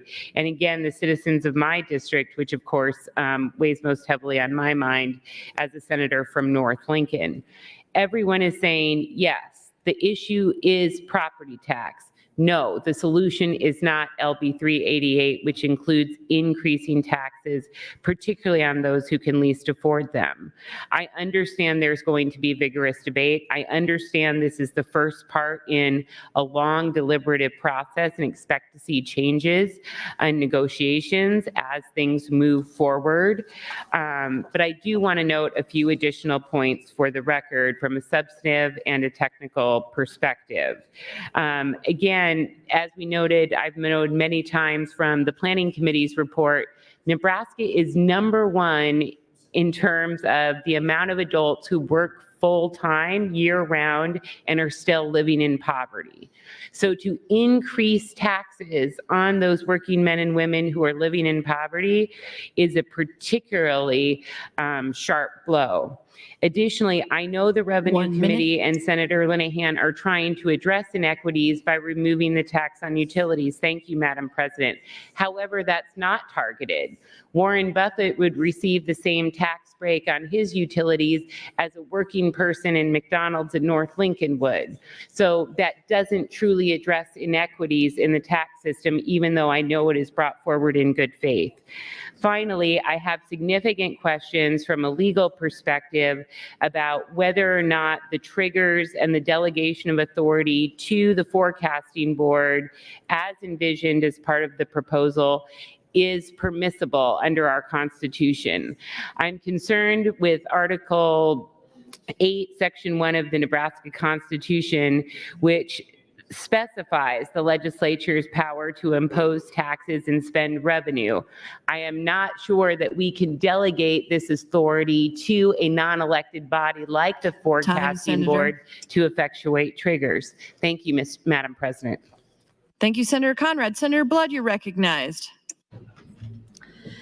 Thank you, Madam President. Fellow Senators, friends all, I'm not sure that I support the IPP, but I also have lots of concerns about the underlying bill, but I am listening to the dialogue. And with that, I'd like to ask, she's right in front of me, Senator Kauth, who I believe sits on this committee, if she would yield to a question. Senator Kauth, will you yield? Yes. Senator Kauth, I don't have a question about the bill as much as the dialogue that went around the bill. And Senator Linehan did a really good job of kind of explaining where you came from and how we got to the place we need to be. In any of these discussions, did we ever talk about a luxury tax? Not that I recall. A luxury Can you tax? explain like specifically what? So a luxury tax would be like an extra little tax on a car that's over $70,000. Or depending on how you want to tier it, I mean, some states start at like houses that are $400,000 and up, and the tier goes up. I like more like $1 million houses. You pay a little bit more if you have $1 million house, or if you have a yacht, or a ship, or I don't know. Do people still wear real fur coats? I don't know, but I also don't know if we have yachts or like, in Nebraska. Like a $3,000 ring, or that's not $3,000 ring. I'm just pointing to my ring. Or a designer watch, designer clothes they're over. I think some states do like over 500, 1,000, and it's because it's thought that people that generate so much disposable income won't really miss that 1%. So Senator Blood, I think that the committee would love to hear an amendment. If you'd like to propose that amendment, that's something that we should definitely discuss. I'm glad you said that. I would have talked to Senator Linehan before announcing it on the mic, though I don't want her mad at me. I actually am, please don't be mad. I may sit in your same aisle. I actually am going to propose an amendment on that. We've heard a lot of people stand up today and talk about, and you show it yourself in your flow chart, and it's not because you're definitely or necessarily trying to pick on this middle group of taxpayers, but that's probably the brunt of the population. So they end up being, the mules that carry the burden. And it looks, when you look at the graph, that it is the people that are upper income that look like they carry less of the burden, but they have the ability to help carry more of the burden. Which graph are you talking about? When you look at the flow sheets and you look at the different income levels. And that may be from the one last year I'm thinking of. I think this was from the last. Oh, yeah, not this one. This is from the last. All right, I gotta go back to my office and grab another one. By the way, way too much charts. Thank you. That is one of the ones I was looking at. So I like to be, first of all, I would never, ever, ever want to be on revenue. And I have never volunteered for that committee, nor appropriations. I like the policy part of what we do. But I think sometimes we don't, and I hate this expression, please somebody come up with a new one, we don't think outside the box. And it's so much easier to tax what we see in front of us. When I've looked at other states, like let's go to Hawaii, right? Hawaii has a luxury tax. I would love to go to Hawaii. Who wouldn't? Why do you think really rich people live there? Because it's awesome. So what we know is when these states like Hawaii, and it's really expensive to live in Hawaii, by the way, push these luxury taxes, what people from states like Nebraska say is like, well, all the rich people are going to move away because, you know, they don't want to pay those extra taxes. But every single state that we were able to track through our research, that indeed was not the case. 1 minute. I look forward to reading through your amendment. All right. Well, we're still working on it. Okay. And again, I'm sorry, Senator Linehan, that you had to hear it on the mic from me. It's her fault. Thank you, Senator Kauth, and thank you, Madam President. Thank you. Thank you, Senator Blood and Kauth. Senator Dorn, you're recognized. Thank you very much, Madam President. I'm a little bit different than everybody else you've heard from today. I am definitely in favor of LB 388. Stand in strong support of it. Definitely opposed to the indefinitely postponed motion. Want to thank the Revenue Committee. Want to thank Senator Linehan. We've heard a lot of discussion in the last year about property taxes. Well, a little history. Some of the others have talked about a little history. We've heard a lot of discussion about property taxes ever since I've been up here. Want to give some facts a little bit. Sales tax in the last year to 2 years are in the neighborhood of 2.3 to 2.5 billion. So we'll use 2.5 billion for the number we're going to use that are collected in the state of Nebraska. That's the Nebraska sales tax. Income tax is right in the neighborhood of 3.5 to 3.7 billion. That will go down by the bill that we passed last year to reduce the income tax. That will decrease a little bit. When I came up here 6 years ago, property taxes were in the $4 billion neighborhood. Last year, property taxes in the state of Nebraska that were assessed to people owning property was 5.3 billion. There are different things where we refund those, income tax credit, all of that stuff. But the part that was assessed, the part that was billed out to people was 5.3 billion. So we want to talk about, Senator John Kavanaugh talked about that he will not vote for a tax increase. And I will contend as I stand here today that if we do nothing, you will continue to vote for a tax increase, which is a property tax increase. We set those guidelines, we set those rates. We have determined as a state that that is how cities, counties, and schools will be paying their revenue, getting their revenue and paying their bills. So as you sit here today and you do nothing, Senator Erdman has his epic tax. Other people have ideas, but if we sit here and do nothing, we are voting for a tax increase, and that is a property tax increase. Lancaster County last year had a 22% increase in valuations. Some of them, I don't remember the school or the city or whatever, I know Lincoln Public Schools went down 10 cents in mill levy, but if they held their levy steady, if they didn't do nothing with their levy, they now had a 22% increase in taxes. In 6 years, we have gone up by that much in property taxes. We have gone up over $1.25 billion. We have not gone up in sales tax, except for what people spend. We've increased that a little bit. Income tax, we've also put in place process to lower that. So I take exception to some of these comments that they will not vote for a tax increase, whereas we sit here today and we don't do nothing with property taxes. If we leave them the way they are, if we leave everything the way it is, you are indirectly voting for a property tax increase. For 10 years, and that's all we've heard about, for 10 years from about 2010 to 2018-20, rural property, ag land went up by 150%. Last year was the first real year that I call it residential properties went up. We also heard about, lately we've heard about nonprofit homes, many other ones that have gone up and they've been increased in Lancaster County. Businesses, their property taxes have gone up. 1 minute. And we've had people talk about they don't want to support a tax increase because it will harm people, it would harm businesses, it will harm our economy. What we are doing today, by not passing anything, if we do that, we are also hurting our economy because people are still paying taxes. They are paying the property taxes, and that's been very detrimental to our economic growth and our economic prosperity here in the state of Nebraska is property taxes. The number one thing when we campaign is property taxes. Here's an opportunity to do something. Thank you. Thank you, Senator Brandt. Dorn, Senator Brandt, you're recognized. Thank you, Madam President. Well said, Senator Dorn.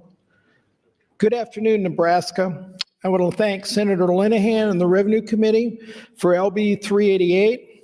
And I'm going to thank Senator Merman and the Education Committee for LB 1331. That's the other half of this twin bill that's going to deliver on the education. I wholeheartedly stand in support of both bills. Would Senator Meyer be available for a question? Senator Meyer, will you yield? Yes, I would.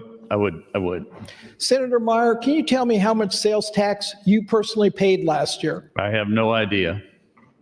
Can you tell me how much income tax you will pay this year? I will know Friday afternoon after I have my appointment with my tax accountant when I'm no longer occupied here.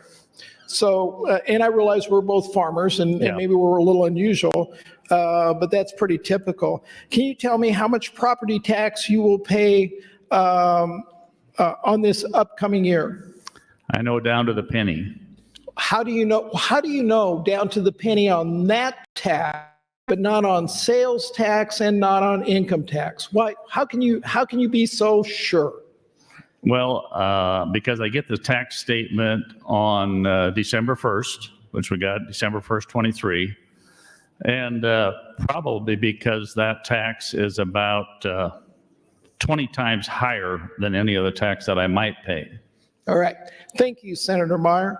I think that illustrates something about property tax that most people are not aware of. And that's, we all know in December, to the penny, and in my case and most farmers, we pay half that on May 1st and half of that on September 1st. I have yet to find an individual in the state of Nebraska that can tell me how much individual sales tax they paid last year. They're aware they pay sales tax, but every town you go to, it's different because they're tacking on their taxes onto the state sales tax.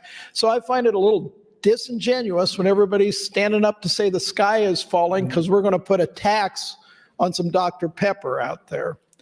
So it's time for Nebraska to pursue property tax relief. The governor wants this, the legislature wants this, and most importantly, the people of the state of Nebraska have been asking for this for many, many years. The great thing is when you're campaigning, you can put it on your card. For those of you candidates that are watching this, put it on your card. When you give it to somebody, say you're going to come up here and we're going to fix property tax.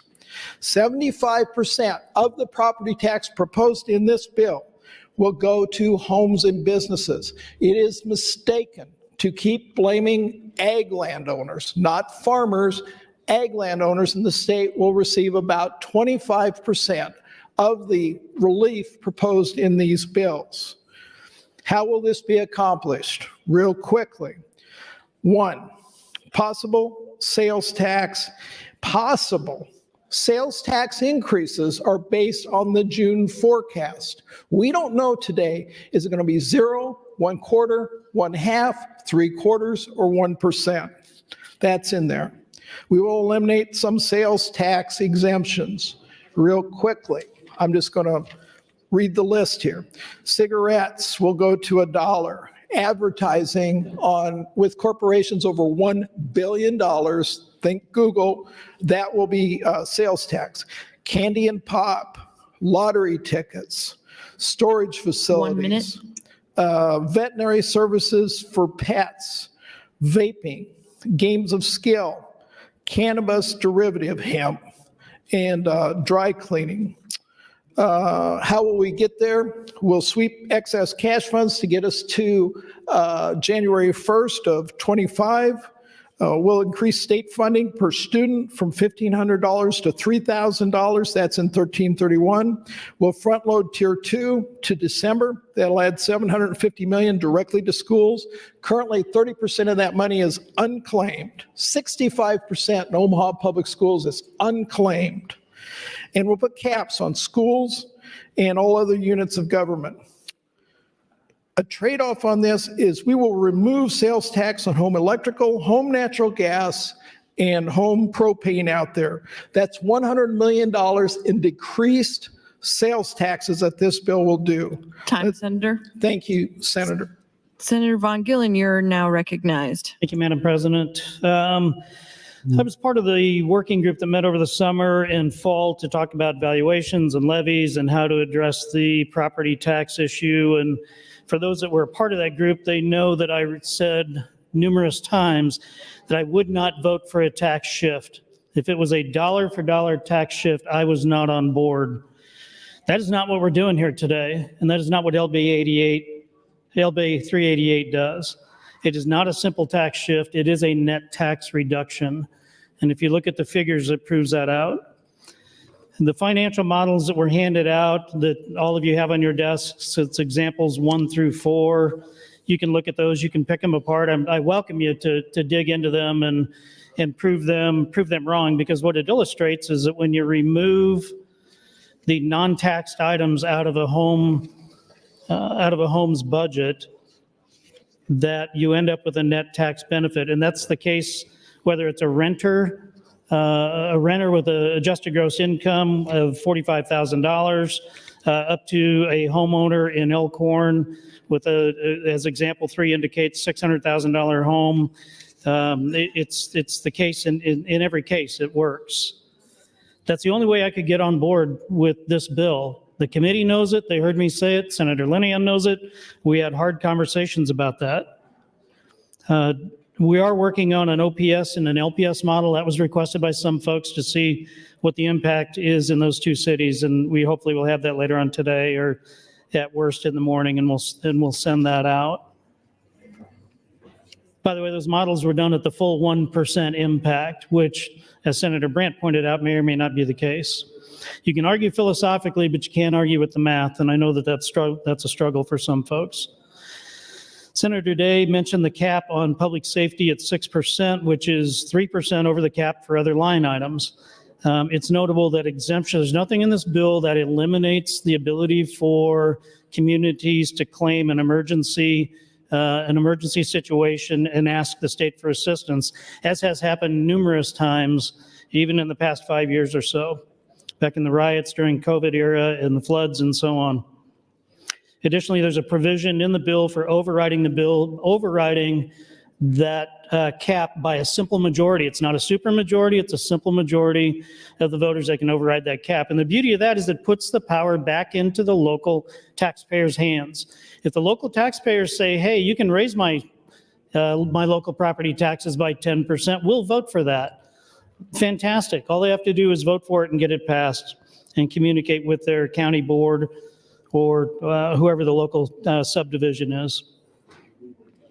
Senator John Kavanaugh talked about sales tax increase due to corporate and income tax reductions, and I couldn't push back any harder on that. That absolutely is not the case. And in fact, back to the comment that Senator Day mentioned about brain drain in the state, lowering our personal and corporate income tax keeps businesses and keeps people in Nebraska. If you want to keep chasing people out of the state, leave the income tax and the corporate tax where they are, and we'll just watch them go out the door. Senator John Kavanaugh, I shared this information with him, but I wanted to share it with the room. He asked about two of the bills and whether they had hearings.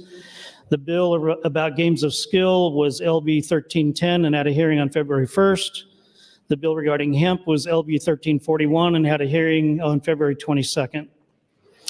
Lastly, my last comments, I would ask Senator Dungan if he would yield to a few questions. Sorry, who, Senator?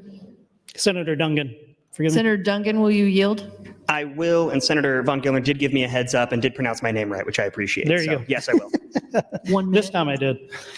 Senator Dungan, you talked about not wanting to pick winners and losers. I just want to point out a few things and ask you to give you time to comment on that. 937 that we just were talking about came out of Committee 8-0, so these bills had your votes. These are tax credit bills, which actually pick winners and losers. 937, 901, 1002, 1022, 1025, 1040, 1072, and 1188, and then your own SAF credit bill is in there, 1072. Are you saying that we should not do any of those bills because those pick winners and losers? I'm not. No, the general theory that I'm talking about is when we're trying to get rid of those exemptions, trying to pick them just out of, and I understand that a lot of work went into this when you had 10 or 11 that we were talking about eliminating during the interim. But when we're deciding who to remove from those roles of who's exempt, I just think it becomes problematic because everybody has a good example or a good excuse for being on that list. And so when we're adding to it, I think. Senator. Thank you. Thank you, Madam President. Thank you, Senator Duncan and Senator Von Gillner. Senator Linehan, you're recognized. Thank you, Madam President. So I've been taking notes here. I just want to make sure Senator Von Gillner touched on this, but I have a list on my desk if anybody wants to see the bills that are in here. Everyone had a hearing. There's a number. They're all right here. I don't know. I'm trying not to be irritated, and I'm not going to take my glasses off. But if you're going to get up on the floor and charge things like, oh, these bills came from nowhere, there's no bills, I can't figure them out, then you ought to stay on the floor to answer questions. And I've been looking for Senator John Kavanaugh for the last, okay, Senator Kavanaugh, would you like to answer some questions? Senator John Kavanaugh, will you yield? Yes. Senator Kavanaugh, are you satisfied with the fact that each of the things in this package had a hearing and there was a bill? Well, to be clear, I wasn't saying that there wasn't a bill and there wasn't a package or there wasn't a hearing. My point was that the committee statement. I'm sorry, what did you say? That's what I heard you say. The committee statement doesn't comply with the requirements of the committee statement because I can't tell who came and testified on these bills. I appreciate Senator Von Gillner giving me the bill numbers, and I can't tell who came and testified and Okay, well, other we'll try and information. fix that for you. I'm sorry, my staff the Revenue Committee staff worked pretty hard on this. They're sitting right here on the floor, and I'm sure if you have any questions, they'd be glad to answer them. And I appreciate the hard work of the staff. I'm just saying Right, it's because we hard had for this me to- issue yesterday on another issue that got in the paper this morning about Make It So amendments, did we not? You had questions about Make It So amendments being against the rules yesterday? I certainly do. Do you have a rule to point to? I could point to, let's see, I might have it actually almost open here. I think it's Before you answer that, I would suggest you talk to the clerk who told me this afternoon or this morning, whatever, hard to tell morning from day right now, that we have been doing Make It So amendments since 1950s. Thank you, Senator Kavanaugh. Okay, thanks. Other things I'll try to address. I appreciate very much Senator Day's concerns, but she's forgetting something. It's 3% plus growth. So any growth, a new house, a new building, whatever happens in her district is in addition, that's growth. It's not, you're not capped at 3% if you're growing. That's in the bill.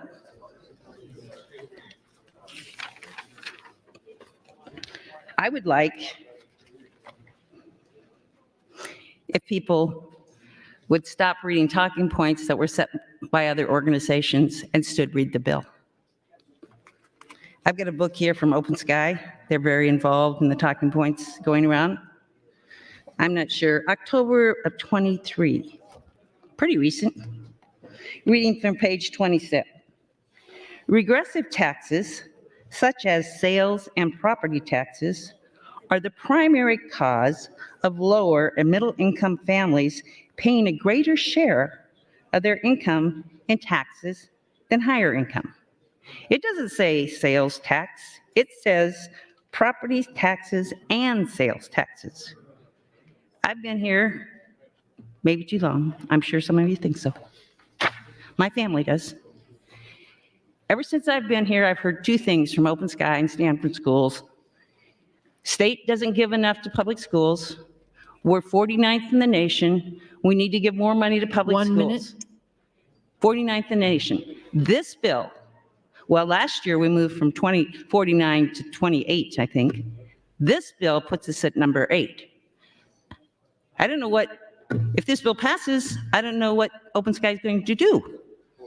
Because ever since I've been here, this is what they said we needed to do. We need to provide more state funding to the schools. And we are doing so, and they're against it. I'm very confused. They say regressive up until maybe January of this year, up until Governor Pillen said his plan. They thought we should do something about property taxes. But now they don't think we should do something about property taxes. You can't have it both ways, guys. You can't say for a decade that the problem is we don't give public education enough funding. That's why Senator. property taxes are high. And then turn around when we bring the bills to the floor, we've got it right here, and say, oh no, this isn't what we Senator. want. Thank you. Thank you, Senator Linehan. Senator Raybold, you're recognized. Good afternoon, colleagues. Senator Linehan and several senators have already spoken to this, that property taxes are the bane of all taxpayers in our state of Nebraska. But you know, we are on the right trajectory. Last year, we did something totally transformative in passing funding to do exactly that. The imbalance has always tipped to our Nebraska taxpayers to pay for public education. Senator Linehan spoke very clearly about that. The problem is we passed this amazing transformative legislation to correct that imbalance. That's what we did last year, but we're not even giving it an opportunity to work its way through our public schools. I know many of you have talked with your own public school district, and they said, we need 3 years because that's how our budgeting process works. You know, public schools will not get reimbursed for their special education until sometime either later on this year or in 2025. That's a big component of last year to increase the state's responsibility in paying for special education. And that is going to bring tremendous property tax relief. Let's let it work. Let's let it work. The other thing I wanted to say is that Senator Erdman, and I rarely agree on a lot of things, but we agree. He said very clearly, this LB 388 is a tax increase. I don't care how you want to package it or spin it. It is a tax increase. It is a tax increase. And the other thing he said, that this sales tax, LB 388, is regressive. It is a regressive tax. We know that middle income, low income families, if you have to pay the same sales tax as someone in upper income levels, it's that same rate. But the catch is you don't have that same income level, and it takes a bigger chunk of your disposable income. Senator Linehan brought up property tax rates. You can look at property tax rates 2 ways. Number one, it can be a very progressive tax because, number one, I make $50,000, but I can only afford and get a loan for a house of X value. So in one way, the market limits the type and the expense of a house I can buy. The other problem with it, where you can say it's regressive, is that you and I, if you have a $1 million house and I have a $150,000 house, we pay the same tax rate. So you could say that is looking at it in a regressive way. You know, we should be focused on economic growth, and I don't see how this is going to do anything to grow the economy of our state of Nebraska. This model increases statewide sales tax rate from 5.5 to 6%, making Nebraska in the top 10. We're actually number 9 now. Are we winning? We're in the top 10 highest sales tax states. I got to tell you, this is bad for businesses. It's bad to attract and retain businesses. Cost shifting, please. That's another thing. I don't care how you spin it. Implementing taxes on one group to alleviate the tax burden on another is not good public policy. 1 minute. Period. Thank you, Madam President. The one thing, I know Senator Linehan asked for statistics, and I wish I had a chance to even look at my stats book, but you know, I've talked about Bloomberg Analytics before when we were talking about the income tax and corporate tax reductions. So they have done a tremendous amount of research and the impact and the economic multiplier, how it generates economic activity that benefits everyone. So when, during the Trump administration, they gave that $1.7 trillion income and corporate tax rate, they look at how does that generate economic growth and development in dollars. It translated into 31 cents of economic growth generated. But when they expanded the SNAP benefits during the COVID period and they extended the unemployment coverage, putting cash into the people that spend it, it generated $1.05. Time, Senator. Thank you, Madam President. Senator Reapy, you're recognized.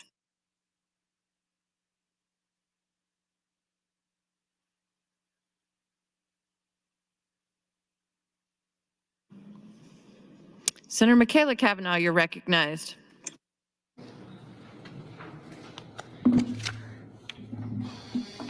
Thank you, Madam President. Senator John Cavanaugh, in talking about the committee statement and the bills, mentioned the cigarette tax, and I am not aware if this is my bill or not, because it is substantially different from my bill. And so maybe there was another a cigarette tax bill that this is incorporating. My bill is LB 745, and it increased the cigarette tax by $1.50. So then it would be $2.14. And it split the money between the property tax relief fund and the healthcare cash fund. This cigarette tax is an increase of 36 cents, and it all goes to the Education Future Fund. That fund didn't even exist when I introduced my bill. So I missed what bills are in this legislation, but LB 745 is substantially different, and the purpose of LB 745 is substantially different from this. An increase to $1 does not impact rates of smoking. And the reason that I have introduced a tobacco tax increase, the only tax increase that I would ever consider, is because raising the tax is, first of all, extremely popular with Nebraskans, but also decreases, if you raise it by a certain amount, it decreases rates of smoking, which increases better health outcomes. And putting the money towards the healthcare cash fund, which funds programs that research things like cancer is what I think being a good steward of those dollars are. When I introduced the bill, I put it towards the healthcare cash fund and property tax relief because I know that the body is very focused on property tax relief. So I thought, okay, well, let's just split it between the two. So yes, I would not introduce a 36 increase. The tobacco companies were okay with a $1.50 increase. So I don't know why we wouldn't have done a $1.50 increase if they weren't fighting it. But it does nothing for healthcare outcomes, and it does not go to where LB 574 directed the funds to go. So I am assuming, and I'm sure someone will correct me, probably belligerently, but that's the tone today, I guess. But someone will correct me and let me know what bill was the tobacco tax increase. So I hope that helps provide some clarification for Senator John Kavanaugh. And I would be interested, I didn't hear the bill numbers of the other bills being read off. I would be interested in seeing a list, as I'm sure everybody would. It is hard to follow along with what's in this bill without that. I am not reading anybody's talking points. Though it's not unusual to get information from organizations that are focused on specific policy areas. The Platt Institute has done that. Americans for Prosperity has done that. 1 minute. Sky has done that. This is not an unusual process because we are not experts in everything. And so having outside people with the resources to drill down on things is very, very helpful. So I would hope that people would stop essentially gaslighting us and actually start talking to us about what's in this bill instead of saying every question that we have is wrong and we shouldn't have a question. We should have questions. We should have debate. It's clear that it's not going to be friendly or collegial. We're just going to get people on the mic and badger them when they ask legitimate questions. So I guess that's how this is going to go. But I mean, who's really surprised at this point? Certainly not me. Thank you, Madam President. Thank you, Senator Michaela Kavanaugh. Senator Wishart, you're recognized.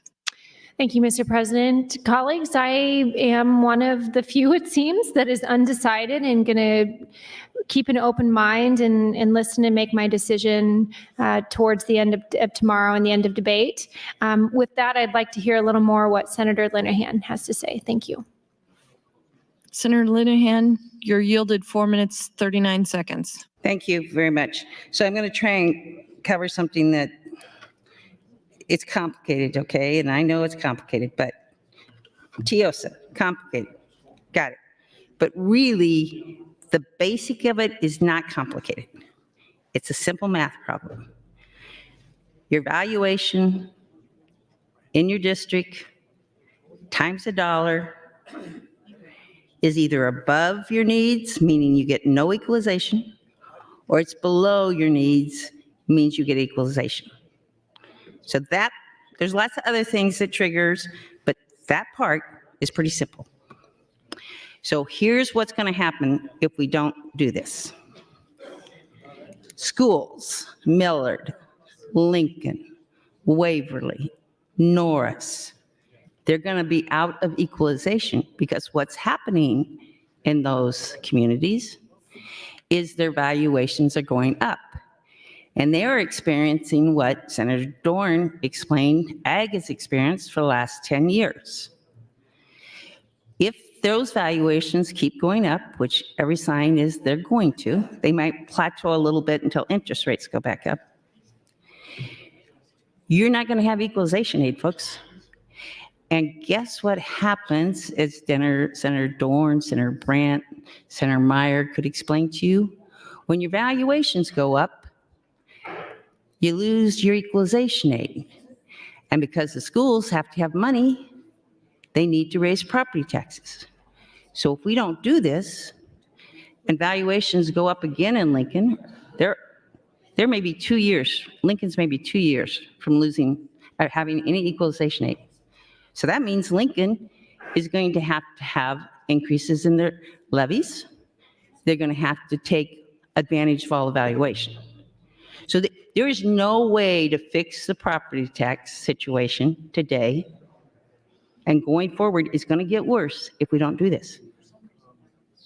The only schools after this bill that will be equalized are, there's like 25 of them, and they are Omaha, they are Lexington, they're South Sioux City, Hastings, Grand Island, and others, which we can get a list of, because it's the only schools that will be equalized are where there are majority of free and reduced lunch, low-income students, and a large number of English language learners.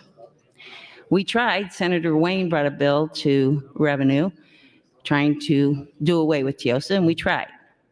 There's so little valuation versus the number of students in those districts, there's no way to help them except equalization aid.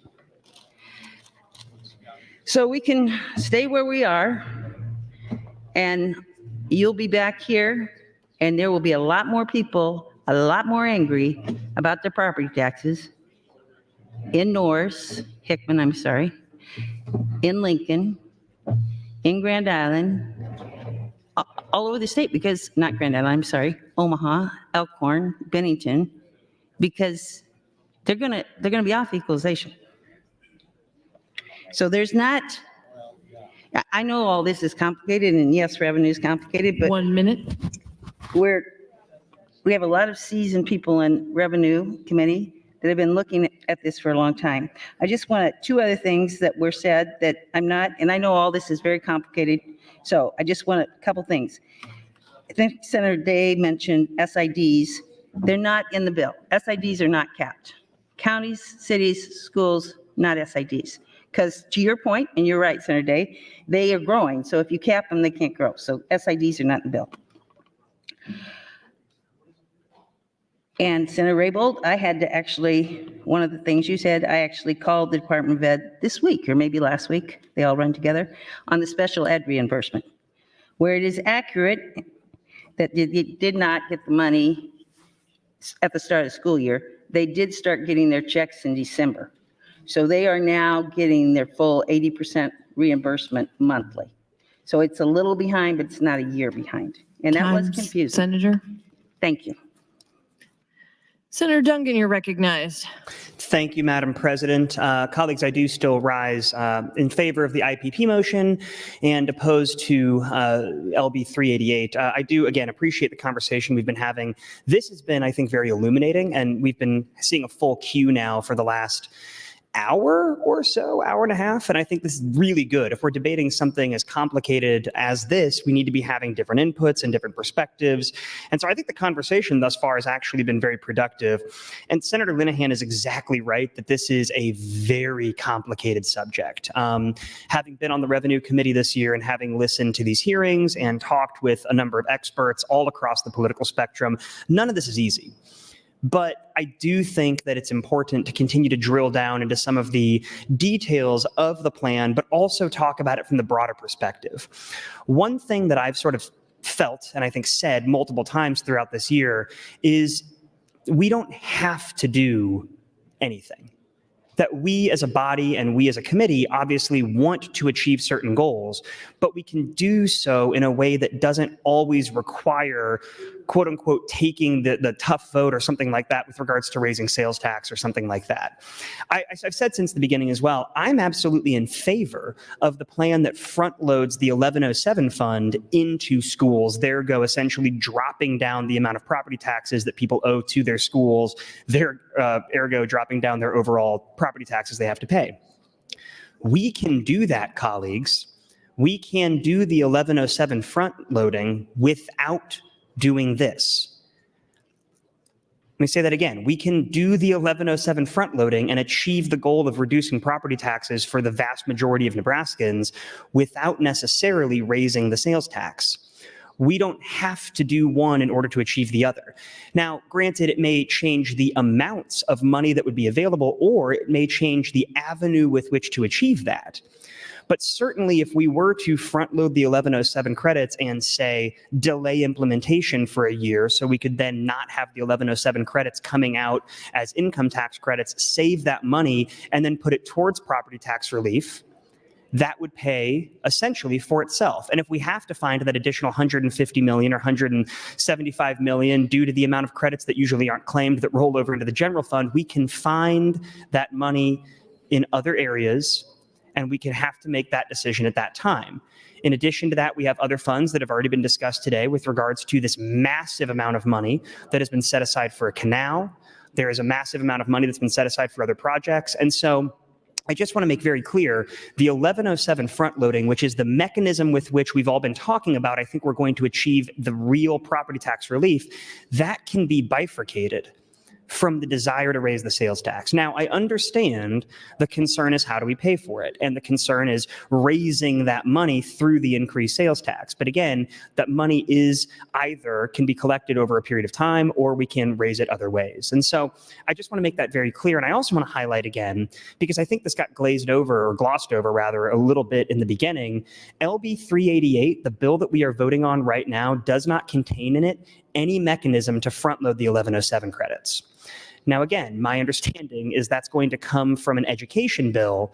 But when I talk to my friends on the education committee, my understanding is there's not been any conversation whatsoever about an exec happening. Nobody's seen language of that bill. And that is a massive change to implement in a very short period of time when that committee has not been engaged in that conversation. My understanding is the front loading of the 1107 credits was actually going to be in this, and I might have misunderstood that. And so ultimately, it sounds like that a different direction has been taken. But when we're taking a vote on LB 388, thank you, Madam President, you are not voting to lower property taxes.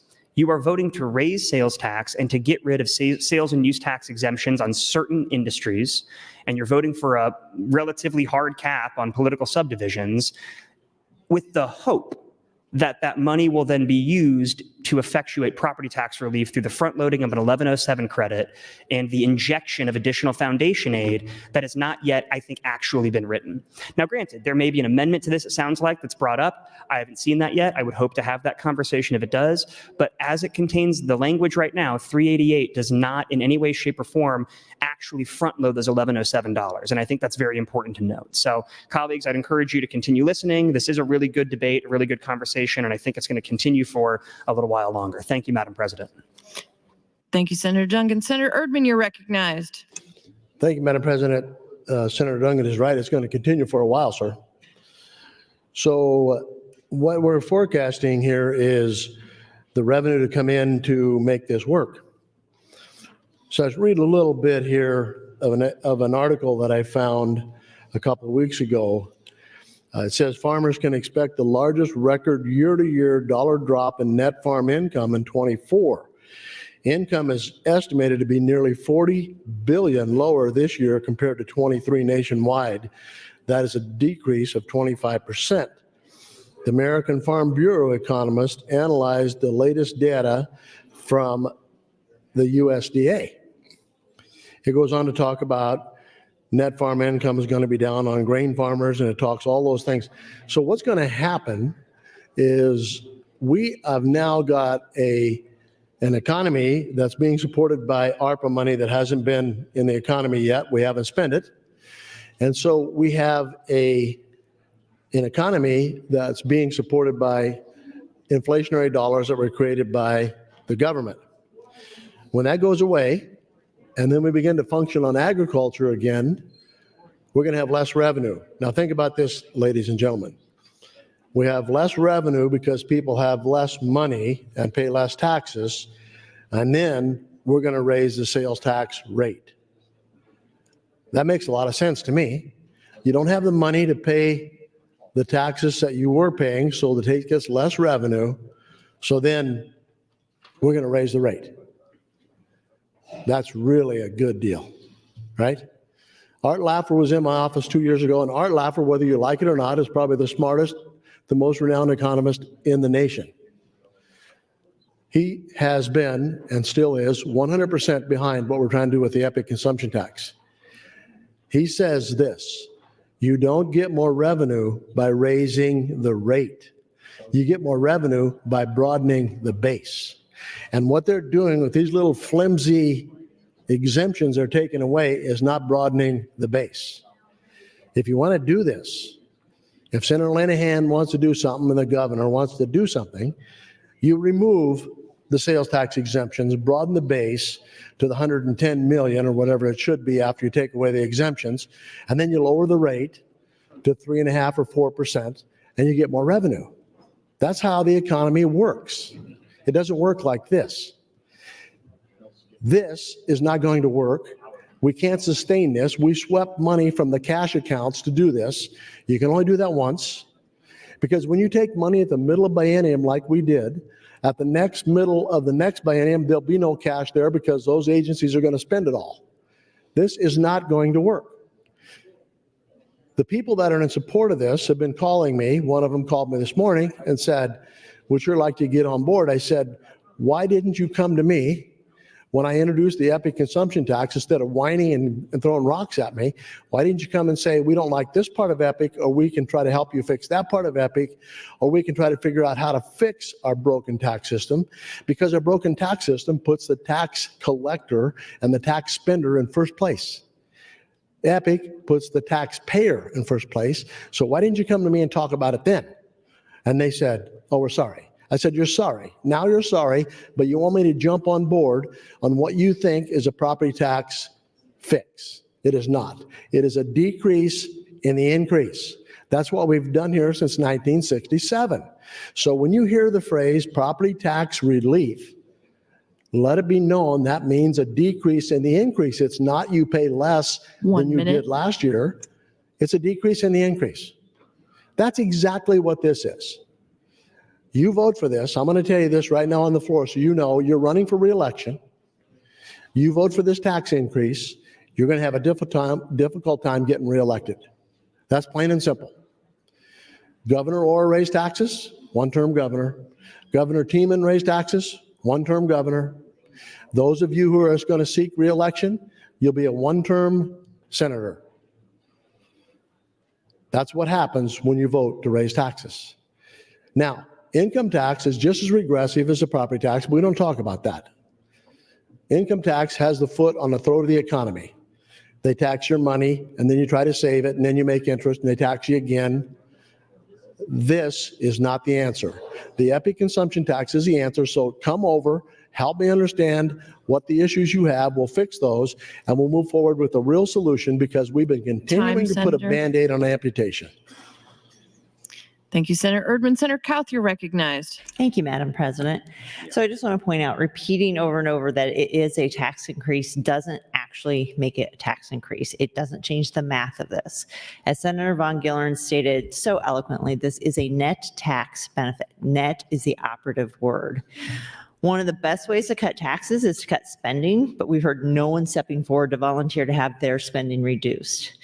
That being said, there are many parts of LB 388 that wind up helping virtually every Nebraskan. Taxes are seen as a three-legged stool: property, income, and sales. If one of those is too low or too high, the others have to compensate. Property is $5.5 billion. Income, $3.6 billion. Sales is $2.5 billion. Our stool is completely out of balance. We need to balance it. Property tax relief is a significant portion of this bill. For property owners, saving 35% or more on your property tax bill will add back to the economy with being able to spend that money. If you save a couple $1,000s every year, you're going to be able to spend it. You're going to be able to invest it. You will do other things with it. Currently, the property taxes in Nebraska are among the highest in the nation. I love Nebraska. We moved here almost 12 years ago. But there are no oceans, there are no mountains. We have amazing schools and great people. But to have the highest property taxes in the nation, that's insane. That limits the amount of development and movement into our state. When companies look at us, they're looking at our income tax. So we took care of that last year. We've made it so that we will be cutting it down significantly. But they look at our property tax too. How much will it cost the people they transplant into our state to buy a house? I have people who are telling me that they are planning on leaving the state strictly because of their property taxes. I've had people stand at doors and say, I've lived here 30 years. I own my home, but I feel like I'm paying rent every month because the property taxes are so high. I'm looking elsewhere. Last year, we did make those significant reductions to our income tax, and by 2027, the highest rate will be 3.99%, which is down from 6.86%. That's still going to be higher than some of our neighboring states who are at 0%, but it is a step in the right direction. All of this is about balance and incremental steps. The possibility of raising the sales tax by 1 cent for every dollar spent is staggered, meaning if our revenue reaches specific goals, that 1 cent will actually be reduced. This brings the sales tax portion of that three-legged stool up while reducing the property tax portion. This is getting them closer to even in how we collect taxes. We have over 120 special interest exemptions.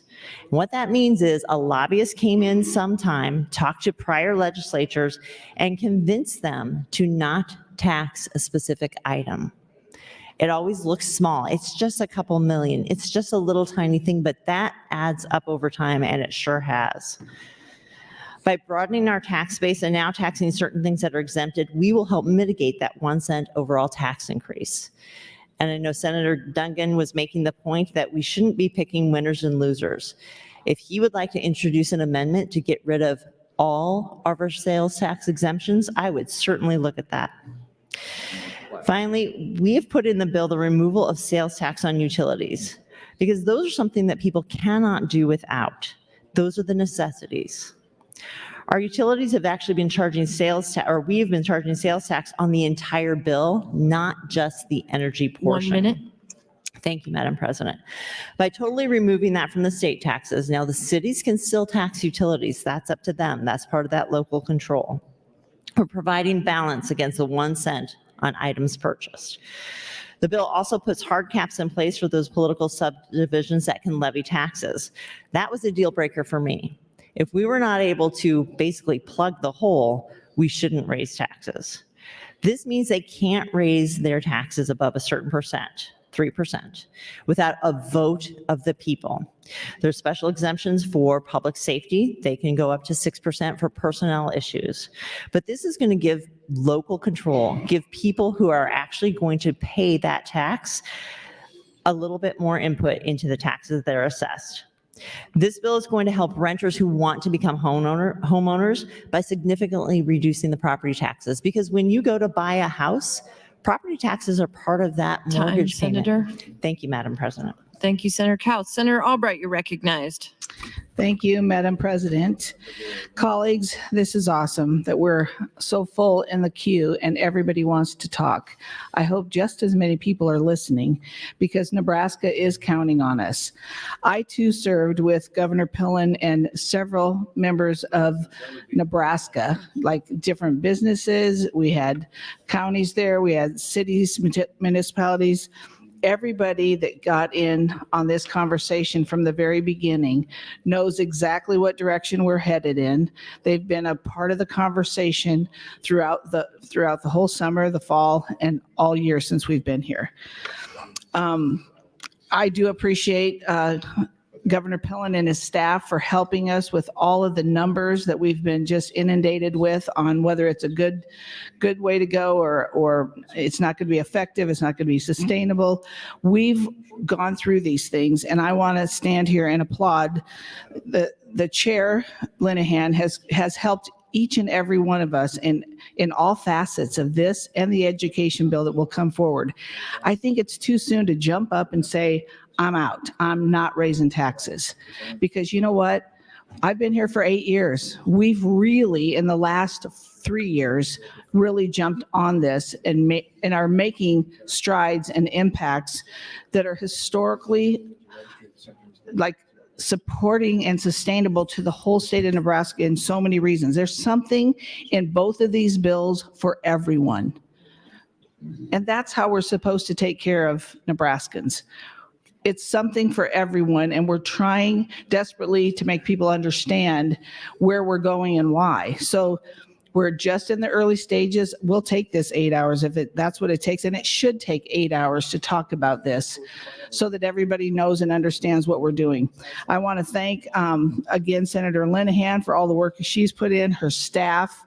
I mean to tell you, these guys are amazing, along with everyone else. So anyway, I want to recognize Vice Chair Von Gilleren. He's got his areas of expertise in this that he's been putting a lot of time in. Senator Bostar, again, it takes all of us to figure out which direction we need to be going in, and then agree at least with 5 or 6 people on a committee of 8 that this is a good bill.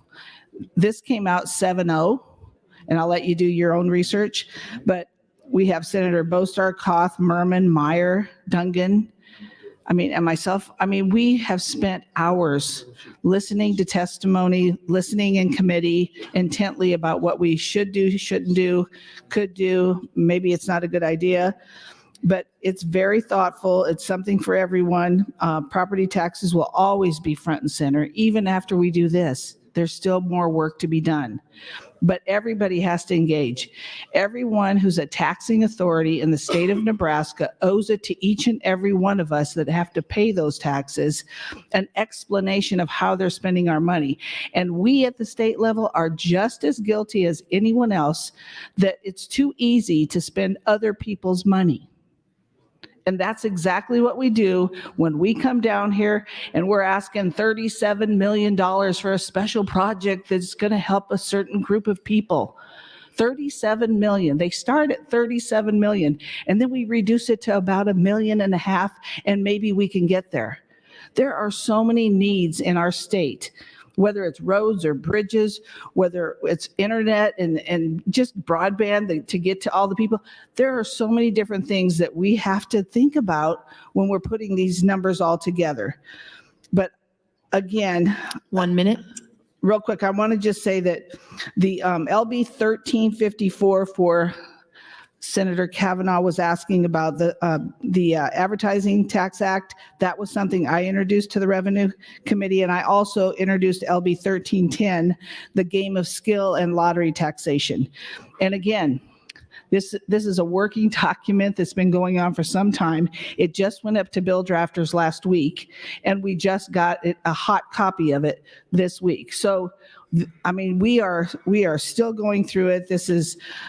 These are several pages of a lot of information for people to wrap their head around, but don't just stand up and say, I'm not raising taxes, because you have to look at the whole package and everything we're putting into this. The schools are going to hopefully one day be made whole, that we don't have to worry about who's raising taxes for what reason. We all have to be in this together to make it work for all citizens of Nebraska. Time, Senator. Thank you. Thank you, Senator Albright. Senator John Kavanaugh, you're recognized. Thank you, Madam President. I really appreciate what Senator Albright was saying there, and I thank you for listing off the bill numbers.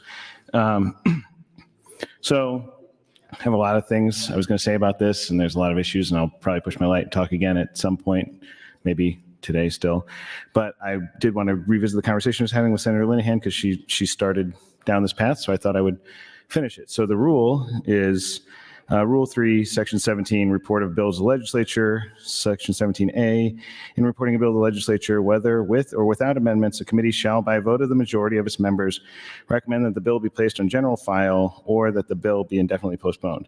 So what happened, for those of you who kind of are maybe reading between the lines and didn't read the story that was in, I believe, the Examiner this morning, the Revenue Committee had a meeting last Thursday, and they voted on the concepts that became this bill, and they're apparently called Make It So amendments.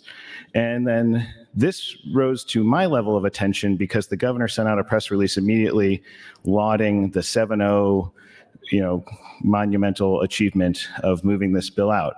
And so, of course, the governor's press release caught my attention.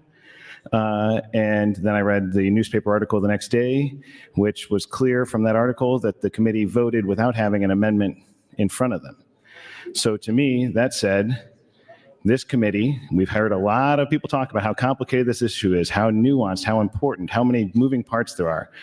This committee voted to advance a bill without reading it, without even writing it. That was what concerned me about this. So I continued to track this issue, and I elevated it to the level of informing the clerk and the speaker that I was going to object to this being read across because it had not been voted on, and I did not think that that method complied with that Rule 317A. And so when I informed on Tuesday, which is, well, what is that, 5 days after the committee had voted on the concepts, so first Monday came and there was, I'm told, an amendment, an AM. I don't know that AM number, but that was incorrect. So it did not properly contemplate the concepts that were approved by the committee on Thursday. So that's one reason you probably want to have it in front of you before you vote, because you want to vote on what's actually in it. So then Tuesday, new concept, new amendment comes down, which is, I'm told, AM 3203, which is the one that's would be up here if we were talking about it, dated 3/26, which was yesterday. And the committee met and refused again to actually vote on this amendment as it was drafted in its final form. And that was when I informed the speaker and the clerk that I intended to object. And it was after that the committee went back and then did actually take a vote on this AM. So the reason this is important, colleagues, aside from the fact, the question of why would the committee refuse to take a vote on the amendment and wait until the amendment was actually written to take a vote on it, which we clearly see. Now we know there were mistakes in that drafting, and I'm to understand there are perhaps mistakes in the drafting of AM 3203, which again is an argument for maybe you get it and vote on it when you have it in front of you so you can read it before you move it. But the theater of it is what caught me. The fact that this committee and this body did something for what appears to be the purpose of a governor's press junket. Something so consequential, so important, something that raises taxes on a large number of people, is a tax shift on a lot of people, without having it written down and reading it. And then, of course, rushes it out yesterday at 2 o'clock. On the floor today, had a briefing this morning, and we're being asked to debate it at this point so quickly. Complicated, nuanced, important. So that is why I raised that issue. I wasn't going to bring it up in this debate. I thought we'd let it go to rest, considering that the committee did ultimately vote on it. But since Senator Linehan raised it, I answer your questions for you about that. How much time do I have, Madam President? 20 seconds. 20 seconds. Well, I'll push my light and talk again. Got other things I want to talk about on this bill. But folks, this is important. We should take it seriously. Don't rush things out just for whatever political or theatrical reason you might have. Actually wait, read the bill before you kick it out of committees. Thank you. Time, Senator. Thank you, Senator Kavanaugh. Senator Day, you're recognized. Thank you, Madam President. And I was hoping Senator Linehan would yield to a couple of questions. Senator Linehan, will you yield? Certainly. Thank you, Senator Linehan. I had mentioned this to you before my turn on the mic, but I was interested in what you mentioned on your previous turn on the mic about the revenue cap at 3% plus growth. Can you help me understand how that would work in a city like Gretna that's growing at about 10% currently? Okay, so we were at some point presented two options. Some people, when they say growth, they mean more people. But when we say growth in this bill, what we're saying is in Gretna, you said you're an SID, that's a development, right? And I don't know if they're still building houses in that development, but a new house going up from basement to house, that's growth, new house. Okay. Somebody has an older home in Gretna, and there are some, and they add an addition onto it. That's growth. Our new grocery store in Gretna, I can't think of the name of it. I like it because it's right on the way home, and it's nice, and it's quick. Hy-Vee. Oops, that's not the one I was thinking about, but that's okay. It's the one right across from the gas station. Anyway. It's a nice little grocery store. They specialize in meat. That's new growth. All that right in there, that grocery store, this new restaurant. What is not growth is valuation increases. Same house, it goes up in valuation. That's not real growth. Real growth is new or additions or something that's new that wasn't there before. So Gretna would be able to take its 3% plus any new homes, new businesses, new. So, because we know that they can't live with 3%, just like Elkhorn Public Schools can't because they grow. Bennington can't, Gretna couldn't because you have so much growth. Okay, that's helpful. Thank you, Senator Linehan. I'm not on the Revenue Committee, so a lot of the stuff I don't quite understand until it's presented to me in certain terms. Additionally, there have been some projections, specifically in Sarpy County, that this would potentially lead to a $200 million loss in revenue over the next 10 years. And I'm wondering if you could respond to that. I don't, it's my understanding, the cities and counties, I know the governor and his team have been working with them like nonstop. So I can't believe, and they, from my understanding, have agreed to this. So I can't believe that they're losing 200 million if they've agreed to it. I think maybe there's, okay, and I am not talking about anybody on this floor, but there is a saying, I might be talking about some people behind, outside there. You can make numbers tell you whatever you want if you do certain things. I'm guessing what that number is if you let valuations keep going up and you use the same levy. We're not going to do that anymore. We're controlling the end result. We're actually controlling how much revenue a city, a county, a school can go up each year. So just because your valuations go up 23%, as they did in Lancaster, you can't have 23% growth in your property taxes because your valuations went up. That's what we're trying to get away from. Okay, that's helpful. Thank you, Senator Linehan. I appreciate your explanations. Thank you. 1 minute. Thank you, Madam President. I still struggle to understand a lot of this. And again, a lot of red flags have been raised as a Sarpy County senator. So I am still listening and trying to understand a little bit more about this bill in particular and how it would affect. I still, being honest, am opposed here. And will hopefully be hearing more about how it will affect us in Sarpy County. Thank you, Madam President. Thank you, Senator Day. Senator Meyer, you're recognized. Thank you, Madam Chair. I'd like to start out by kind of addressing a couple of things that I've learned in my short time here in the legislature, and I think I knew some of that before I even arrived down here. We have several groups here in Nebraska that let's be clear, they are funded by billionaires that probably don't live anywhere near Nebraska and probably don't pay any real estate tax. And I will name them: Open Sky, Americans for Prosperity, Platt Institute.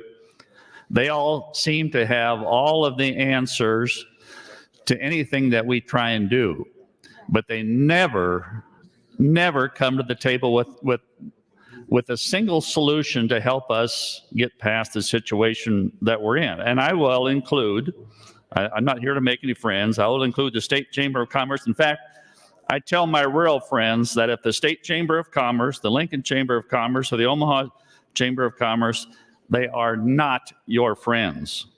Anything that will benefit you in rural Nebraska, they will be against. And I like to talk about how much sales tax, or they like to talk about how much sales tax they generate in those two towns. Well, if you take out all of the visitors from rural Nebraska that go there for the College World Series or the state wrestling tournament or the state basketball tournaments or the football games or the basketball games, they like to count all that as their revenue. Well, and I guess technically it is, but a lot of that comes from rural Nebraskans. I'd like to continue by commending Senator Dorn for eloquently laying out some of the past history on taxes here in Nebraska. This legislature and previous governors, again, I'm not here to make friends, have presided over the long, sharp rise in property taxes. As long as they could say that the state didn't raise its revenue more than 2 or 3%, they were able to go to the press and say that they balanced the state budget. Well, that's true. The state aid formula, as we all know, and we've heard it a million times, needs minus resources equals state aid. It has always looked like, to me, up until the last year or two, governors in the legislature reversed that formula and said, and I know this to be true because I saw it happen time and time again, we are going to spend X dollars on taxes in the state aid formula. So they determined ahead of time how much they were going to spend. Schools determined their needs according to the Department of Education rules. And guess what? Local property taxes were then required to make up the difference, whatever that needed to be. And sometimes that was double-digit increases year over year. But by golly, the state balanced their budget. It was literally on the backs of our local property taxpayers. Hence, we are now at $5.3 billion in real estate and only $2.3 billion in sales tax. That is hardly anywhere close to being balanced like we always were promised here in the state of Nebraska. I think LB 388 is a very common sense, balanced approach to getting where we need to be. Sure, it would be nice if we wouldn't have to rely on any type of sales tax whatsoever to keep the LB 1107 funds to be able to front load that. And I've had a couple conversations with superintendents. Over the years, there's always been a great distrust that if the state said they were going to do something, it would be fine for 1 year. But then they would say, but can we count on that the next year? And to me, the increases that we're talking about here in the exemptions and possibly, only possibly, the rate kind of gives them some assurance that the state of Nebraska will carry through on their promises. Thank you, Madam Chair. Thank you, Senator Meyer. Senator Jacobson, you're recognized. Thank you, Madam Chairman. Well, I've not gotten in the queue, but I thought after listening to things, it might be good for me to kind of weigh in and give you my thoughts on where we're at in this process. I too served on the governor's working group last summer. We met multiple times through the summer, met with about 40 people around the table, including all the constituency groups, to really work through what we needed to do to get property taxes down. I think you've heard this on the mic several times. When I was out knocking on doors 2 years ago, there was one common theme: lower my property taxes. And that is the top thing on my list. It has been from the beginning, and it will continue to be. But you know what? When you get down here, you soon learn that everyone wants it perfect. Everyone wants it their way. And it doesn't work that way. When we met with that group this summer, I can tell you that we were talking about a lot of the concepts we're talking about here. Removing some sales tax exemptions, trying to shift, as Senator Meyer indicated, $2.3 billion being raised annually in sales taxes, $5.3 billion being raised in property taxes, and somehow that makes sense. It doesn't. The largest part of our property tax bill is very clearly aid to public schools. Why is that? Because we have to educate children across the state, all of them, no matter where they live. So I would tell you that prior to last year, Nebraska ranked 46th among all states in support for public education, state aid. After last year, that dropped to 28. We're now 28th in the country. And if we pass what will be coming in LB 1331, we will move to 8th. I think Senator Linehan said it very, very well. When we get to that point, what happens?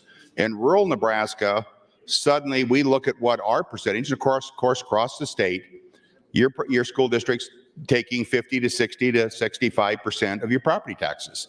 That's where the cost is at. So this is a major step forward in terms of trying to get it right. If it were up to me, we would have brought in additional revenue and we'd have done a direct dollar for dollar property tax reduction.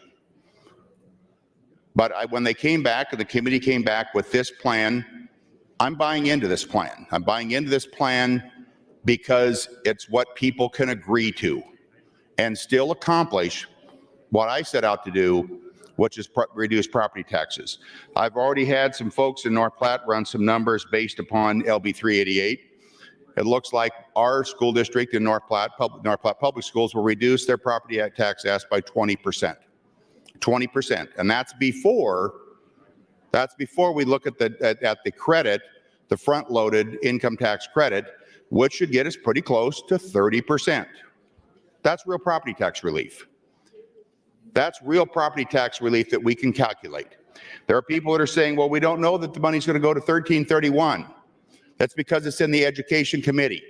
So tell you what, let's move LB 388 forward to select file, and then let's pass through general file and get to select file LB 1331.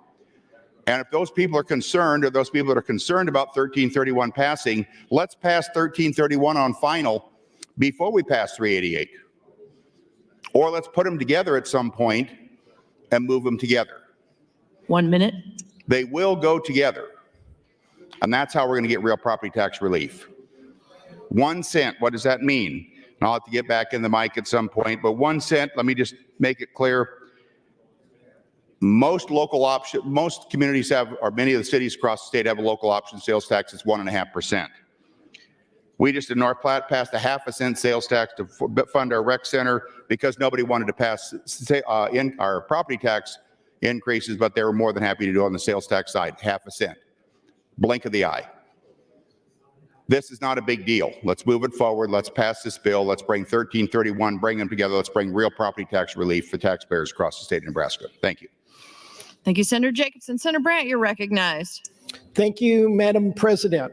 Once again, I stand in support of LB 388 by the Revenue Committee, and I will stand in support of LB 1331 when Education finally drops that. I represent District 32, Fillmore, Thayer, Jefferson, Saline, and southwestern Lancaster counties, and I will tell you, they want one thing. They want property tax relief. And they also want fairness in school funding, because for years, 12 of my 14 schools got no state aid, and finally last year they got a taste. They got $1,500 a student. Well, it's a start. And this bill now will deliver $3,000 a student, and we'll double that to about 20% of our school budgets. And that will help our school boards decrease the ask on property taxpayers. Would Senator Hughes be able to answer a question? Senator Hughes, will you yield? Yes, I will. Senator Hughes, is the sky falling? Well, as I look around, Senator Brandt, apparently it is because of all the whining and complaining about this bill. So yes, I think that it is. Thank you. All right. Thank you, Senator Hughes. So let's be clear. A potential sales tax increase could be a 0 to 1% raise. The naysayers in here would have you believe it is definitely 1%. No, it is definitely a 0 to 1%. We will not know until the forecasting board meets this summer. Today, statewide tax collections on all sales tax, as Senator Meyer stated, is roughly 20%. Collection of all state income tax is roughly 30%. Collection of all property tax across the state is 50%. Property tax is dramatically unbalanced. After next year, one of my school districts, Norris, will lose its equalization aid, and guess what? Your property taxes are going to increase. So, and unfortunately, I don't know if the public will be able to access this, but the Revenue Committee put out a chart that charted all the schools under the existing program and under this 338 and with the education bill. Under the current property taxes. Schools go from 40-cent levies up to, it looks like about $1.15. Under the new proposal, schools go from 20-cent levies up to about 75 cents. This dramatically compresses all of the schools into the state into manageable levies. Okay, so I'm taking a lot of grief for my Dr. Pepper comment. I'm going to make another run at this, just so everybody understands how this works today. When you go into the C-store, you get a cup, you fill it with ice, you fill it with your favorite pop, mine's Dr. Pepper, you take it to the counter, you pay sales tax. The next day, you don't have time for all that. You go to the cooler, you get a can of Dr. Pepper, you take it to the counter. You do not pay sales tax. So it's a little disingenuous that everybody in here is so concerned about having to pay on pop and candy. You already pay on some of this. That's, and what sense does that make? So I support LB 388. I will support LB 1331 because I do not want to support a tax increase, a property tax increase. 1 minute. Because if we don't pass that, that's what's going to happen. I yield the rest of my time to Senator Wayne. Senator Wayne, you're yielded 51 seconds. Thank you, Madam President. Thank you, Senator Brandt. I will be real short. My bill was the bill that dealt with the utility sales tax exemption for utilities. At the end of the day, I'm going to keep it simple. We have to figure out something, or our education funding doesn't work in the next year to 2 years, and property taxes still go up. I represent part of Florence, which is one of the most oldest areas in Nebraska, and I literally have people moving out of my district every day because they are on fixed income and property taxes are skyrocketing. There are properties in our district that went from $75,000 to $200,000 over 2 years. If you are on Social Security, you have to move out of that house. And that was a house that was in your family forever. So now people are going to say, well, that means Senator. Wayne's supporting this bill. Wayne's still listening. Thank you. And I did do third person. Thank you, Madam President. Thank you, Senator Wayne. Senator Von Gillern, you're recognized. Thank you, Madam President. Just a few comments I want to make. Senator Raybold mentioned earlier about how well the economy did during COVID, when SNAP benefits were increased and payouts came from the federal government and checks magically showed up in people's mailboxes. And I guess it's no mystery that was a stimulus to the economy. And I had family members, children grown children that were able to receive some of that. I didn't. My family was not. My wife and I were not able to receive any of those payouts. But again, it's no mystery to see that was a stimulus to the economy. But I don't know that that's the model that we want to follow here. To flood the economy with money off the backs of our grandchildren is not the model that we as Nebraskans want to utilize. And I just quickly looked, and in 2019, the federal debt was $22 trillion. Today, it's up 54%. It's $34 trillion. So again, not a model that we want to utilize to quote unquote grow our economy. I do want to mention real quickly, I visited with the folks from NACO earlier. There is a small fix that they have requested regarding the cap, regarding the collection fees and property remittances and so on that we want to talk to them about between general and select. So we will do that. I do want to continue on with my conversation with Senator Dungan and would ask if he would yield to a question. Senator Dungan, will you yield? Yes, I will. I know we're working through dinner, so I imagine that's what that was. Yes, I will yield. Thank you. None of us want to be hangry, so it's okay. Senator Dungan, I listed off a number of bills that were included in 937. You had said earlier that you were not interested in picking winners and losers with tax policy. That the 937 includes your credit for sustainable aviation fuel. It includes 937 itself as a credit for caregivers. 1002 is a biodiesel credit. 1022 is a Cast and Crew Act. 1025 benefits people with intellectual disabilities. 1040 is Senator Frederickson's food credit bill. 1188 is a medical debt relief bill. Do those not pick winners and losers? I thought about that after we had the conversation, and I think my short answer, not trying to pontificate too much, is in one of these situations, you're picking winners, and in the other situation, you're picking losers. And so in a circumstance where we're trying to give tax credits that are targeted to people who need it, we're trying to say this might help you a little bit.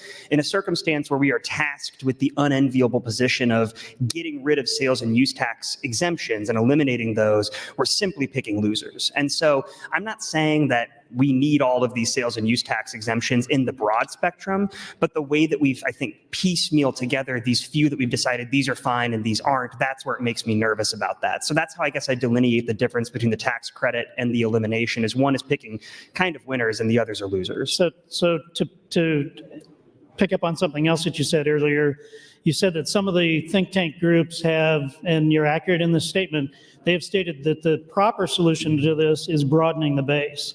The way to broaden the base is to eliminate all the exemptions. Is that what you're advocating? I'm not advocating for that necessarily, but I think that when we talked about having a cohesive tax policy, that's one that's been suggested, I know, by I think the Platt Institute, and I know Open Skies had things they've talked about. I'm not saying that's what I'm advocating for. What I'm trying to advocate for is a little bit more of that consistent, logical, I guess, consistency when it comes to deciding how we're going to proceed on this. So I know the Platt Institute had talked about that in their Blueprint Nebraska. So, okay, one more question, and I think this is a softball. Would you not agree that most, if not all of the tax credits that both I and you have advocated for this year, maybe even in past years, have some form of return on investment to them, to the state of Nebraska? Yeah, absolutely. I think everything we're talking about, most of the things we're talking about, let me rephrase that, do have some return on investment. And that's difficult for us to categorize because of our fiscal notes and the way they look at these. But at the end of the day, we do see an ROI on a lot of those investments. So, okay. So thank you, Senator Dungan. So Senator Dungan and I, if I heard him correctly, would agree that most of the exemptions do benefit Nebraskans, and they're there for a reason. And they do have a return on investment, which is some multiplier of the cost that comes back in a positive form to all Nebraskans. Thank you, Madam President. Thank you, Senator Von Gillern. Senator Hughes, you're recognized. Thank you, Madam President. I rise in support of LB 388 and against the motion to IPP. The number one thing I heard when knocking doors, and I'm in District 24, Seward, York, Polk, and a little bit of Butler County, was property tax. Property tax, property tax, property tax. That's all I heard.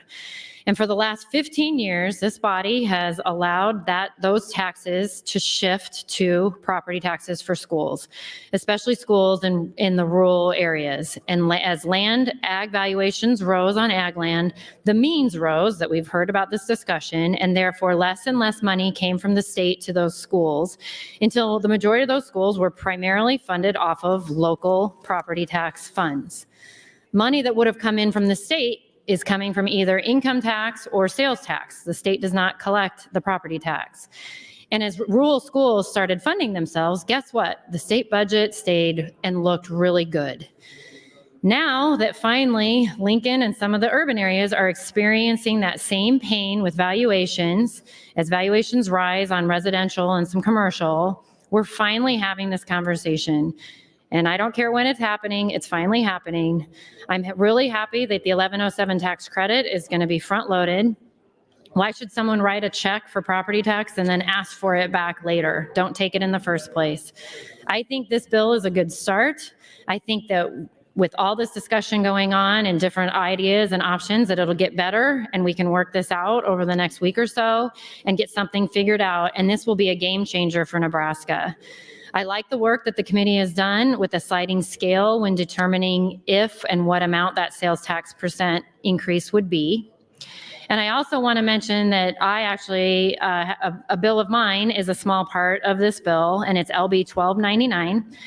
And that is a tax on vaping, electronic delivery systems, nicotine delivery systems. And my only concern is that it's in LB 388, is that right now it is a 10-cent milliliter for closed systems and a 20% wholesale on open. And my bill has it, LB 1299 was a 20% wholesale across the board for all ends products, closed and open. And I think in the proposed amendment, we should go back to that 20% for all the vape products. In fact, for states that tax vape this way, meaning a wholesale percent, the average is 42%. So honestly, maybe we could go up to 40%. Anyway, I want to say thanks to the Revenue Committee for tackling this, and I want to say thanks to the governor who is willing to tackle and hopefully address this issue. I yield the rest of my time. Thank you, Madam President.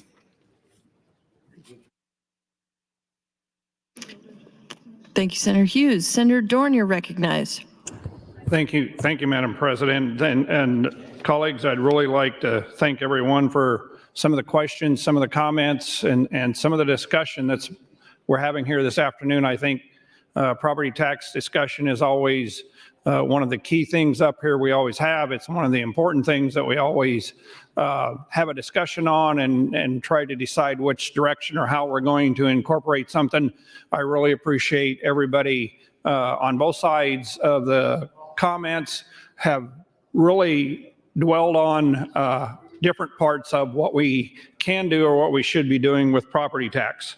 I, again, stand up here in favor of 388, but I wanted to talk a little bit about, there's been a sheet going around, and I couldn't find it today, but it was sent out earlier, and it was the amount of reduction year over year, what would be for each of the school districts, all of the school districts in our state.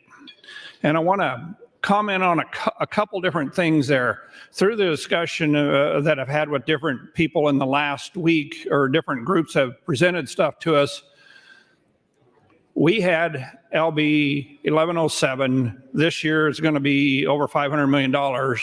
But last year in the Omaha Public School District, 65% of that dollar amount was not claimed. The amount of dollars that they could have claimed in the property tax credit fund, 65%.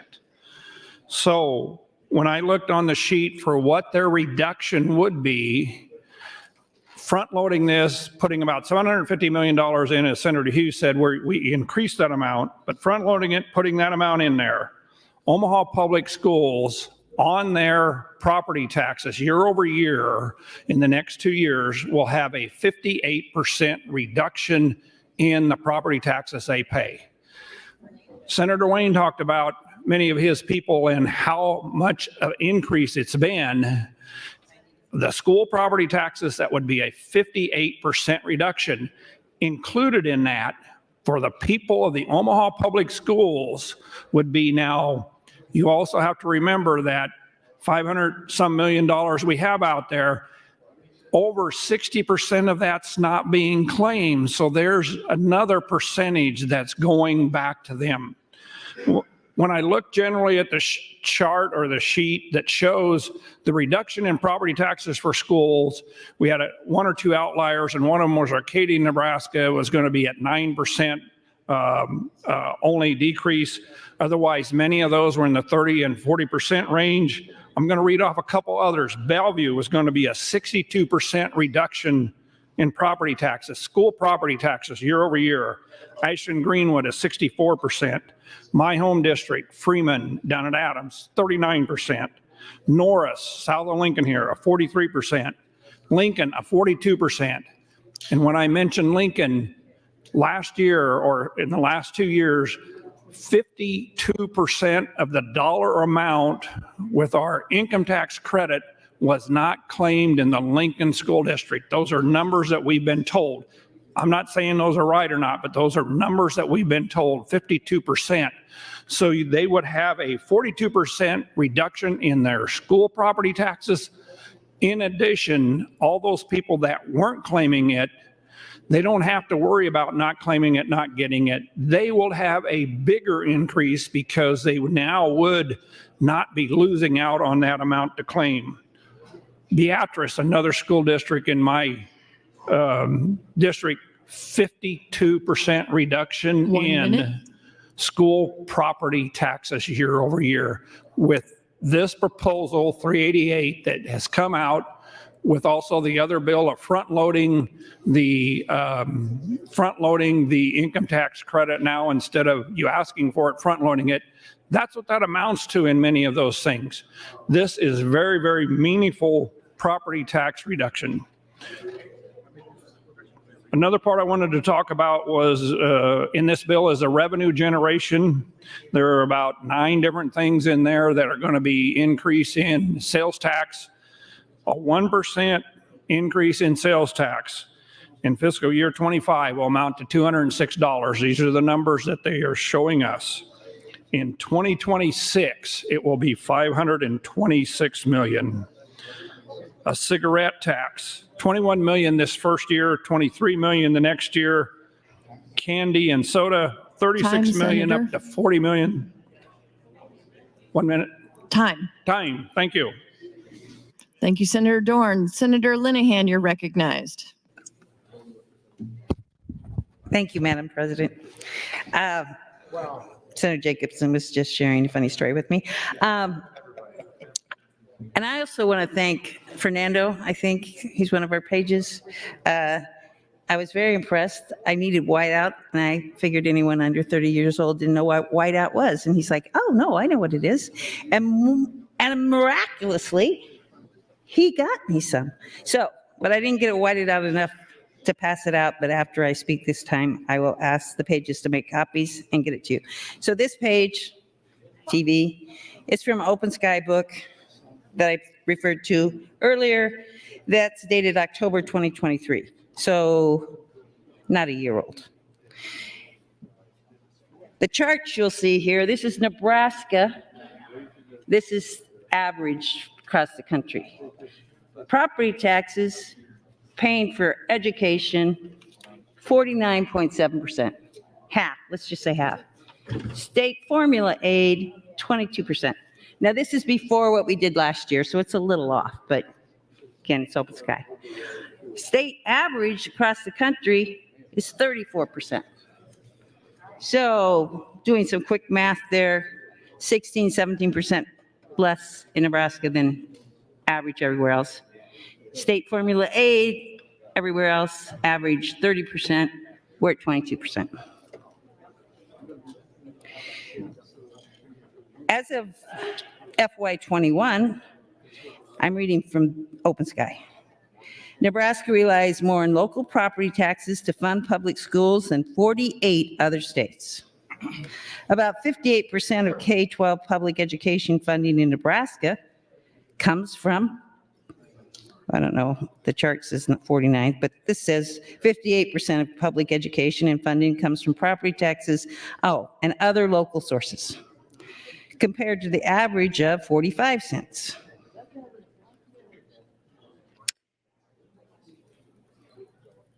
Again, I'm dumbfounded by this whole conversation. Ever since I've been here, Open Sky, Stand for Schools have pleaded and insisted that the answer to our problem was more state funding. That's what this bill does. And it would be different if this conversation, and actually Senator Duncan, I will applaud him for this statement. He talked about other options like just front loading the 1107. That would help. But this is an opportunity to actually do what I've heard about for 8 years, more state funding to schools. And we're taking it 8 hours? Just for the people who might be at home watching who are frustrated that people are concerned about individuals paying sales tax on pop and candy versus they have to leave their house because of property taxes. I think people probably at home are going, what? Really? Pop and candy versus sales taxes? The other thing I want to tell folks at home, Senator Conrad mentioned this morning, and she's absolutely right. This is the time in the legislature where everything seems to be falling apart. Nothing's going to get done. The world's going to end. We can't figure anything out. And then miraculously, like the miracle of 1107, we'll be back here in a few days and everything will get worked out. Last year, I showed it to somebody here. 1 minute. Last year, we had 3 8-hour debates on every revenue bill we brought out. LB 754 debated for 8 hours. Final vote 39-2 for not voting. 8-hour debate on LB 243. 8-hour debate, 44 voted for, 2 not voting. LB 727, 46-0, 1 person not voting. So an 8-hour debate does not mean that we can't get this passed. Actually, it's been my experience when a bill comes to the floor, they're complicated. There's a lot of information in them. We need to spend a lot of time on them. I'm happy we're spending a lot of time on this, but I have confidence when people look at the facts and think about what we're doing here. You're really going to go leave the legislature this year and not provide a 50% cut in property taxes paid to your schools. 50%. Thank you, Senator Linehan. Senator Raybold, you're next in the queue. Thank you, Mr. President. I want to reiterate that I do not support LB 388 because it is a property tax, or I'm sorry, it is a sales tax increase. I too have heard all the time when I was campaigning that property taxes is really troublesome. But you know, last year we did take the first step. And it's amazing. Senator Linehan had the handout and we jumped from 46 up to 28, eighth in right where we were at the back of the pack of having public education funded with our property taxes. And now we're 28th. We're right in the middle of the pack. That transformative action last year is working. Let's let it work. Let's let it play out without doing these cost shifting gimmicks. You know, I'm sorry when Senator Von Gillern, I didn't probably clearly articulate what I was saying. I did mention that in the Trump administration, when they gave that $1.7 trillion income tax for corporations and the highest earners, $1.7 trillion, it had very little economic benefit, whereas the other additional benefits that I mentioned had a greater economic impact and economic growth, which is, you know, we're looking for remedies to help front load, which I think is a great idea. We should front load for property tax relief. We should continue forward with reducing and eliminating sales tax on utilities for residential. We can do that now. Let's do that now. There are some flaws in this bill that I think need to be addressed. You know, I know what cost shifting is. I've been a county commissioner and on the city council. I have seen the state do cost shifting. Here's a couple of solutions I would love to propose. And one of them, Senator Linehan, is actually from Open Sky. Open Sky has been a proponent of looking and evaluating all those items that have been sales tax exempted for years and years and years. And I applaud the Revenue Committee's attempt to do that. But we need to broaden it out and have a more comprehensive analysis and look at those items that should have that sales tax exemption removed. That is a potential additional revenue source. Number one, many states around the United States have ended unfunded mandates. They've legislated that the state can no longer pass unfunded mandates down to cities and counties. You know, one of the ideas that Open Sky has advocated is looking at and expanding those items that are now sales tax exempt and coming up with not a hit or miss and the winners or losers. I think it takes a more in-depth analysis to look at that.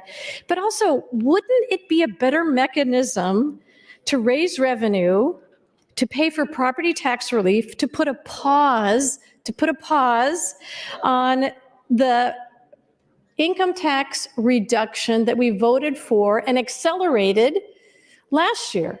You know, income tax reduction for corporations and the highest earners, maybe if we put a pause on it, freeze it at the existing level, and take that revenue and front load it to provide real property tax relief. that might make a little bit more sense on achieving the 1 minute. outcomes we want to do. We've talked about how this is a regressive tax. It's a regressive tax because it puts a burden on low and middle income families that takes a bigger chunk of their monthly income to pay for things. But we cannot forget the renters of apartments and houses in our state. Are they getting any of that wonderful property tax relief passed down from their landlords? No. They always see a rent increase. It would be wonderful if, and there are some wonderful landlords that'll reinvest in their property and make enhancements and improvements. But we know that people that are of low and moderate income, they're not going to see any of that property tax relief, but they are going to feel that pinch of that sales tax increase. And I just want to reach out to my Republican colleagues and say, my heart bleeds for you that are running for re-election, because what's going to happen, you're going to either get primaried if you don't support this, or you're going to get vilified because they're going to tell you, everybody, that you have raised taxes. Thank you, Senator Raybold. Senator Conrad, you're next in the queue.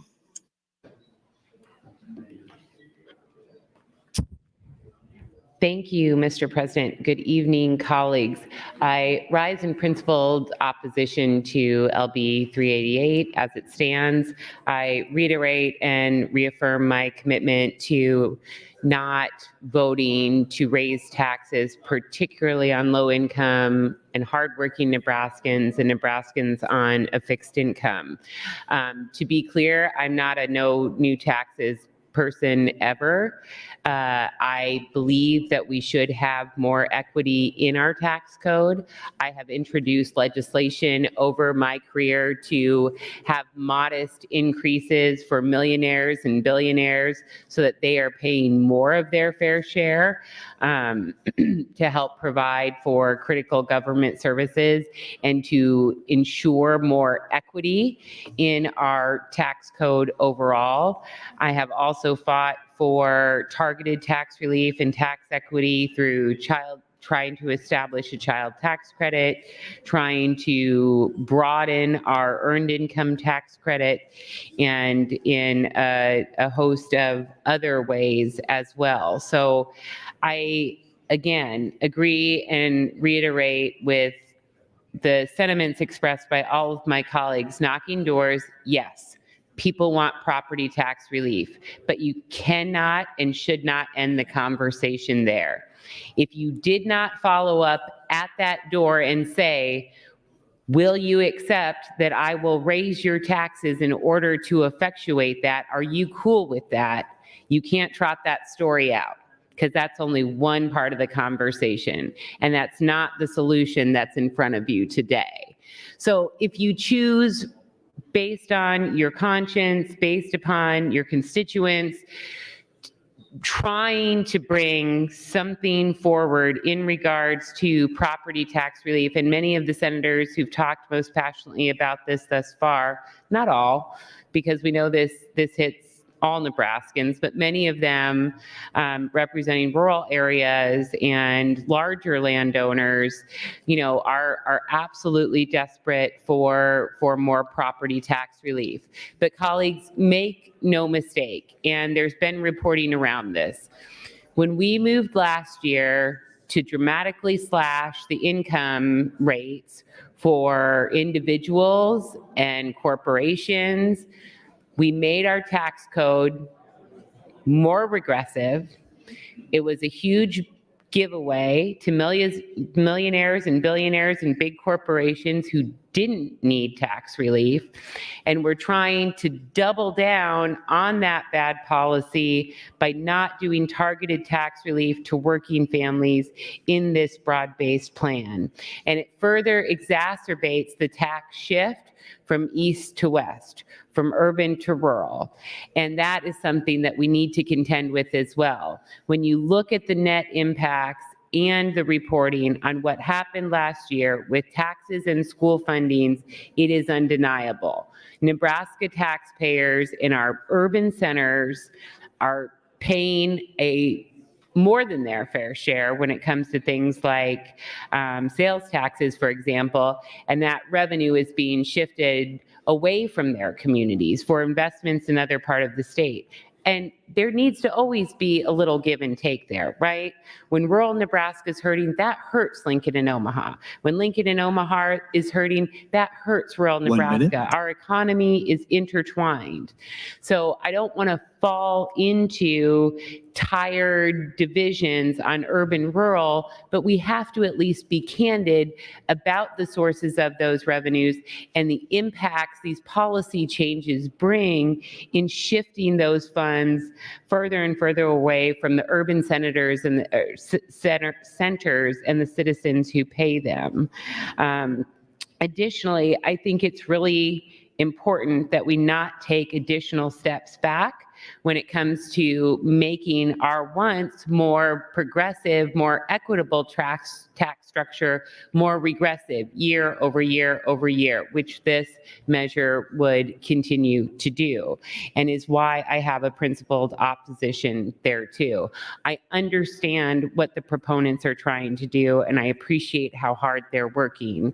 I just think it's wrong to tax a lot of necessities that working families and people on fixed incomes need that are not exempted under this plan. Thank you, Mr. President. Thank you, Senator Conrad. Senator Michaela Kavanaugh, you're recognized to speak, and this is your last time on the motion before your close. Oh, right. I get 2 times. Thank you, Mr. President. Good evening, colleagues. I stand in support of motion 550 in opposition to LB 388, and I would like to yield my time to Senator Duncan. Senator Duncan, that's 4 minutes and 40 seconds. Thank you, Mr. President. Colleagues, good evening. It's still got quite a few people in the queue, but I appreciate the time, Senator Kavanaugh. I wanted to talk a little bit more about some of the details that are contained in this package. We've talked a lot, I think, about some of the overarching concerns that we have, and I think we've talked about some of the bigger picture things, but I want to drill down a little bit more into some of the nitty-gritty as to where I think some of the opposition from some of my colleagues in the body stem from, and also from some of where my concerns or hesitations are. And I think this actually gets to the heart of some of my concerns that I've had with regards to the elimination of certain sales and use tax exemptions. On the face of it, there are certain sales and use tax exemptions that seem, to put it frankly, silly, right? We look at it and there's sort of this like smirk when people talk about it and, oh, well, why do we do that? That doesn't make sense. And I'll be the first to admit that when I first started going through a lot of the suggested sales and use tax exemptions, there were ones that I was curious about. I was trying to figure out why that exists. How did that get to be in our law? But when you go and talk to the experts in that field or the individuals who have that historical knowledge or that background, they can oftentimes provide you a little bit more information to get out of where these things came from. A good example of that, and the benefit, a good example of that is pop and candy. I say soda, but unfortunately this is called pop and candy, so we'll call it that. That's one that I think a lot of people have said that's kind of silly. Why do we have that? Let's get rid of that. It's no big deal.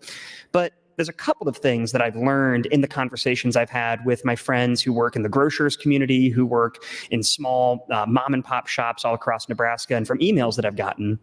And, one of those is there are plenty of places in Nebraska where food deserts exist, right? And a food desert is effectively where there's not a grocery store within a certain, distance from your home or from your work. And so for a lot of lower income Nebraskans, and for a lot of even working middle class Nebraskans, there's not always options available for grocery stores. I'm very fortunate that my district is small geographically, and I'm able to get to grocery stores pretty easily. We've got some really great ones in the district. I have a Hy-Vee that I go to all the time. We've got like a number of other shops, but there are people who may not have a car, who may not have access to a bus pass the same way that others do, or who walk everywhere or ride their bike. And for those individuals, sometimes the only place that you can go and get some groceries or food is, the C-Mart, like Senator Brandt was talking about, or whatever gas station is down the street. And I'm not saying it's right or wrong that somebody's breakfast before they go to work is what we would consider popping candy. And I'm not saying it's right or wrong that that's what they get, but that's the reality of the situation. And to increase, by virtue of getting rid of this sales and use tax on that, to increase the amount of money that they're paying for that, even though it may seem minute to us, has a disproportionate impact on those people who don't have as much money. And I think, again, that is the heart of what we're talking about here, is whether or not LB 388 and whatever amendments do or don't get added to it, whether or not those have a disproportionate effect on lower income folks. And so, yes, popping candy on its face seems a little bit silly to people, but that's one good, thank you, Mr. President. That's one good example of why not to do it. Another good example is things that you think of as popping candy are actually not always going to be considered pop or candy. I think it was Senator Von Gillern or somebody else mentioned that the inclusion of flour can remove the definition of candy from something. And so, for example, you're going to increase the tax by virtue of this on like a midnight or a Milky Way bar, but not get rid of the tax on a midnight Milky Way bar, right? Because one of those has flour and the other doesn't. A Kit Kat has flour. Snickers maybe don't, right? So it's not as clear cut as we think. A juice that has a lot of sugar in it, like those smoothies you buy, that may now count as soda, whereas 100% juice won't. And so it's just, we have to be careful thinking about this because it's not cut and dry. And that's why I think it's important that we dig into the details a little bit. So I probably will end up talking more about the definitions of pop and candy, but I appreciate the time, Senator Kavanaugh, and thank you, Mr. President. Thank you, Senators Michaela Kavanaugh and Senator Dugan. Senator Vargas, you're recognized to speak. Just call him Senator Dugan. Just double checking. Thank you very, very much, President. Colleagues, good evening, pretty much. I'm listening to the debate. I'm engaging with constituents, some stakeholders. But I'm trying to get a better understanding of this as we try to accomplish with this amendment. There's a couple of things that I wanted to make sure I state in the record, because this is not easy in any way, shape, or form. I think what we can agree on, and what I can firmly say, is that the vast majority of Nebraskans support long-term tax reform. I really appreciate Senator Linehan's work and the other members of the Revenue Committee. I'm still unsure if 388 and the Amendment 3203 are the answer. I think it includes some components of what could be an answer. There's a couple of things that I wanted to state on the front end. I support front-loading 1107 property tax relief. There's a time where that was called the most game-changing, transformational property tax relief that we've ever done. That's how it was reported. That's how we talked about it. And keep in mind, over years, we also did a significant amount of tax credit. We put millions of dollars into the tax credit relief fund. Actually want to commend the Appropriations Committee, because one of the things that we have done differently from the previous 8 years, these last 8 years, we have not spent a lot. We worked in hand with both Governor Ricketts and Governor Pillen to really keep spending low. And generally, we kept it so low that we were able to fund a lot of the tax cuts and tax relief that have been done over the last several years, from the Social Security tax cuts that we voted for. I voted for the property tax cuts and relief, the income tax cuts and relief. We did all those things. I supported those and I voted for them as well. But part of the concern, well, here's the other thing I want to make sure I also support. I do also support some of the tax changes in regards to some of the other ones, pop tax. I mean, it is helpful to see the revenue generation table on some of the places where we can find some revenue. And it tells me that there's at least maybe $240 million of revenue in years 26 and 27 that can be done without the sales tax increase. I don't know if everybody out behind the glass will necessarily support that, but some of that funding exists. Here's where my pain comes in. The pain comes in is I keep hearing from constituents, especially recently, that they oppose the tax shift, but they support tax cutting. But when they learn that it's more of a tax shift, they're in opposition to that. The Americans for Prosperity provided the polling data showing the 70% of Nebraskans oppose raising the sales tax to provide property tax relief. Regardless of where people are, it alarms me. I think it should alarm many of us, which public perception is still, and I think Senator Erdman mentioned this on this issue, is they support tax cuts and relief for property tax relief, but are still concerned and don't support it being used from sales tax. There's a couple of things that really concern me that I'm trying to figure out how to navigate. One is I have a high number of rental owners in my district, so does Senator McKinney. They're not benefiting from this. And for individuals that are younger, under the age of 35, maybe don't own their first home, they're also not seeing a benefit of this. 1 minute. And the goal isn't necessarily to see a benefit of this. The goal is to provide some structural tax relief. And I just want to give credit to, from the last 6 years in particular, and Senator Linehan stewarded and worked on this through 1107 as well, there has been a lot of tax relief that has been done, property tax relief that has been done. And I think front-loading 1107 is one really great step. Taking some of these revenue generators outside of the sales tax increase is also a potential good step. And then continuing to control our budget spending. Senator Erdman and I, the one thing we agree in appropriations is we've always been in line with not spending more. I wish you could see us in committee. We will say no to the smallest increases in requests if it's new programming, new staff. Dover knows it's true. Because if we continue to lower our spending within the budget, we can provide structural relief in the long term. That's your time. Thank you. Thank you, Senator Vargas. Senator Merman, you're next in the queue. Thank you, Mr. President. I'm going to talk a little bit about both education and farming, since those are the two areas that I'm most knowledgeable about.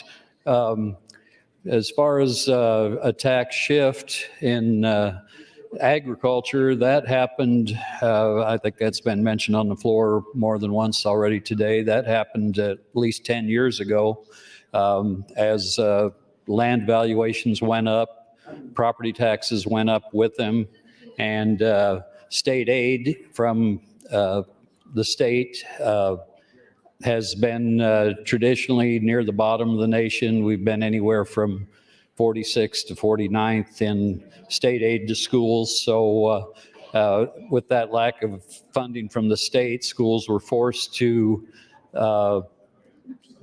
provide their funding from property taxes, and that shifted to greater Nebraska, mainly agriculture. And we do have the opportunity now with,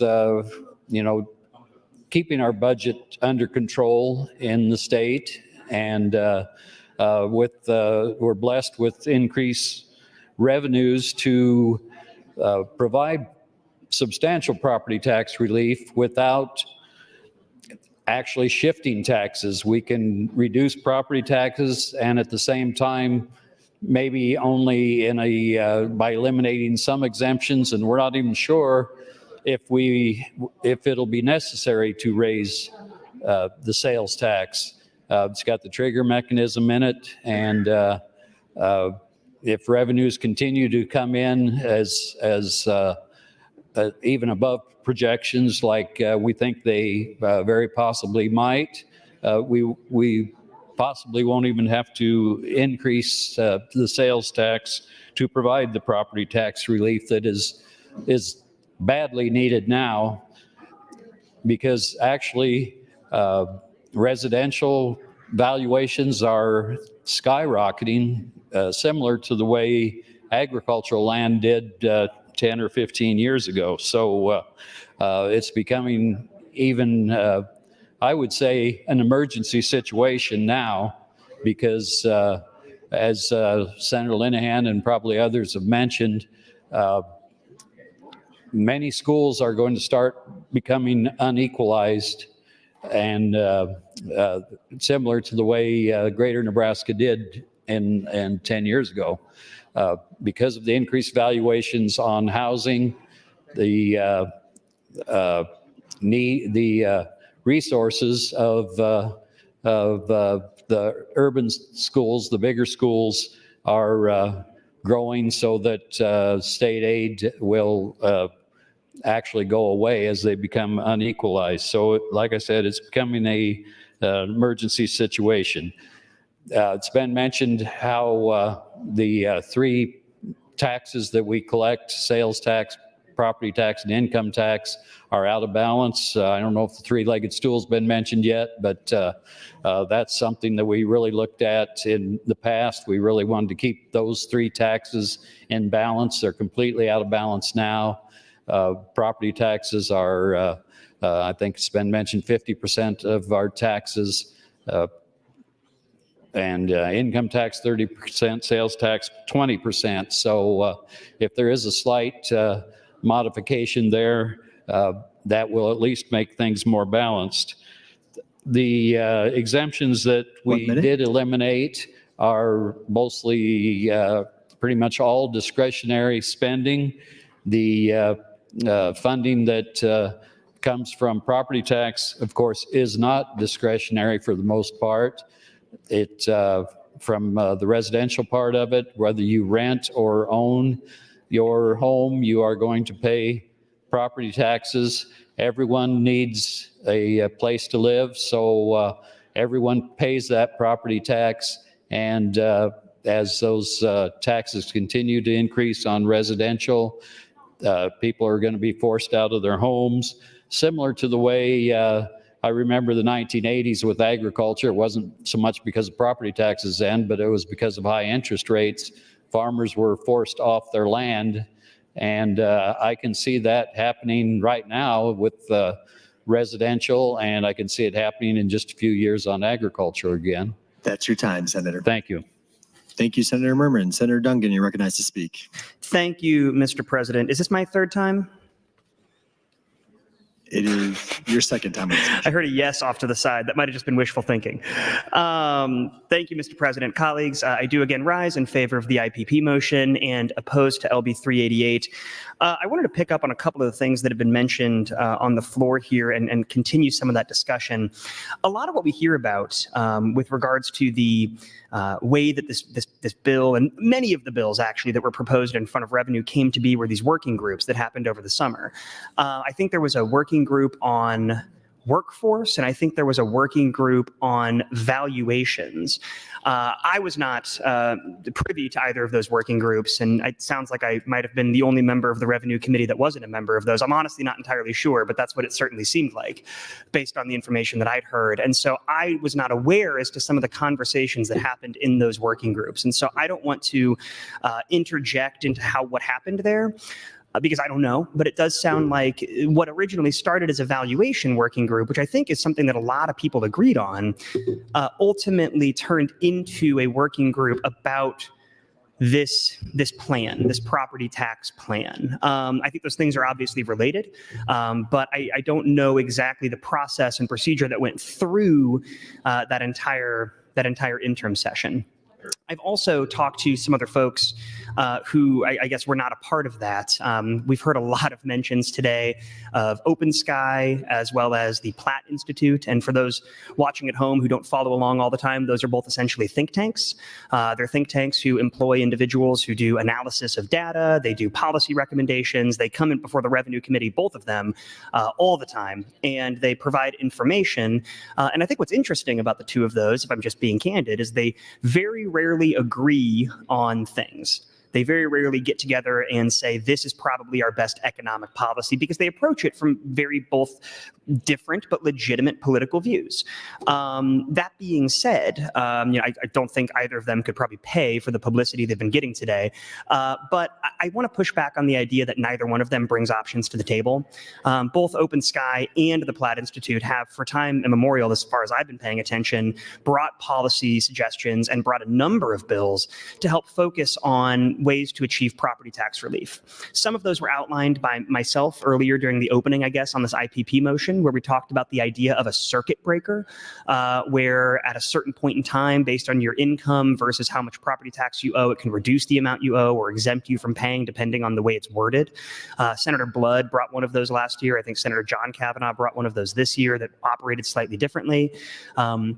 As I've said before, there were homestead exemptions that were discussed, which again are targeted. I think Senator McKinney had one that pertained to qualified census tracts. I think Senator Day had one, Senator Jacobson had one, Senator McDonald had one. And so there were a number of these options that were explored.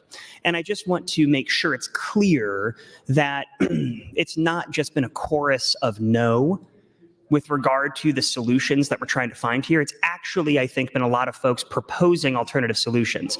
And to be totally candid, there's been a lot of those suggestions that have been incorporated into LB 388, as well as some of the amendments that we might see down the road.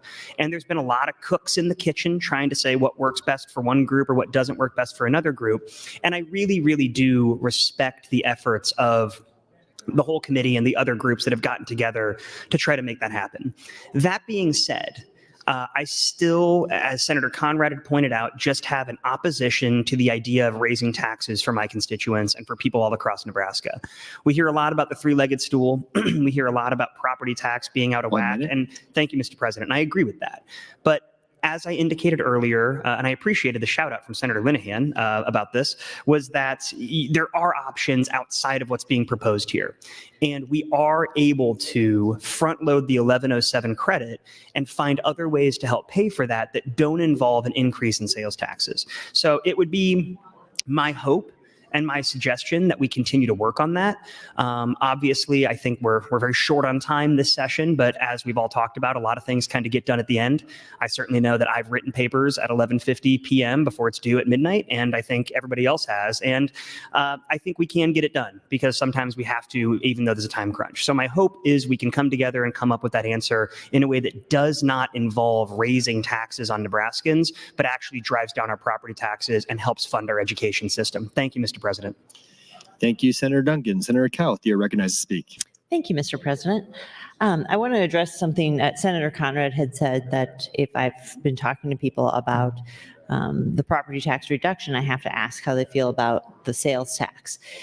Every conversation has involved a robust discussion about how do you feel if we do this? Here's what this will do if we increase the sales, it reduces the property taxes. Explaining to them about the special interest exemptions. One of the interesting things is most people have absolutely no idea that we have over 120 different things that are exempted. They don't understand why. They always have assumed that they're paying tax. When I say it's on candy and pop, they're like, you're kidding, right? They don't know that they're not paying it, and they're astounded that we have allowed these special interests to keep narrowing and narrowing our tax band. Every person who I've engaged with, every person who has actually taken the time to talk with me about these just has said, if we can guarantee that that property tax is going to be lowered, they will be happy to pay that sales tax. When I originally started talking to people about it, it was the initial 2-cent sales tax increase that the governor had proposed. They were still fine with it. To them, that didn't even register. And I think Senator Brandt talked about that most people can't identify how much they're paying in sales tax. But boy, when you see that property tax bill come, you know it and it sticks in your head. The biggest thing that people said is the property tax is always a surprise. They have no idea what it's going to be when they open it up. When we open ours, I kind of liken it to, okay, this might be like from the IRS. You get one of those letters and I will literally make my husband open those because I'm so worried about what it might be. The surprise and the inability to plan is what makes people just crazy about this. They don't want their schools to not have the funding. They just want to be able to plan for it. If we save $1,000 in property tax, we would have to purchase $100,000 worth of items to spend that extra 1 cent. If you save $40 from the utility bill reduction, you would have to spend $4,000 worth of purchases to spend that 1 cent. We're talking about a negligible amount. When we talk about candy and drinks, and Senator Duncan, where'd you go? Senator Duggan, I say soda pop because I've moved all around the country and it is different in every place you go. But candy and drinks are spelled out in the statutes. We cannot let perfect be the enemy of the good. Just because one candy might have flour and another one doesn't mean we shouldn't tax the one that doesn't. Every item has a SKU, a UPC, some way to figure out how much you're going to charge for that. These are simple programming issues. It might be a little work, but that's okay. They can handle this. The fact that we have food deserts does not mean we should continue to encourage and support the purchase of candy and soda. It might be better if we were encouraging better options at those stores. I think that actually might be helpful for people if they're paying attention to that sales tax to know, hey, if I buy an apple, it will be different than if I buy a candy bar. I've also heard that there's a fear that this is going to shift all the money from the urban and suburban into the rural. That's not the case. The money from your property tax goes to your school district. This is a balanced plan. This actually makes sense. All the pieces of the plan need to work together. 1 minute. Thank you, Mr. President. I still support 388, and I encourage everyone else to do so also. Thank you. Thank you, Senator Cal. Senator Erdman, you are next in the queue, and this is your final time on the motion.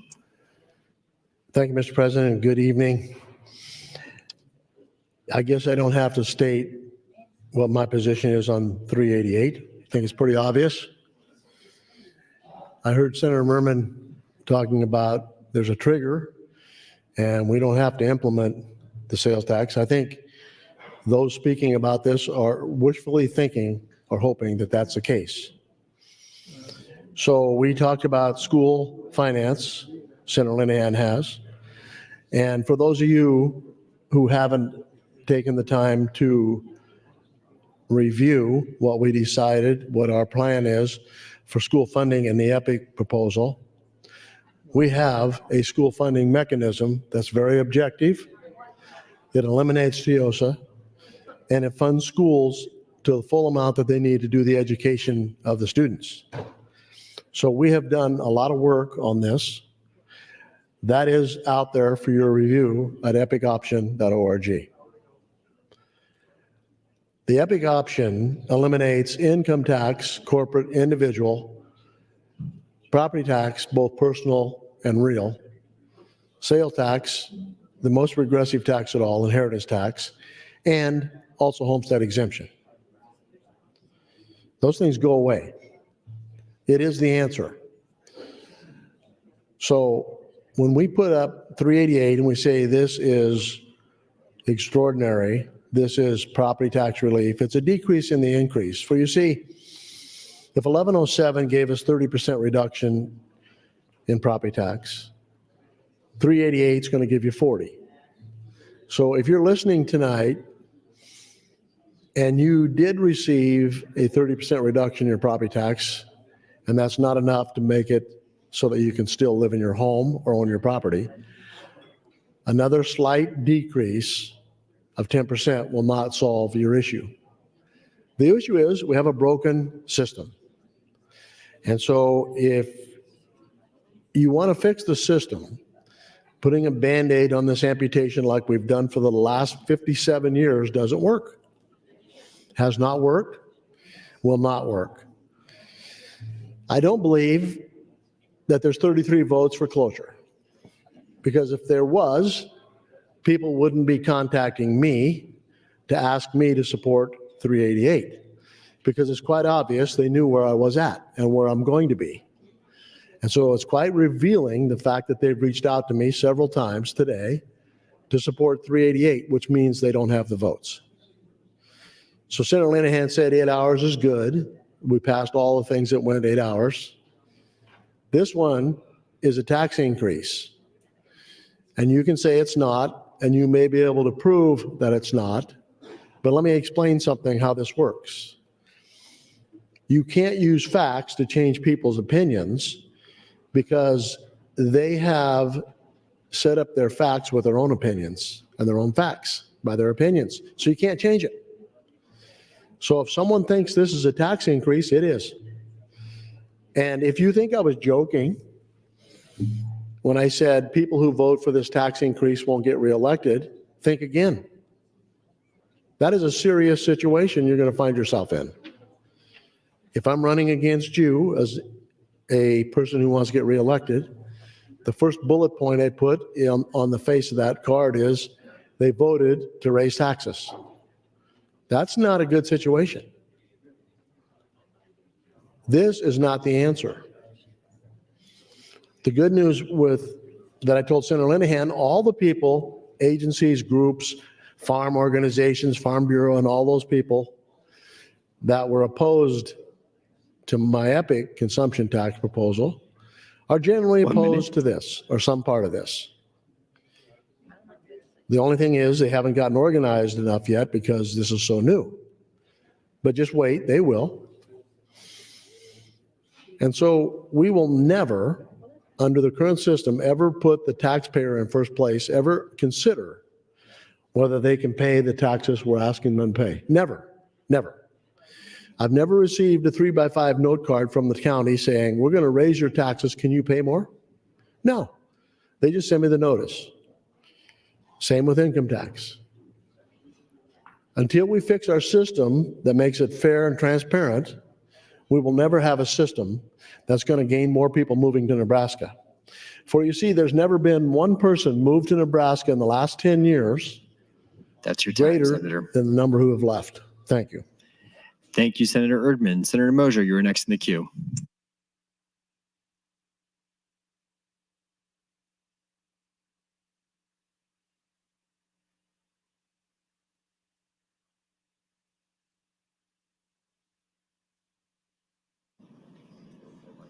Senator John Kavanaugh, you are next in the queue. Thank you, Mr. President. I apologize. This is your last time on the motion. Thank you, Mr. President, and thank you, Pages, for keeping Mr. President on task. So this is my last time on this motion. I think we've had a good discussion. I think we're going about another hour still tonight, but, oh, there's Senator Mosier. So I got lots of thoughts, and I think there's a lot of things in this bill. But I filed an amendment to the bill that is a bill I brought to revenue this year, which would eliminate sales tax on diapers. So we heard at the briefing this morning from the governor's staff that nobody pays sales tax on essentials. And I think most folks in here have had kids or been around kids, but I've got 4 kids. Mercifully, we are out of the diaper stage. Well, we still have some pull-ups at night, but anyway, for the littlest. But anyway, but having 4 kids, I can tell you how essential diapers are. They're essential to being able to go to work because you can't take your kid to daycare unless you have diapers. They're essential to the health and safety of children because if you can't afford to have enough diapers, then kids are left in dirty diapers, and that's unsanitary for them, causes sores and other potential problems. So diapers are essential, but we still assess sales tax on diapers. I brought that bill, was not included in this package, was not included in the other package we debated earlier today. But so to say that people are not going to pay sales tax on essentials is simply not true. There are lots of other things that have sales tax that are assessed against them that people don't have a choice to buy. So that's why I brought that amendment. So if this bill does move forward, we can adopt that amendment. I think it's got a fiscal note of about $1.7 million, if I remember right. But then at least we would be being more consistent in our assessment of what the not taxing essentials. I saw this handout from Senator Von Gillern, which I appreciate Senator Von Gillern, the BVG, but it does look like it says bug, so get a kick out of that. So I'm just looking at example 6 that Senator Von Gillern handed out, and I did some math to myself. So this is single family home, $300,000, Omaha, Nebraska, 4-bed, 2-bath, 1,865 square feet. I don't know what part of town it's in, but I'm going to assume, for the sake of argument, my part of town, which is in OPS. So I did a little bit of my own math on here that my OPS levy right now is 1.21702. So we've multiplied that levy times, for every $100 of assessed value, so $300 or $300,000 gets you $3,651 is my OPS, this house's OPS tax asking. So under 1107, the 30% of that is $1,095.31. So that's what this person would be entitled to in their 1107 tax on their income tax.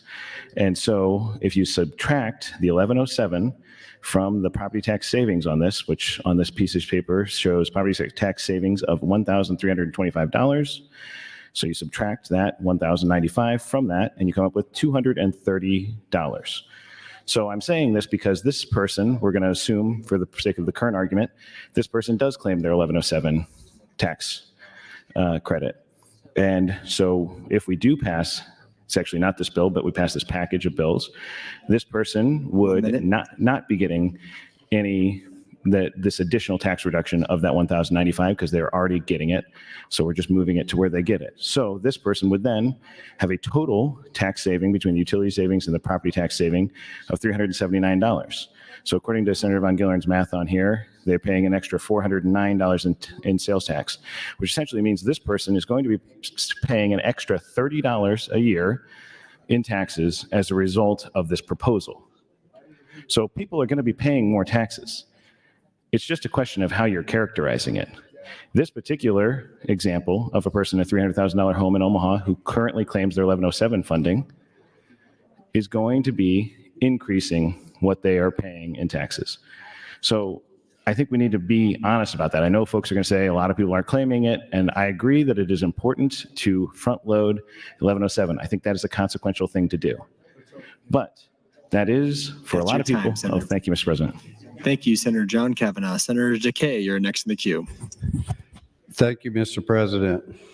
I appreciate the perspective of the members like Senator Brandt in the southeast part of the state, and him being from the southernmost part of the state, and myself being from the northernmost portion of the state, that the conversations about real estate taxes have gone on all year long. The demand for property tax relief is a common theme throughout District 40 that I represent. However, I do think we need to be careful in how we approach this issue to be sure we are providing relief in a sustainable manner. After some review of the current package, I read that the schools in this state will receive an increase in state aid in the form of foundation aid from $1,500 per student to $3,000 and leave special education aid at 80%. We will also impose tighter caps on schools, counties, cities, and villages.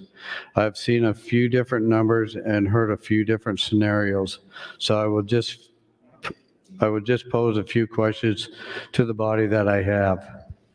Will this package give the schools the money to meet their needs and get all of them to reduce their levies this time around?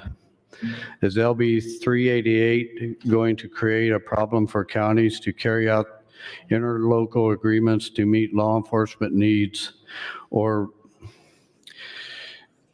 pay for expensive murder trials when 6% of the public safety carve-out only pays for the salaries? Can we guarantee the projected relief in LB 388, both in the short term and long term? There's a good amount that I like about LB 388 and the package as a whole, but answers to my questions would be helpful. Right now, I remain cautiously optimistic toward LB 388 and will continue to listen closely as we go through general file and on to select file, where I will finally have a fiscal note to look at. Ultimately, I want to be sure that if we do pass something this session, it will not be detrimental to the people of District 40 and the state as a whole. I yield the remainder of my time to Senator Jacobson. Thank you. Thank you, Senator Decay. Senator Jacobson, that's 2 minutes and 32 seconds. Thank you, Mr. President. Well, I'd like to always get up and maybe correct some of the statements that I've heard on the floor. I kind of want to talk about those that talk about how they have renters as constituents and they don't pay property taxes. I beg to differ. If you're a renter, you're paying rent to the property owner, who in many cases has a mortgage on that property, but they're paying, in many cases, principal payments, insurance, real estate taxes, and the casualty insurance. Let me give you a real example that I just looked at recently on a project in North Platte. Be a multi-family apartment complex. Estimate, just without any incentives, the cost for the units would be $160,000 a unit for a fairly modest 2-bedroom unit. They would be renting that unit for about $1,200 a month. Let me tell you how the math works on that.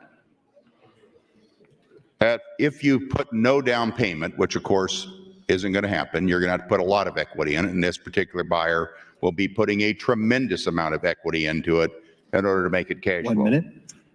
Thank you, Mr. President. But here's how that would work. You would start, if you could finance the full $160,000, your principal and interest payment would be $1,288 a month. How much are we getting for rent? Oh yeah, $1,200. How's that work? Then you'd have $258 in property taxes based upon the current mill levy in North Platte consolidated today. $258 per month. And you'd pay another $100 a month for casualty insurance. You're $1,588 a month. So you're going to need to put a bunch of equity into this property to be able to get that property price down. How much do I have left here, Mr. President? I'm next in the queue. There's 8 seconds, and yes, you are next in the queue. All right, I'm going to burn my 8 seconds and go to the next. How about that? You go ahead, Senator Jacobson. Great, thank you. You're very accommodating this evening. Thank you very much.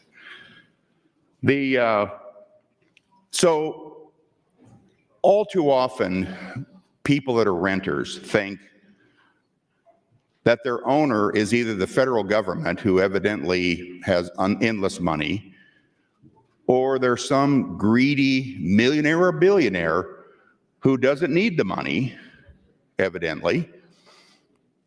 And so they're taking money from you. And why are they taking money from you? Because they have plenty of money, so they don't need the money. Well, it doesn't work that way.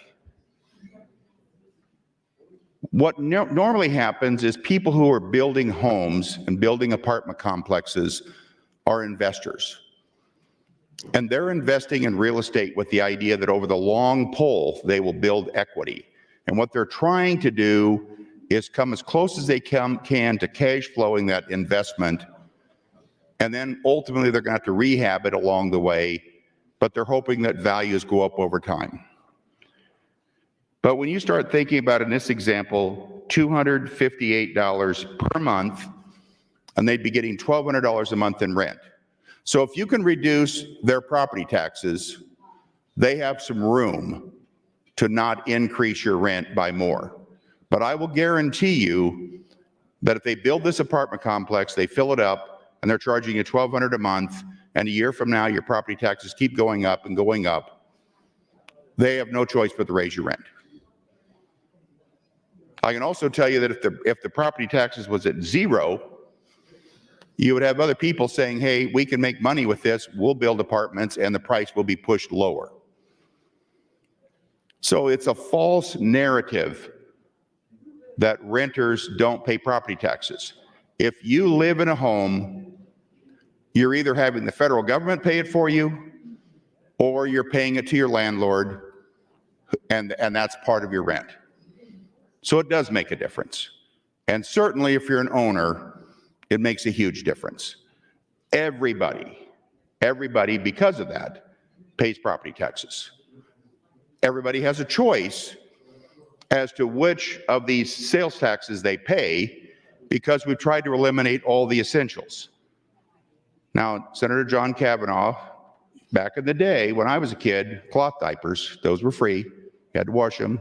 Kind of a messy job, but hey, my mom did it. But I'm not saying that we shouldn't, and I would not oppose the idea that diapers probably shouldn't be taxed, but they are today.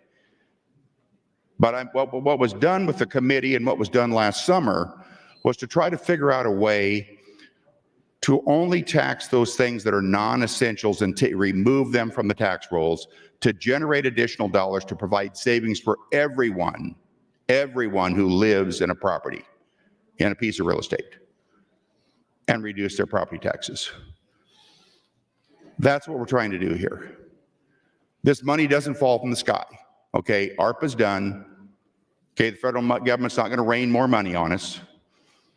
If you look at what's happening in the numbers right now, consumers' credit card debts are through the roof. They're higher than ever been before. So at the end of the day, what we're really trying to do is try to balance this tax equity. Now, we've had some conversations about EPIC. I'm just going to make 2 comments about EPIC. What stops me? If I'm going to buy $160,000, if I'm going to, and this is an apartment, if I wanted to buy a home today and it was $300,000, and EPIC was in place, based upon the estimates that we see, it would be a 21% tax. But let's say it's half that. Let's say it's only 10%. You'd have to pay a 10% tax, occupation tax, or consumption tax on buying a home. $300,000 home, that's $30,000. Plus you'd be required to put at least 10% down, that's another $30,000. And you have to pay PMI on it, private mortgage insurance, if you only put 10% down. What does that do to the affordability housing? And then where does the money go? Oh yeah, it all gets collected and gets sent to Lincoln, and then this legislature would decide who gets the money. How's that worked so far with the discussions we're having today as to figuring out who gets the money? When you have local property taxes and you have the state paying their fair share of educating students across the state, which is what we're trying to do with foundation aid and through this bill and through 1331, we're trying to have the state pay the fair share of educating students across the state, lower property taxes. That's your time, Senator. Thank you, Mr. President. Thank you, Senator Jacobson. Senator Brandt, you are next in the queue, and this is your final time on the motion. Thank you, Mr. President. So in our briefing this morning, the Revenue Committee handed out several examples of homes and what it costs to live in the state of Nebraska. And one of the examples they put together was a single-family home in Beatrice, Nebraska, which I'm very familiar with. I live close to Beatrice, and the home is valued at $225,000. Using what we know about the formula in the bill, at the end of the year, where they no longer pay sales tax on electricity and natural gas, they'll have a $99 savings. And their property tax savings through this bill will be $1,138. You add those together, they will get or receive $1,237 reduction in their cost of living. That will be offset by an increase, a proposed possible increase, and the worst case scenario would be 1% on their disposable income. And that would increase the sales tax $201. They're getting $1,237, increase of $201. So they're getting about a 5-to-1, 6-to-1 return on investment right there for a net result of $1,036. I don't know who wouldn't want to take that deal.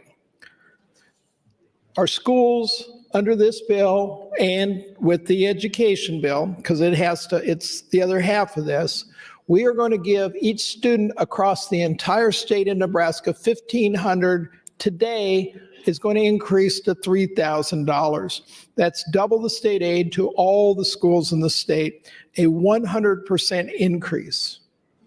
That's a good deal, folks.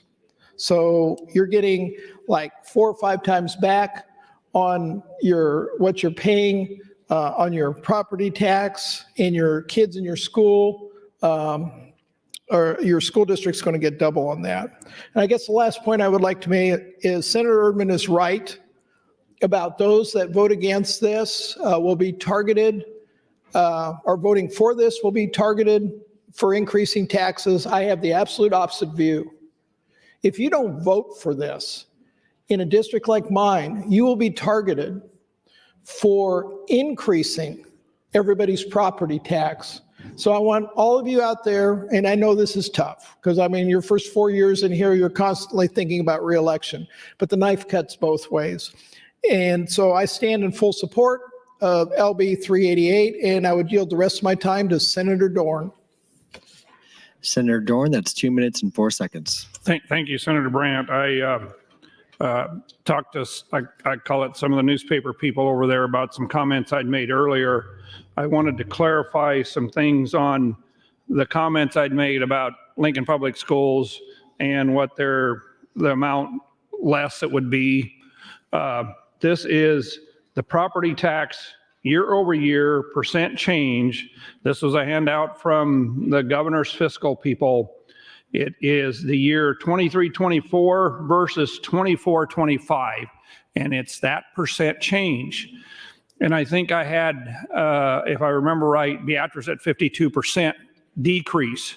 That 52%, the people that is affected, the 52% is if you haven't been claiming or didn't claim your income tax credit, you will be getting that full 52%.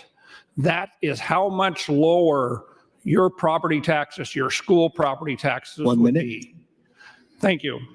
So I went through and looked at some more of these, that chart they passed out. I saw about the highest one. Well, there's one at 100%, but I don't know where that one came from. But there is one at 67%.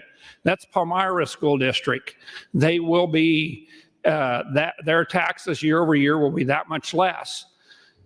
You also have to factor in, I call it the income tax credit. So for some of the people, if you've been claiming it all the time, you won't see that full amount. It will be a percentage of, or it will be part of that, because you have to also, that is also counted in here.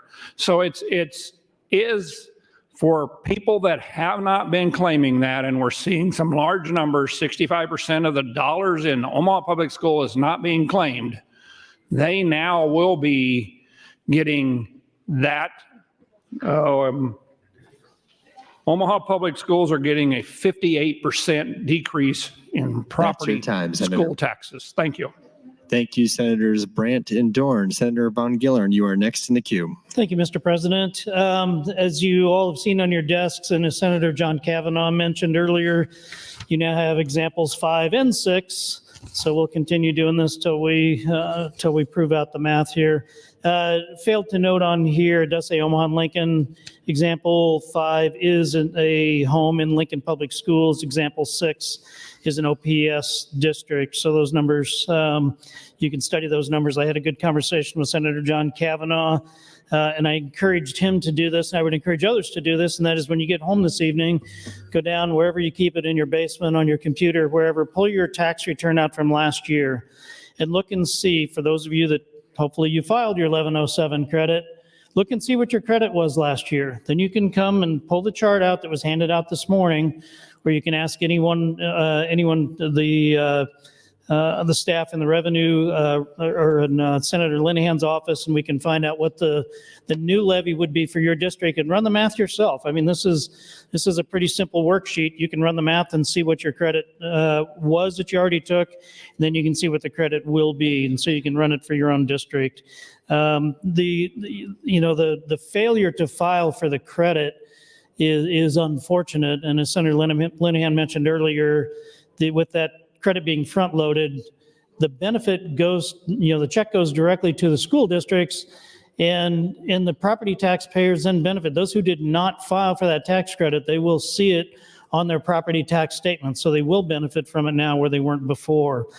So Senator, I struggle with Senator Kavanaugh's comments earlier about it not being an increase. I mean, number one, we are lowering the levies in each one of these areas. I think he said that OPS was $1.05. I don't remember exactly what the number is, but and as Senator Dorn just mentioned, I think it drops down to 59 cents. So it absolutely is a reduction in the amount of taxes paid.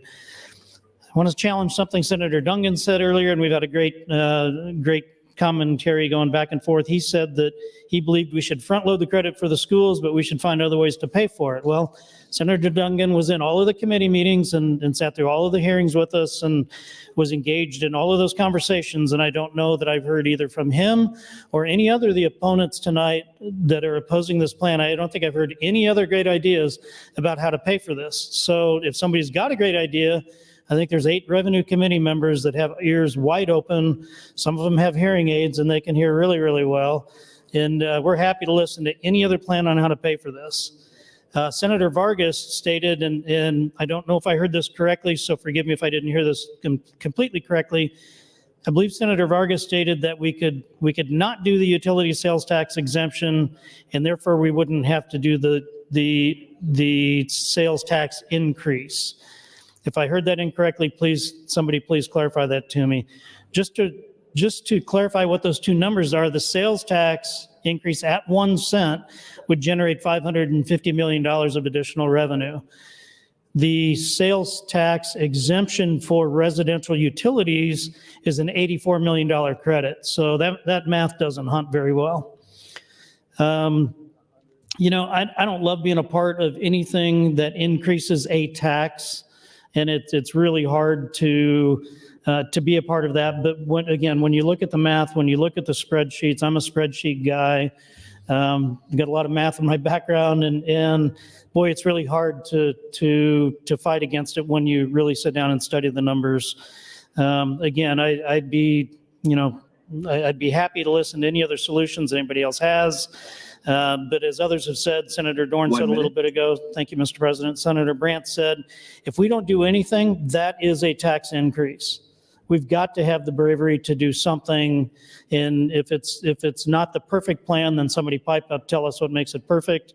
And if this isn't the solution, we're certainly happy to embrace whatever that is. Thank you, Mr. President. Thank you, Senator Von Gillern. Senator Meyer, you're next in the queue. Thank you, Mr. Chairman. I was under the impression we were going to break for steaks at 7, so I thought I would get just under the wire and not have to do this a second time, but I'll be happy to. This has been a great discussion this afternoon as we discuss both sides. A lot of things have been brought up. Sitting in the Revenue Committee, I've only done it one time. We were probably, in addition to the things we're talking about today, we were probably approached with, I'm going to say, at least $500 million worth of requests that came in bills that were brought before the Revenue Committee. And I would say probably a third of the members of this body were part of those bills that came forward. And I'm not saying they were good ideas or bad ideas. Most of them are good ideas. It'd be great if we could fund them. But we just don't have the resources to do this. I look at this package as a very, very well-rounded situation.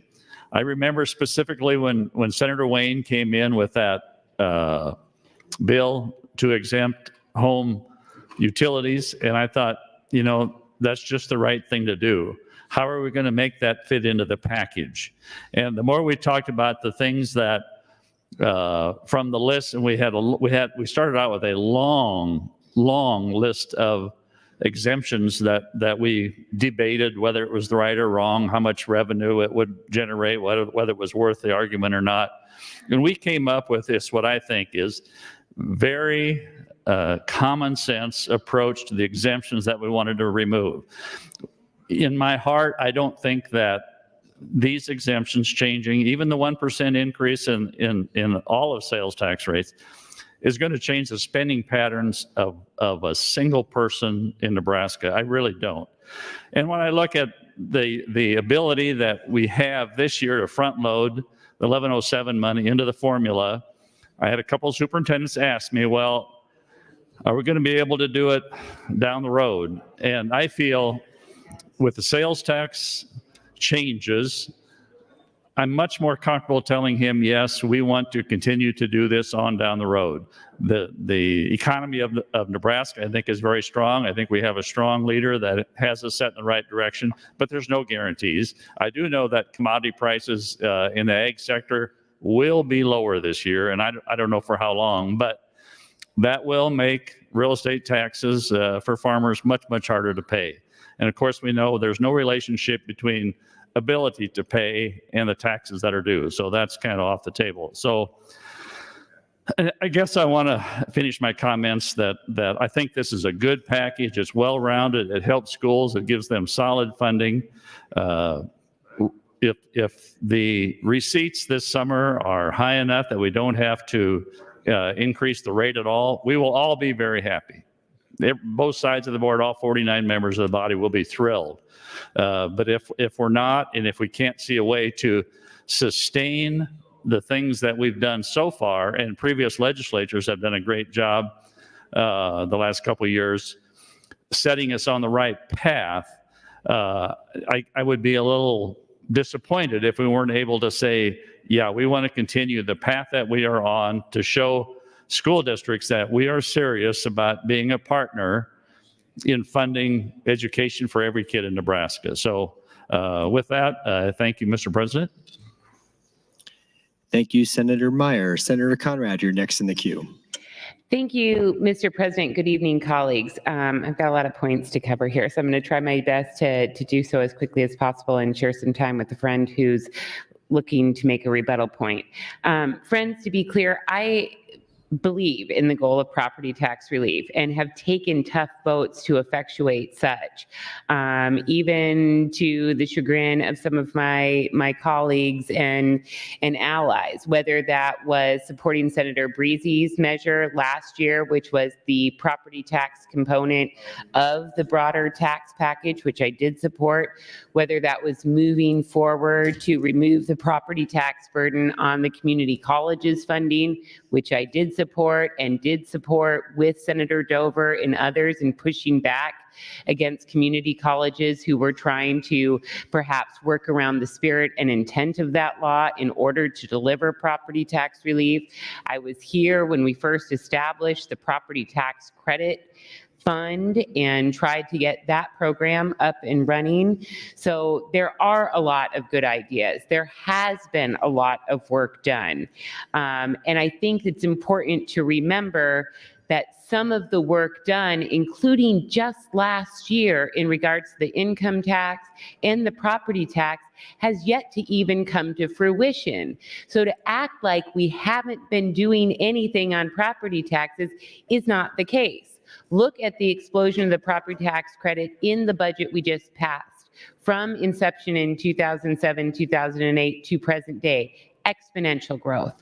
Look at the actions we took with Senator Breezy's bills that emanated from the Revenue Committee and that were part of an income and property tax approach. So we also know while those have to fully take effect, and we don't know what exactly that's going to mean for long-term dollars and cents, we do know that the budget is already precariously balanced. That is why there were sweeps, one-time sweeps from cash funds at historic levels. That is why there was less money available for the floor. That is why there is a concern about the out years already under existing financial projections. And don't forget, we are at a time of economic prosperity, friends. Why in the heck would we be raising taxes when times are good? And I can tell you, when we've been desperate for revenue when times were bad. I served during the Great Recession. We looked at things like increasing cigarette taxes, and it's a tax of diminishing returns. Not only does it not bring in the revenue you want, it doesn't effectuate the behavior changes you want. And I have the same questions when it comes to the pop and candy taxes and the CBD taxes. And is there any other model out there where we see 100% tax? As noted in longstanding, long ago jurisprudence, McCullough versus Maryland, the power to tax is the power to destroy, and we need to wield that power carefully. Friends, I have a lot of questions. I'm always going to be a constructive partner to trying to find consensus. I yield the balance of my time to Senator Erdman if he so desires. Senator Erdman, that's 1 minute and 30 seconds. Thank you. Thank you, Senator Conrad. I'm going to try to make this very quick. Senator Jacobson keyed it up for me. If you buy a $300,000 house under the current system, your monthly payment would be, if you paid the full amount, mortgage full amount is $1,896.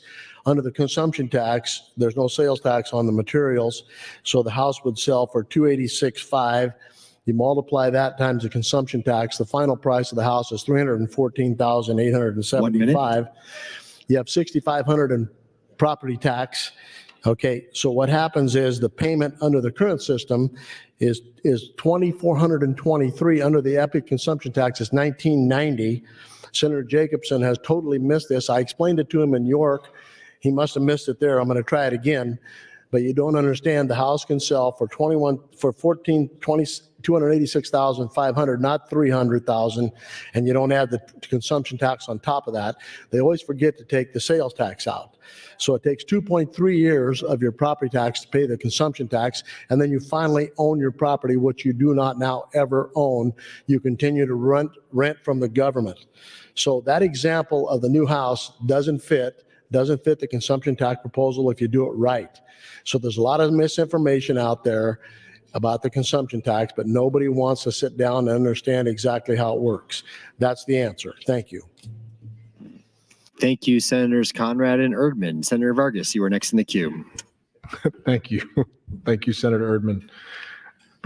Should state, and I've had good conversations with Senator Erdman, I'm not a supporter of the EPIC tax, but I'm not coming out against it. But and I feel inclined to maybe yield some time to Senator Jacobson in a second if he wants to rebut to that. There's a couple of things I was going to get up and talk about. One, I've supported the spending caps in the past and actually still support that. I've introduced separate bills for capping municipalities from creating new occupation taxes because I think they overly rely on them.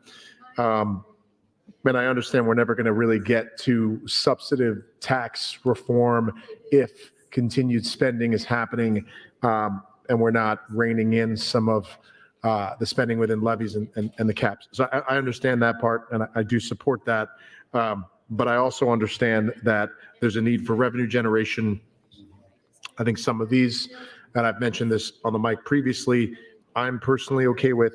I still have a struggle with the sales tax increase for funding the majority of the revenue generation. I do support the work that we've done in the past for funding the property tax credit fund. We have Senator Clements isn't here, but in both Senator Stinner and Senator Clements in our time, we have basically backwards planned to make sure that, actually Senator Dorn is here, I can look at him.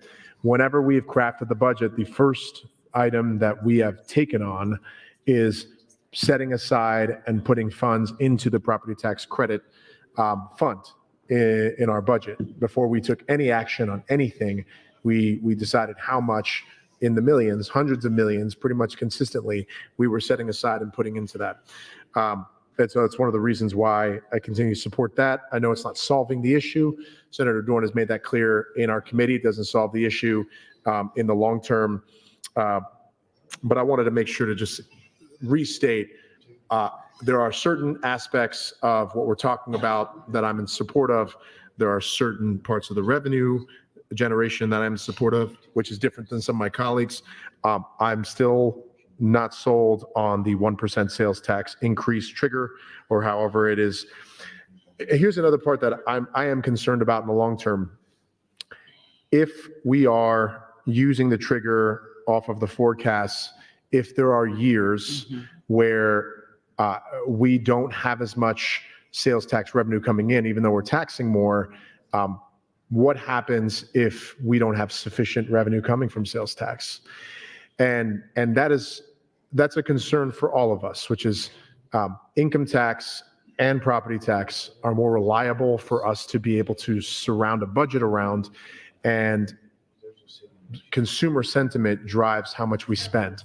It's something for us to take into account. I encourage everybody to look at, we passed a bill, it's actually my bill from 5-6 years ago, the Plan Act, so that we can look at our historical revenue from sales tax, from property, and from income to try to figure out how should we be looking into these next upcoming years. And I already had a conversation off the mic with Senator Von Gillern in specific to what I said. Part of my saying was, there's still about 211 million that's not sales tax increase in terms of revenue generation from some of these other revenue sources. So I'm still listening. I want to support some aspect of what is happening here in terms of the bill. There's certain things that I do support. I'm still not sold on the sales tax increase, partly because I'm continuing to hear that it's not impacting the majority of renters that are in my district, and I just have a very high rental community, and we're still hearing from individuals that they don't support the tax shift. However, I do want to support continuing to do something in property tax relief, whether or not that is not me for this year, but for next year, continuing to reduce spending. We did have across the board trying to do cuts in all of our agencies. It's something that we can try to do this next year that would bring in hundreds of millions of dollars if we can attempt to do that. And it's something that the Appropriations Committee can do to reduce spending in the long term so that we are just making sure we're doing something towards property tax relief. Thank you. Thank you, Senator Vargas. Senator Linehan, you're next in the queue. Thank you, Mr. President. Good evening, colleagues. I want to thank the committee, the Revenue Committee, and all of you, frankly, for all your work on this and for this debate, which I think has been good. I also want to thank especially the Revenue Committee staff and my staff in my office who get, even though they're not Revenue Committee staff, you ask Ryan, he spends a lot of time on revenue, even though he's supposed to be doing everything else. I've asked, well, a couple things I'm going to work on that I think I've probably not made abundantly clear, and I will try and figure out some way to help people understand. If we don't do something, we're going to have the similar kind of crisis that ag faced with property tax increases, you're going to have in Lincoln and Omaha and across the state, North Platte, because they're going to lose equalization aid.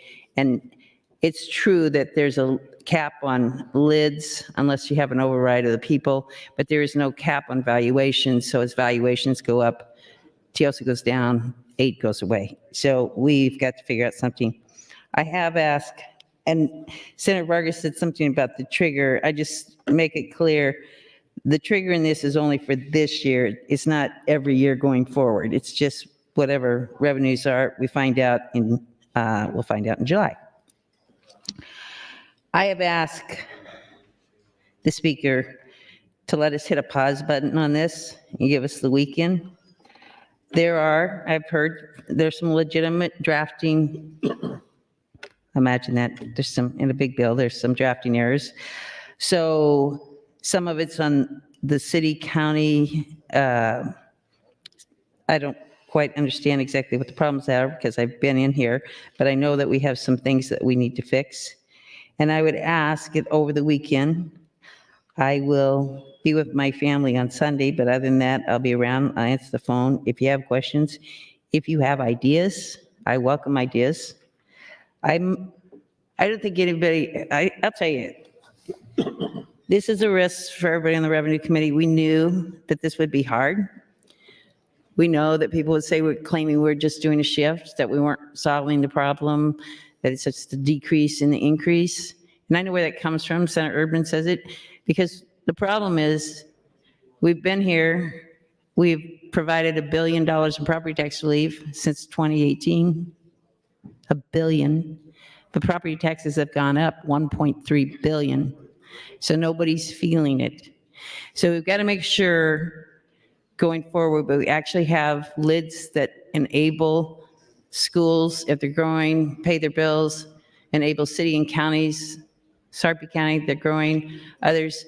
We got to make sure we've got all that right. So if you have concerns over the weekend, I would love, text me is better than email, just text me. And if you come up with some brilliant plan where we don't have to do a sales tax, I'm all in. I do want to echo something Senator Meyer said, and I'll give Senator Wayne credit for this. His bill about doing away with taxes, sales taxes on utilities, this is before we started putting the package together.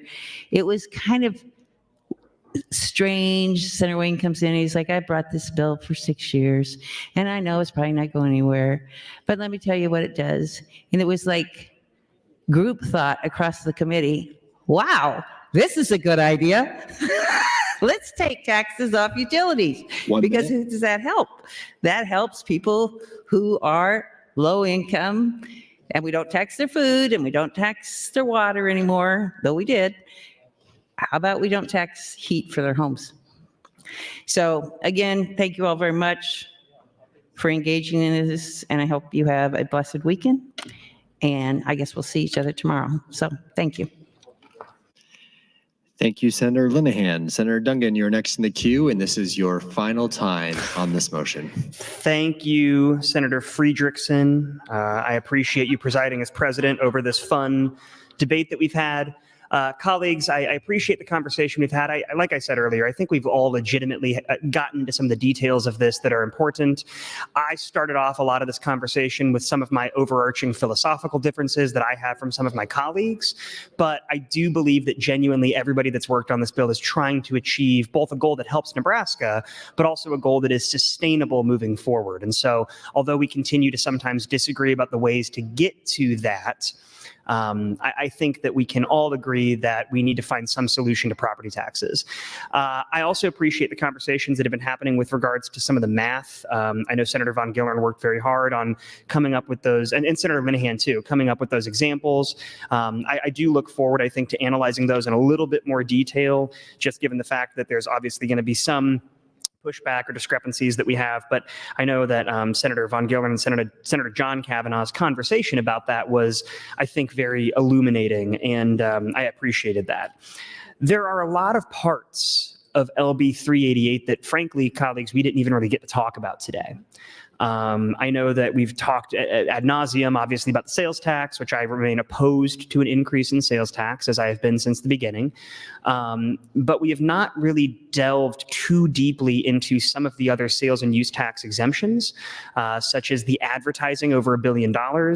I understand that, again, like many of these, on the face of that, you may think to yourself, well, what's the problem with getting rid of that? But just to tease a little bit of what that future conversation might be like, there are similar laws in other states that there are constitutional concerns that have been brought up. I understand that some don't worry about or don't believe there is a constitutional concern on this, and they've said that it's fine, but there are cases currently pending, I believe, in Maryland with regards to the constitutionality of the advertising tax, elimination of that over $1 billion. And so I want to highlight that there's many parts of this that we did not get a chance to dive into. I think we could easily spend another 4 hours talking about this without any stretching or artificial motions being filed, and we should. I've said time and time again that we are sent here to do hard things and make hard decisions, and today is one of those times. Nobody, I think, believes that a vote on LB 388 is going to be easy. Nobody thinks that the issues that have been raised here are simple. And I can tell you from the emails that I've received during the pendency of this debate and the days leading up to it, there is certainly a diversity of opinions. But the one thing that my constituents have been emailing me about over and over again and calling me and sending me texts about is they don't want to see an increase in sales tax. And I understand the necessity for property tax relief because that's also important to them. I understand the necessity that people have seen to make sure that they can make it livable in their homes and not be driven out by high property taxes and increased valuations. But we have to keep in mind the people who do pay that sales tax, who it does affect. We have to keep in mind the everyday working Nebraskans. We have to keep in mind our lower income residents. We have to keep in mind the people who bear a larger and disproportionate brunt of an increased sales tax. And so I think that many of my colleagues have done a very good job lifting up a number of those concerns. And I think a number of my colleagues have identified their own personal sticking points. On a bill like this, there's never going to be just one thing that we agree or disagree on, and we have to look at it as a whole. We always talk in here about how compromise means some people get something they like and some people get something they don't like. And at the end of the day, everyone's either happy or upset. But when we analyze LB 388, I want to make sure we look at it from the big picture and what is the right way thank you, Mr. President, balancing our tax structure in Nebraska.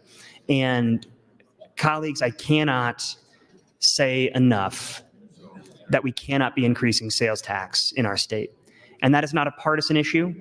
It is not an issue that I think there's much disagreement on amongst people I've spoken to from my community, but we cannot do that. So I stand adamantly opposed to that. I am very thankful to hear there's going to be more conversations that happen over the weekend.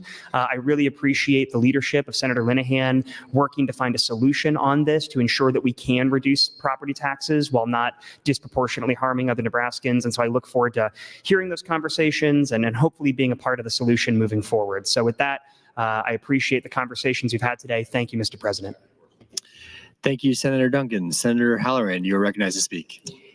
Thank you, Mr. Chair. I know everyone's looking forward to round 3 between Senator Jacobson and Senator Erdman, so I yield my time to Senator Erdman.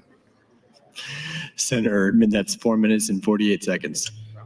Thank you, Mr. President. Let me just suggest to Senator Von Gilleren that I'm willing to sit down and talk to him about the proposal I have. He mentioned that he's willing to do that. So I look forward to that discussion. It'll be the first time that we've had that discussion. And that's pretty good. So one of the things that I didn't get a mention about buying a home, I explained buying the new home, how Senator Jacobson had that wrong, but there's no consumption tax on used homes. And I would agree that Senator Linehan is right. There is going to be a situation come up that's going to be dire, but this is not the solution. If I have missed it, please explain it to me. But currently, we're getting 30% reduction on the property tax credit to whatever goes to our public schools. And we're going to get it for the education and the community colleges as well. All right? So this is going to take it to 40%. So if we have this big catastrophe of increase in property tax, you explain to me how raising it 10% more is going to save us. We're talking about 10%. So we're basing this proposal on hope that our revenue continues to come in. That's a big ask. Senator Jacobson did mention that credit card debts are as high as they've ever been. Last week, Professor Goss had a survey done by the Main Street businesses. They're less supportive of the economy or positive about it.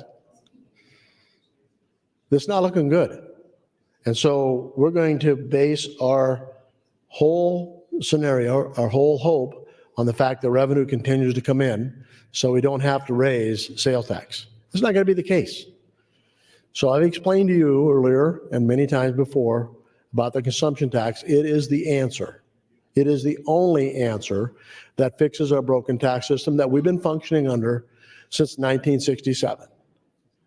And Senator Pauls, when he was here back in 2009, did a study about how much has been exempted since the start of the sales tax in 1967. And in 2009, it was $54 billion had already been exempted from sales tax.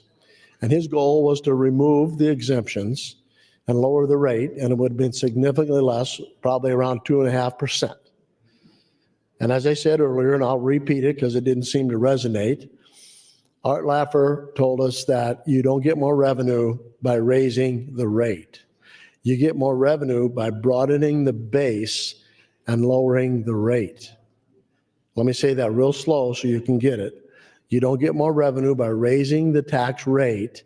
You get more revenue by broadening the base and lowering the rate. It drives the economy and you get more revenue. It's not that hard. Anybody that's listening should be able to understand what I just said. This does not do that. And that small amount of exemptions they're taking away, the 10 or whatever it is insignificant.